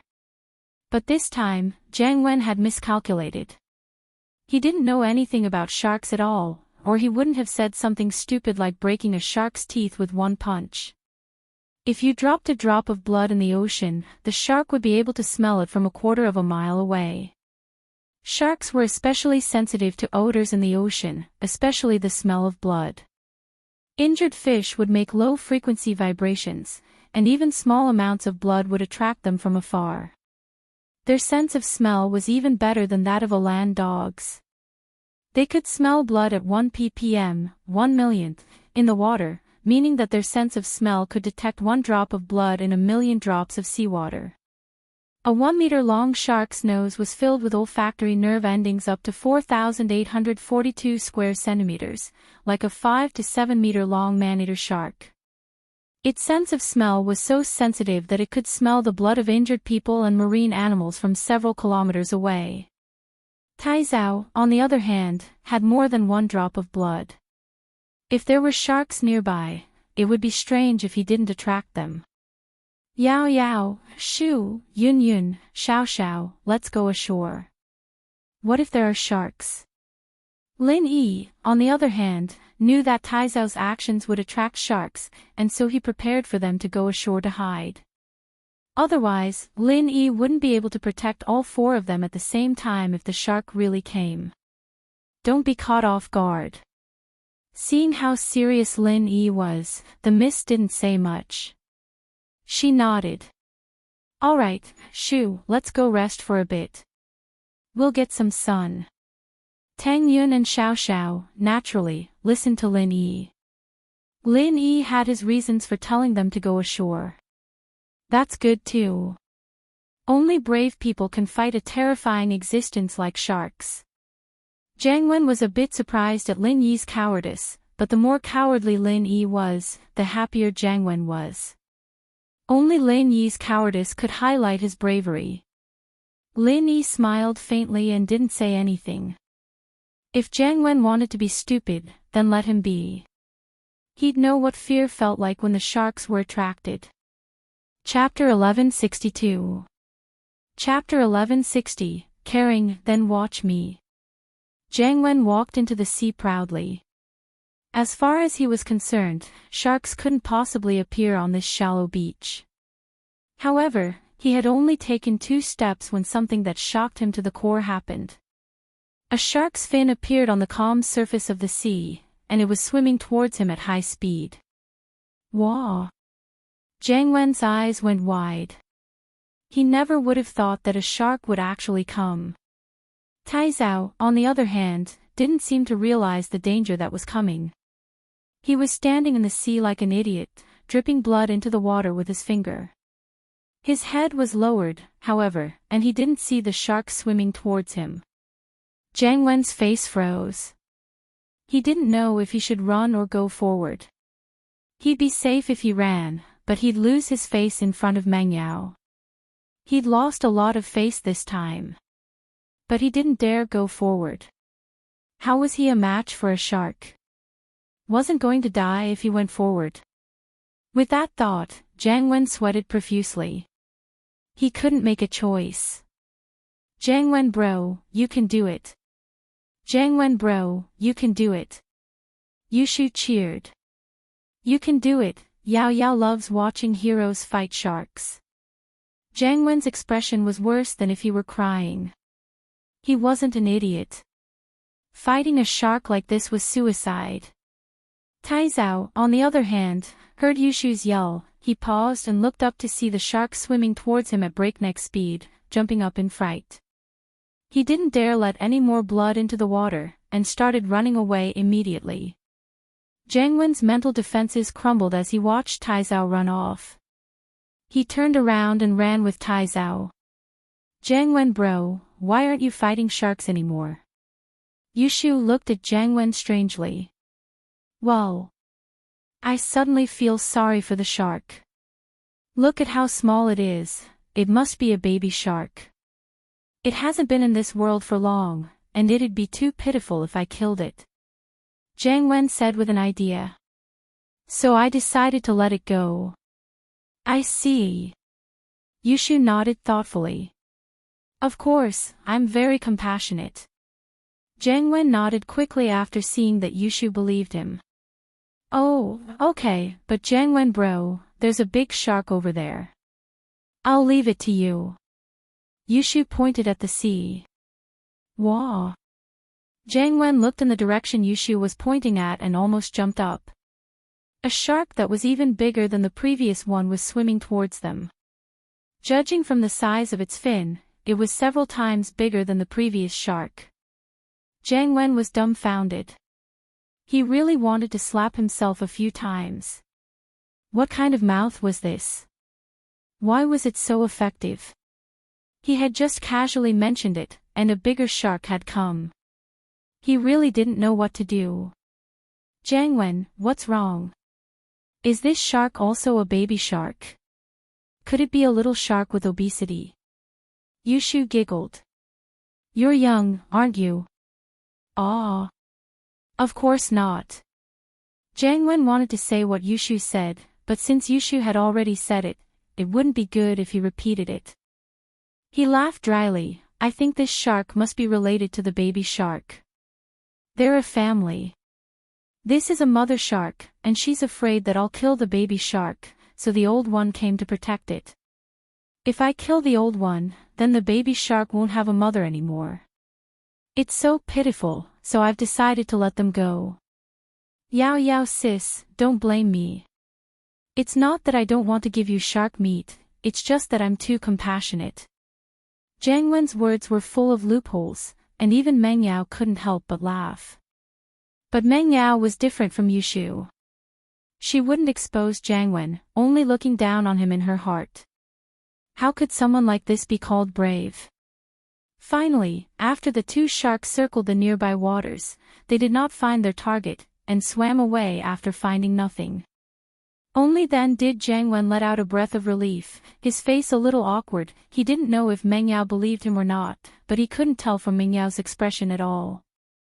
Meng Yao was still as calm and expressionless as ever. But, just when Jiang Wen didn't know what to do, someone came to his rescue. It was Gang Lu. At this moment, Gang Lu was driving a Toyota off-road vehicle to the beach. He stopped the car and ran towards Jiang Wen with the abalone and shark meat he just bought from the supermarket. And bro, I've bought everything according to your orders. The abalone is the highest grade of Hokkaido abalone. It's very precious, and the shark meat is very fresh. Gang Lu said as he handed the two big bags to Jiang Wen. Jiang Wen was overjoyed at the sight. Now that the seafood was here, he didn't need to go into the sea to fish it, and he didn't need to fight the shark. Gang Lu, good job. Jiang Wen took the bag with a smile. But the bag wasn't even in Jiang Wen's hands for a second before Yushu snatched it away. Jiang Wen bro, you're a kind person. These abalones are alive, you can't bear to eat them, right? And the shark meat. You didn't even bear to kill sharks before, so you definitely wouldn't eat their meat.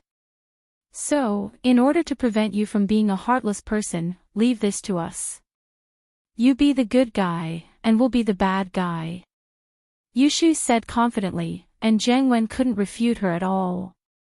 If he were to retort, then all that love and whatnot would be bullsh*t. So, Jiang Wen could only swallow his pride and keep it to himself.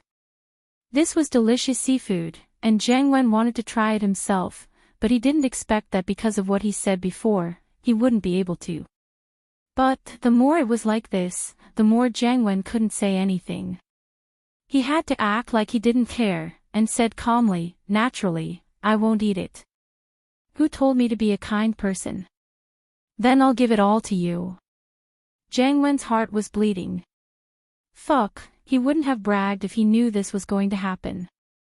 Wasn't he just asking for trouble? Forget it, he'd go back and eat the lamb skewers from yesterday. There was still a lot left, and it was enough. Chapter 1163. Leave nothing behind. Jangwen bro's so kind, he's probably a vegetarian, right? He still has some lamb skewers and stuff, we can share them with him, can't we? We can't let him be so heartless. Xiao Xiao reminded. Wah. Jangwen's eyes went wide, almost fainting from the rage. How was he supposed to live like this? Not only did he take the seafood, but he was also trying to kill them all. Even the lamb skewers. Oh right, I forgot. Then let's go get them, Jangwen bro. Yushu slapped her forehead as realization dawned on her. Of course. Jangwen gave Yushu a smile that was uglier than a crying face, and so, a strange scene unfolded on the beach. Lin Yi, Meng Yao, Yushu, Tang Yun, and Xiao Xiao were all enjoying the barbecue together, while Jangwen, Tai Zhao, and Gang Lu stood at a distance, looking at them enviously. They wanted to cry, but no tears came out. Tai Zhao, what else do we have to eat? Jangwen asked bitterly. I've given out everything here, I wonder what else Gang Lu has. Tai Zhao turned to Gang Lu. I bought some canned beer from the supermarket, but we don't have any seafood left. We can't just eat beer, can we? Gang Lu shrugged with a bitter smile. Is there nothing else other than beer? Tai Zhao asked. There's still a few cups of instant noodles. Gang Lu said. Instant noodles are fine too, we'll just make do with it. There's an electric kettle in the car, right? Let's boil some water. Jangwen thought that it was better than nothing, it didn't feel good to be hungry. But there's no water, and bro. Gang Lu said weakly. Instant noodles need water, and there's only beer here. We can't just use beer for instant noodles, can we? Isn't there seawater? You idiot, why don't you just get some seawater and boil it? We can use it as seafood noodles. Jangwen pointed at the sea, furious. This Gang Lu really was an idiot. There was so much water in front of them, and he said there was no water. What kind of look was that? But the seawater is salty. Tai Zhao asked, confused. Wouldn't it be less salty if you added less seasoning? Jangwen glared. Thus, the three of them ate seafood noodles and drank beer. It was quite a unique experience. And bro, this noodles is pretty good. So fresh. Tai Zhao didn't have enough after one bowl and made another. Of course, don't you know who I am? Jangwen said proudly. Lin Yi and the others, on the other hand, were eating happily, especially Yushu and Xiao Xiao. Their mouths were covered in grease, and they looked like hungry ghosts coming back to life. Lin Yi honey, try Xiao Xiao's abalone, it's super delicious. Xiao Xiao picked up an extremely large abalone, dipped it in seasoning, and put it next to Lin Yi's mouth. Okay.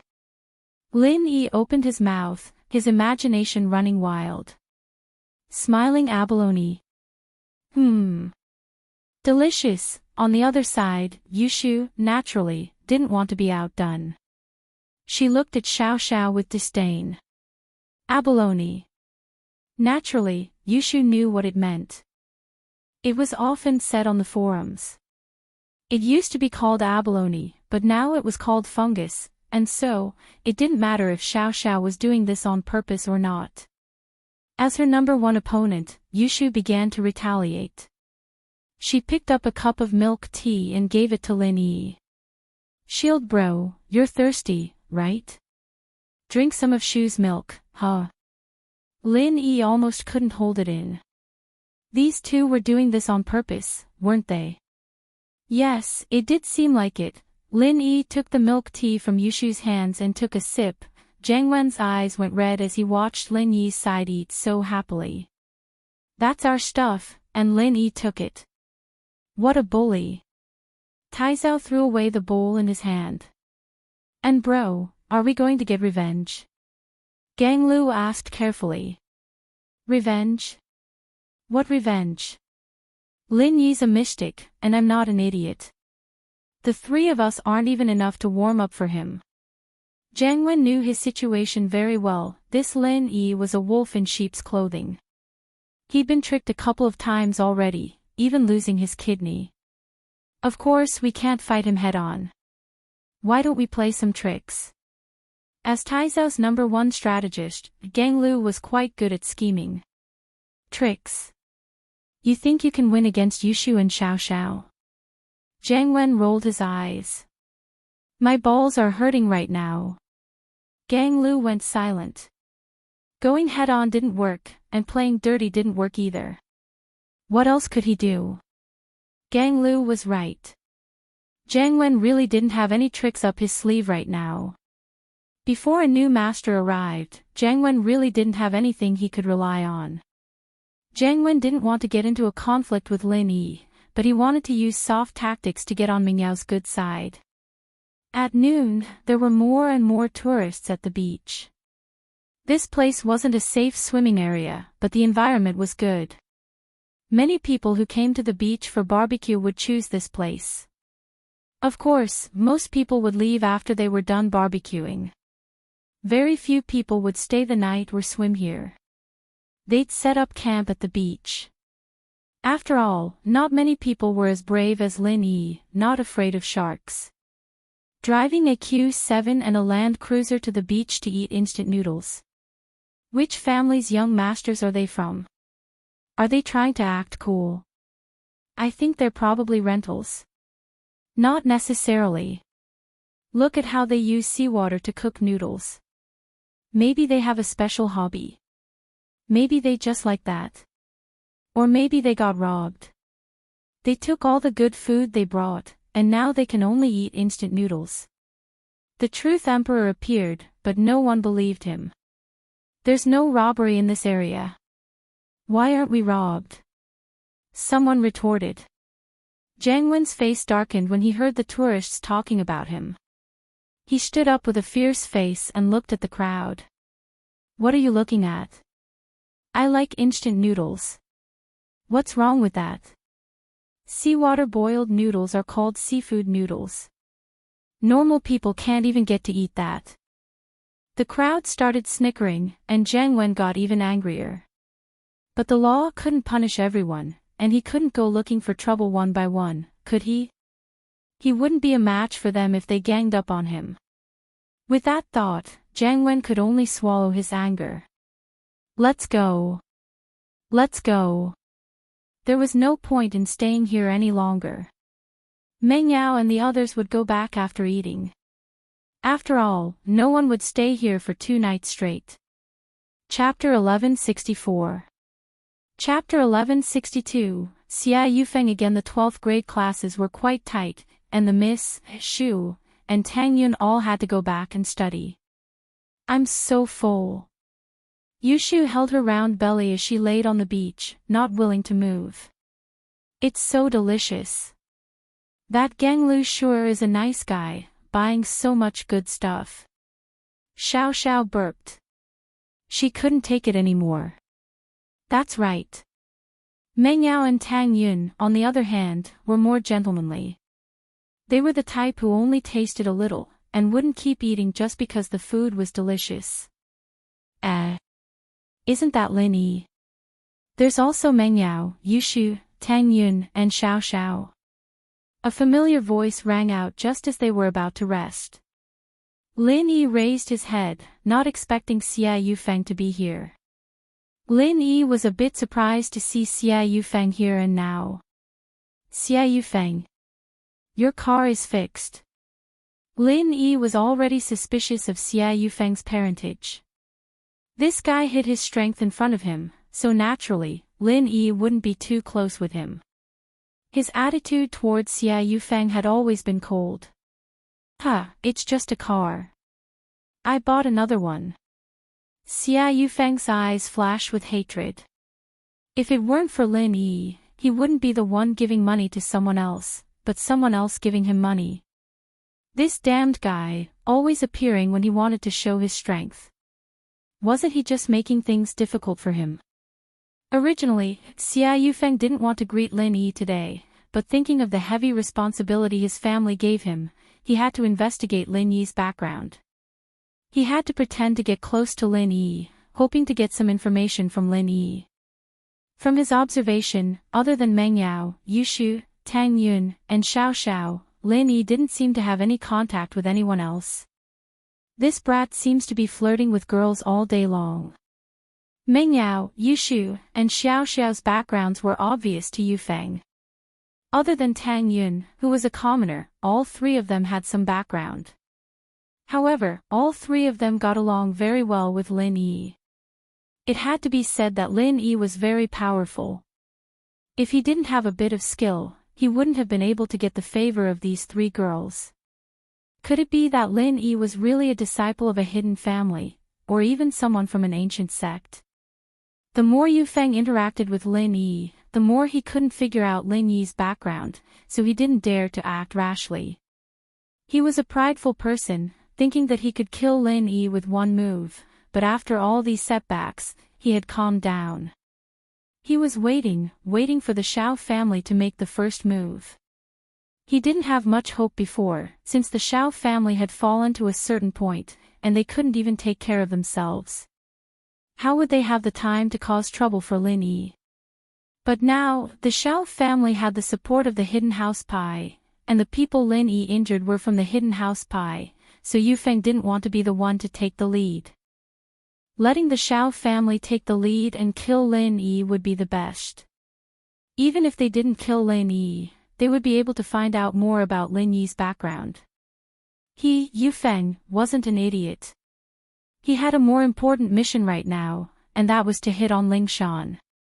This was the genius girl of House Song, and she was very pretty. He heard that House Song's arts were very suitable for dual practicing, and once he got her in his bed, wouldn't his kung fu improve by leaps and bounds? He heard that the old man of House Song was a useless martial artist, yet he was forcefully pushed to the late phase of golden class. He was a genius, so wouldn't he be able to go straight to Earth class? With that thought, Yu Feng abandoned all his previous plans and gave up on the girl beside Lin Yi. This wasn't a joke. Ling Shan was working in Songshan, and if she knew that he was hitting on girls in school, her impression of him would plummet. It wasn't uncommon for noble houses to have multiple wives and concubines, but there were some things that didn't matter. Plus, Xia Yufeng hadn't even gotten married yet, and he was already thinking about getting a concubine. That was a huge taboo. And so, Yufeng calmed down and didn't target Lin Yi. He was just a little puzzled, why wasn't the Xiao family making a move yet? What were they waiting for? Oh, do you have anything else? If not, we'll be leaving. Lin Yi looked at Yufeng. He didn't want to talk to him anymore. Alright, you guys have fun, I'll be leaving. Yufeng nodded and turned around, his face a little dark. Yufeng came here today to check things out. He'd heard from his contacts in the Songshan police station that Ling Shan was on leave tomorrow and the day after.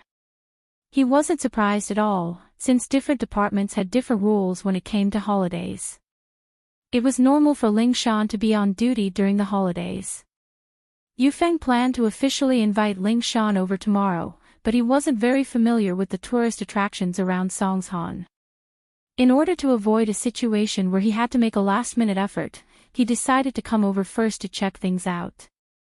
So today, he drove around with Penghu and Songming, but didn't expect to bump into Lin Yi. Yufeng brought some barbecue ingredients today, planning to practice with Penghu and Songming. It was also a way to practice his barbecue skills. And so, after Yufeng came back from Lin Yi's place, the three sat on the ground, ready to start barbecuing. Lin Yi glanced at Yufeng and the others, not bothering with them.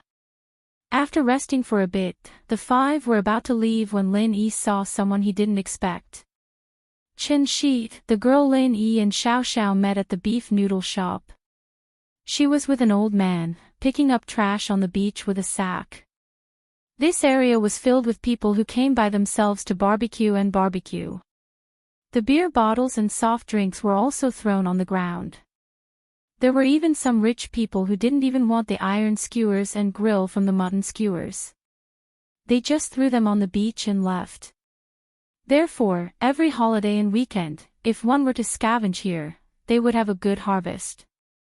Chen Shi's harvest today was quite a lot. One could tell from her blushing face that she was very happy.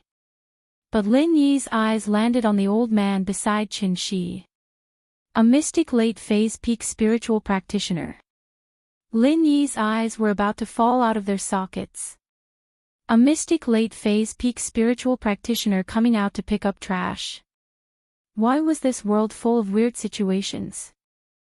Chapter 1165.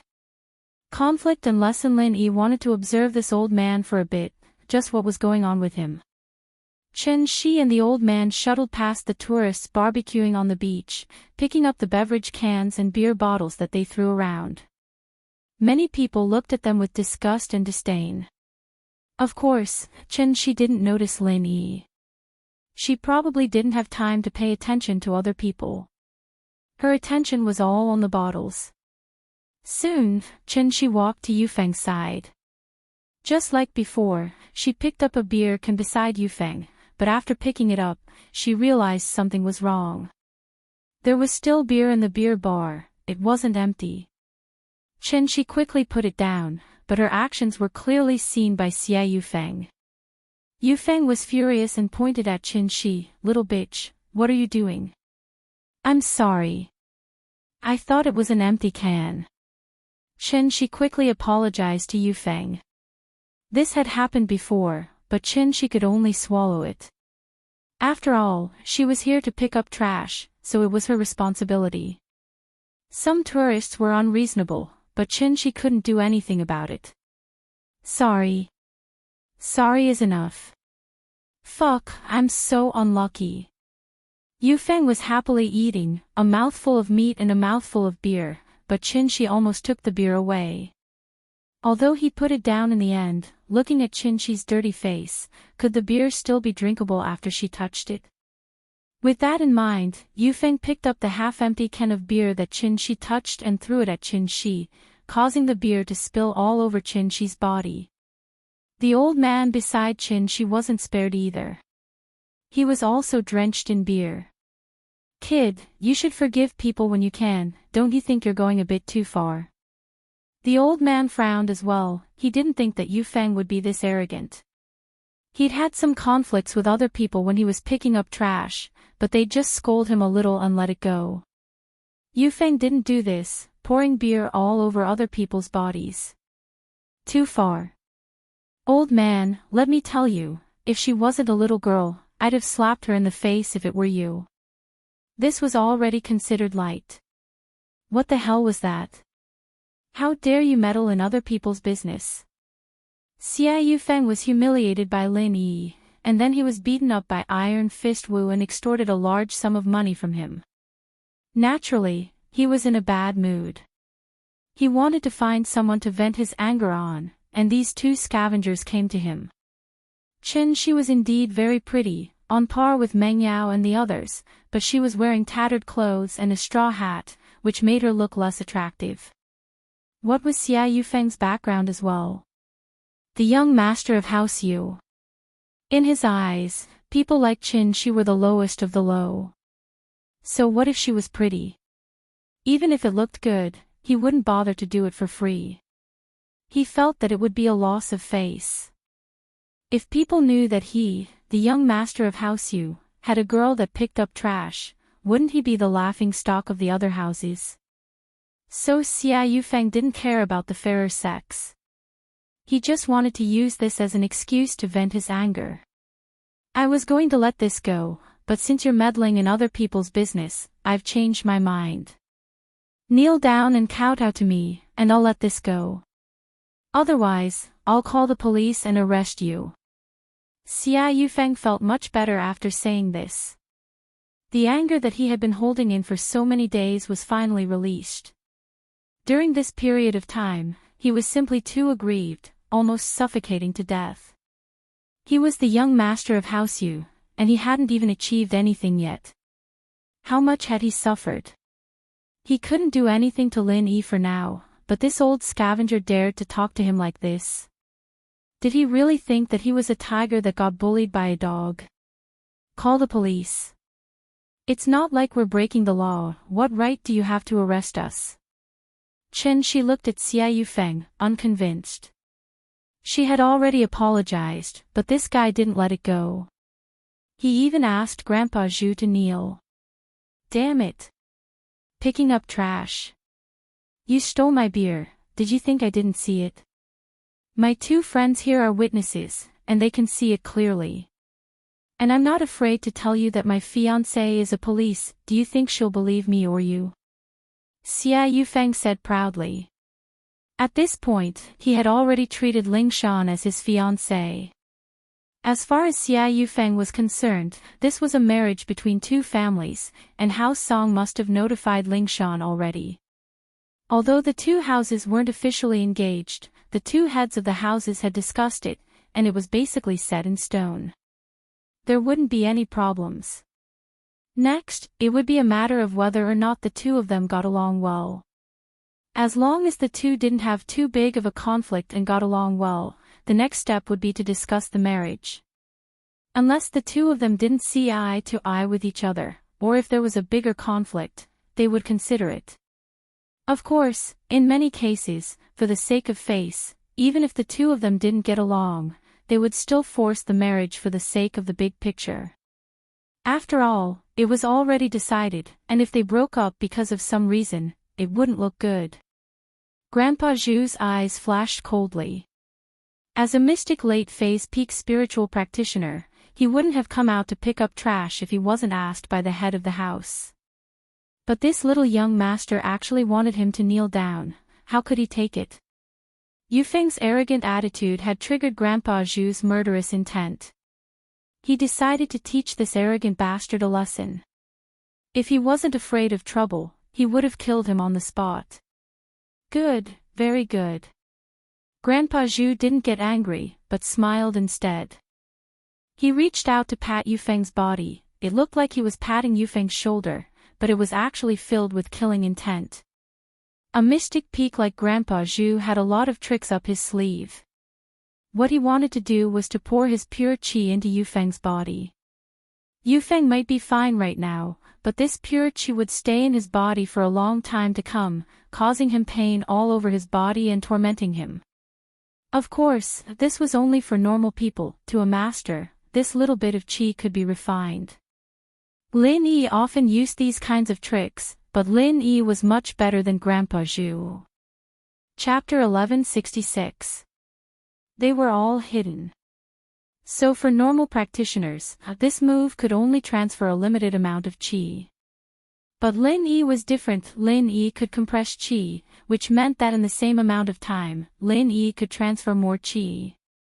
So the effect of Lin Yi's move was much higher than Grandpa Zhu's. Lin Yi's move could even deal with high-level practitioners. You can refine a little bit of qi, but I'll give you a lot of it. Let's see how you refine it. Even if you can, it's not something that can be done in a day, and if you refine too much of it, you might even go crazy. Wasn't Yao Wang in the same situation? His entire body was covered in needles, and under each needle was the compressed energy sealed by Lin Yi. Unless Yao Wang used all his strength to refine it bit by bit, or he had some miraculous medicine, or he had the help of a master, but Yao Wang didn't have any of that right now. He could only endure the needles every day. He was angry, but there was nothing he could do. But what Grandpa Zhu didn't expect was that when he reached out to transfer the energy into Xia Yufeng's body, an accident happened. Xia Yufeng dodged Grandpa Zhu's palm effortlessly, tilting his body to the side. His eyes were filled with disbelief. Mystic late phase peak. Mystic early phase peak. Grandpa Zhu paused as well. He wanted to teach Xia Yufeng a lesson, but he didn't expect this person to be a master as well. Wasn't this a bit too dramatic? He was just picking up trash at the beach, and he met a mystic class master?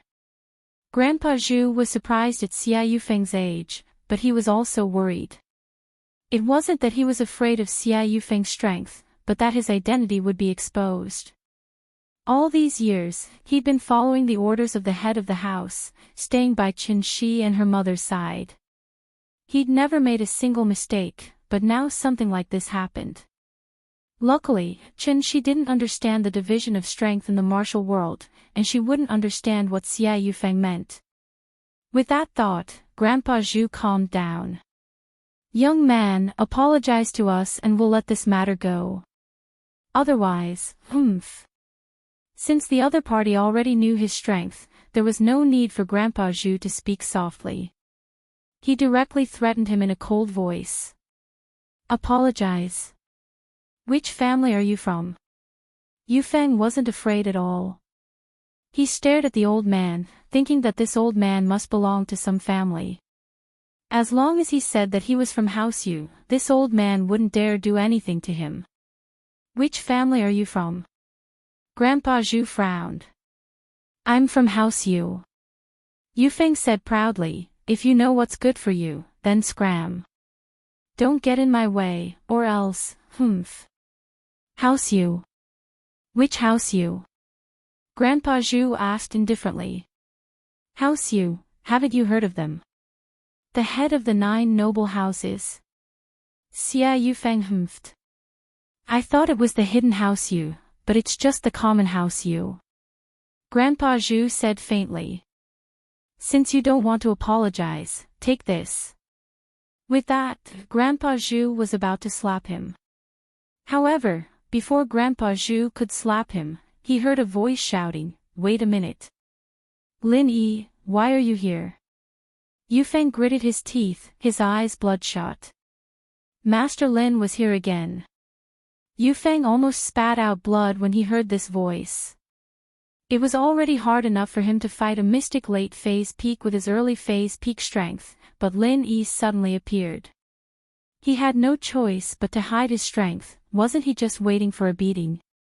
But the one who was the most depressed wasn't Yufeng, but Grandpa Zhu. When he heard Yufeng call out Lin Yi's name, he was shocked and quickly retracted his qi. After this period of investigation, he already knew who this Lin Yi Qin was. He was just thinking about how to stop Lin Yi from causing trouble, but before he could think of anything, he ran into Lin Yi. The reason why Lin Yi appeared at this time was to test this Grandpa Zhu who was with Qin. As far as Lin Yi was concerned, a mystic late phase peak master hiding by Qin's side was something unimaginable. A mystic coming out to pick up trash. Unless he had some sort of special hobby, or he was crazy. Of course, this Grandpa Zhu didn't look crazy, but it didn't make sense to say that it was a hobby. Lin Yi had never heard of a master with this hobby, unless there was a purpose. With that thought, Lin Yi's eyes focused and walked over. "It's nothing, I know this girl, so I'm asking for mercy on her behalf. Let's just forget about this." Lin Yi pointed at Qin, saying that he was asking for mercy, but in fact, he was using an unquestionable tone, making Yufeng unable to refute. Yufeng knew that this wasn't the time to be enemies with Lin Yi, and he had to give face to Lin Yi, so he took the chance and said, "Since you're Lin classmate's friend, then let's forget about this." "Okay, you guys continue," Lin Yi said as he pulled Qin to the side. The meaning behind his words was clear. He knew this little girl, but he didn't know this old man. "You can continue with this old man." Yufeng paused, but he could clearly feel that the old man in front of him also retracted his qi. This made Yufeng confused. He was afraid that Lin Yi would see through his strength, but this old man was also afraid that Lin Yi would see through his strength. Otherwise, why would he hide his strength the moment Lin Yi came? Grandpa Zhu retracted his gaze and walked towards Lin Yi and Qin, not talking to Yufeng anymore. At this moment, Yufeng was even more certain of his suspicion. This old man was definitely afraid of his strength being exposed. Otherwise, why did this old thing act as if nothing had happened just now when he was still clamoring that he would let him take a slap from him? Yufeng analyzed and came to a conclusion: this old man and Lin Yi had some sort of secret, just like him. As if he was on steroids, he got excited and pointed at Grandpa Zhu. "Old man, don't go. Didn't you want to hit me? Take a slap from me first." As soon as he finished, he raised his fist and punched the old man's back. Chapter 1167. Chapter 1165, Stupid or Genius. Yufeng was overjoyed as soon as his fist hit the target. As expected, his guess was right. This old man was the same as him, hiding something. He was hiding his strength as well. At the thought of this, Xia Yufeng raised his fist and punched again and again. Without qi, Yufeng could still teach this old man a lesson. Grandpa Zhu was stronger than Yufeng, but under the situation where neither of them used qi, Yufeng had the upper hand. Yufeng was a young man, so he had the upper hand in terms of stamina. Qi aside, Yufeng's physique was far stronger than an old man's, and so Yufeng started beating the old man up. She didn't think that Yufeng would start beating people up in the blink of an eye. She jumped in shock. Seeing Lin Yi's surprise and joy, Shi's face turned to worry. "Big brother, don't you know that person? Can you stop him from beating Grandpa Zhu?" "My words might not work. Your Grandpa Zhu was so cocky that he wanted to slap him. He was the one who provoked him, I couldn't do anything about it," Lin Yi said helplessly. "But it looks like your Grandpa Zhu has a trump card. He won't get hurt, it'll be fine." "Ah." She didn't really understand what Lin Yi was saying, but Lin Yi's words did make sense.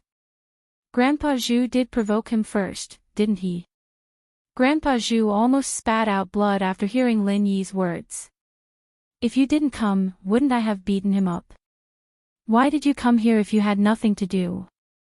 But Grandpa Zhu felt wronged, and he couldn't say it out loud. Yufeng's fists rained down on Grandpa Zhu's face, beating him up. But Grandpa Zhu also noticed a problem. Yufeng didn't seem to be using qi at all. If Yufeng was afraid of hurting him, and didn't use qi after seeing him retract his qi, Grandpa Zhu wouldn't believe it. Yufeng wasn't that kind of person. The only possibility was that the kid was afraid of Lin Yi. It seemed like he did not dare to use his true qi. Thinking of this, Grandpa Zhu let out a sigh of relief. In this way, no matter how he hit, it would only be superficial wounds. He wouldn't be able to hurt his tendons and bones. He would endure it for now. When Lin Yi left, he would come back for revenge. "Xia Yufeng, right? Just you wait, if I don't send you to the hospital today, my surname isn't Zhu." Of course, Grandpa Zhu didn't dare to kill Xia Yufeng. After all, he was from the common world's house Yu. What if he caused trouble for the head of the house? Lin Yi wanted Yufeng to test Grandpa Zhu, but seeing that Grandpa Zhu wasn't even fighting back, he was sure that this guy was hiding his strength on purpose, not wanting him to find out. Then there must be something wrong with this person. After all, when Lin Yi came to mediate, it was understandable that Grandpa Zhu withdrew his true qi. But now, it seemed that he had been guarding against Lin Yi all along. "Shi, how's your mom?" Lin Yi turned to Shi. "She's a lot better after drinking the medicine." Shi's eyes flashed with happiness when she mentioned her mom. Her mom's condition was improving, and this was her biggest wish. "Thank you, Lin Yi bro." "Ha, it's nothing, it's nothing." Lin Yi looked at Grandpa Zhu deeply, but he couldn't ask Shi face to face right now. He'd have to wait for a chance later. Xiao Xiao saw Shi and quickly walked over. Shi saw her and greeted her. "Xiao Xiao sis." After the greeting, Shi's eyes turned back to Yufeng and Grandpa Zhu.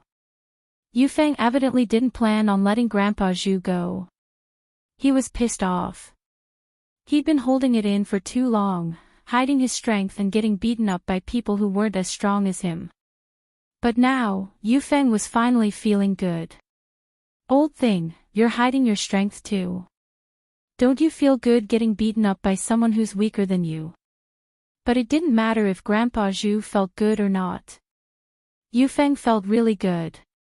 It was a sense of accomplishment that he'd been holding back for so long. Now, he felt like he'd swapped roles with the person who bullied him. This old man was probably feeling the same way he was before, right? He couldn't use his strength, wah-ha. Yufeng was getting more and more excited as he fought. He wanted to return all the pain he'd been through to this old man. Xiao Xiao, let's go. Lin Yi didn't want to stay any longer. It didn't matter who this old man was, or if he was good or bad. At least he wasn't hostile towards Qin Shi right now. Lin Yi didn't have to worry about Qin Shi being in danger. He believed that once he left, the situation would change. Yufeng would go from being the one hitting people to being hit. Lin Yi, why didn't you stop Yufeng? Xiao Xiao paused. She didn't expect Lin Yi to just leave like that. She was confused. Let's go back. Lin Yi gave Xiao Xiao a look and pulled her back. Xiao Xiao didn't understand what Lin Yi meant, but with Lin Yi's intelligence, there had to be a reason. She didn't say anything and just looked at Qin Shi before leaving with Lin Yi. On the other side, Meng Yao, Yushu, and Tang Yun didn't like Yufeng beating up an old man, but what surprised them was that Lin Yi didn't care at all. Meng Yao wanted to say something, but Yushu looked at Grandpa Zhu and then at Yufeng. She pulled Meng Yao. Yao Yao, shield bros in the car. Let's go. I want to go home. Tang Yun wanted to say something as well, but seeing that Xiao Xiao didn't say anything, she didn't either and got in the car. It wasn't until Lin Yi started the car and drove away that Xiao Xiao spoke her mind. Lin Yi honey, why did you let Yufeng beat up that old man? Is that so? If Yufeng really wanted to, the old man would have been dead already. Lin Yi smiled. Xiao Xiao blinked, not understanding what Lin Yi meant. Yushu, on the other hand, slapped her forehead. That old man is a master too. But he probably hid his strength in front of Shield Bro. Lin Yi looked back at Shu, a little surprised. He didn't expect her to be right.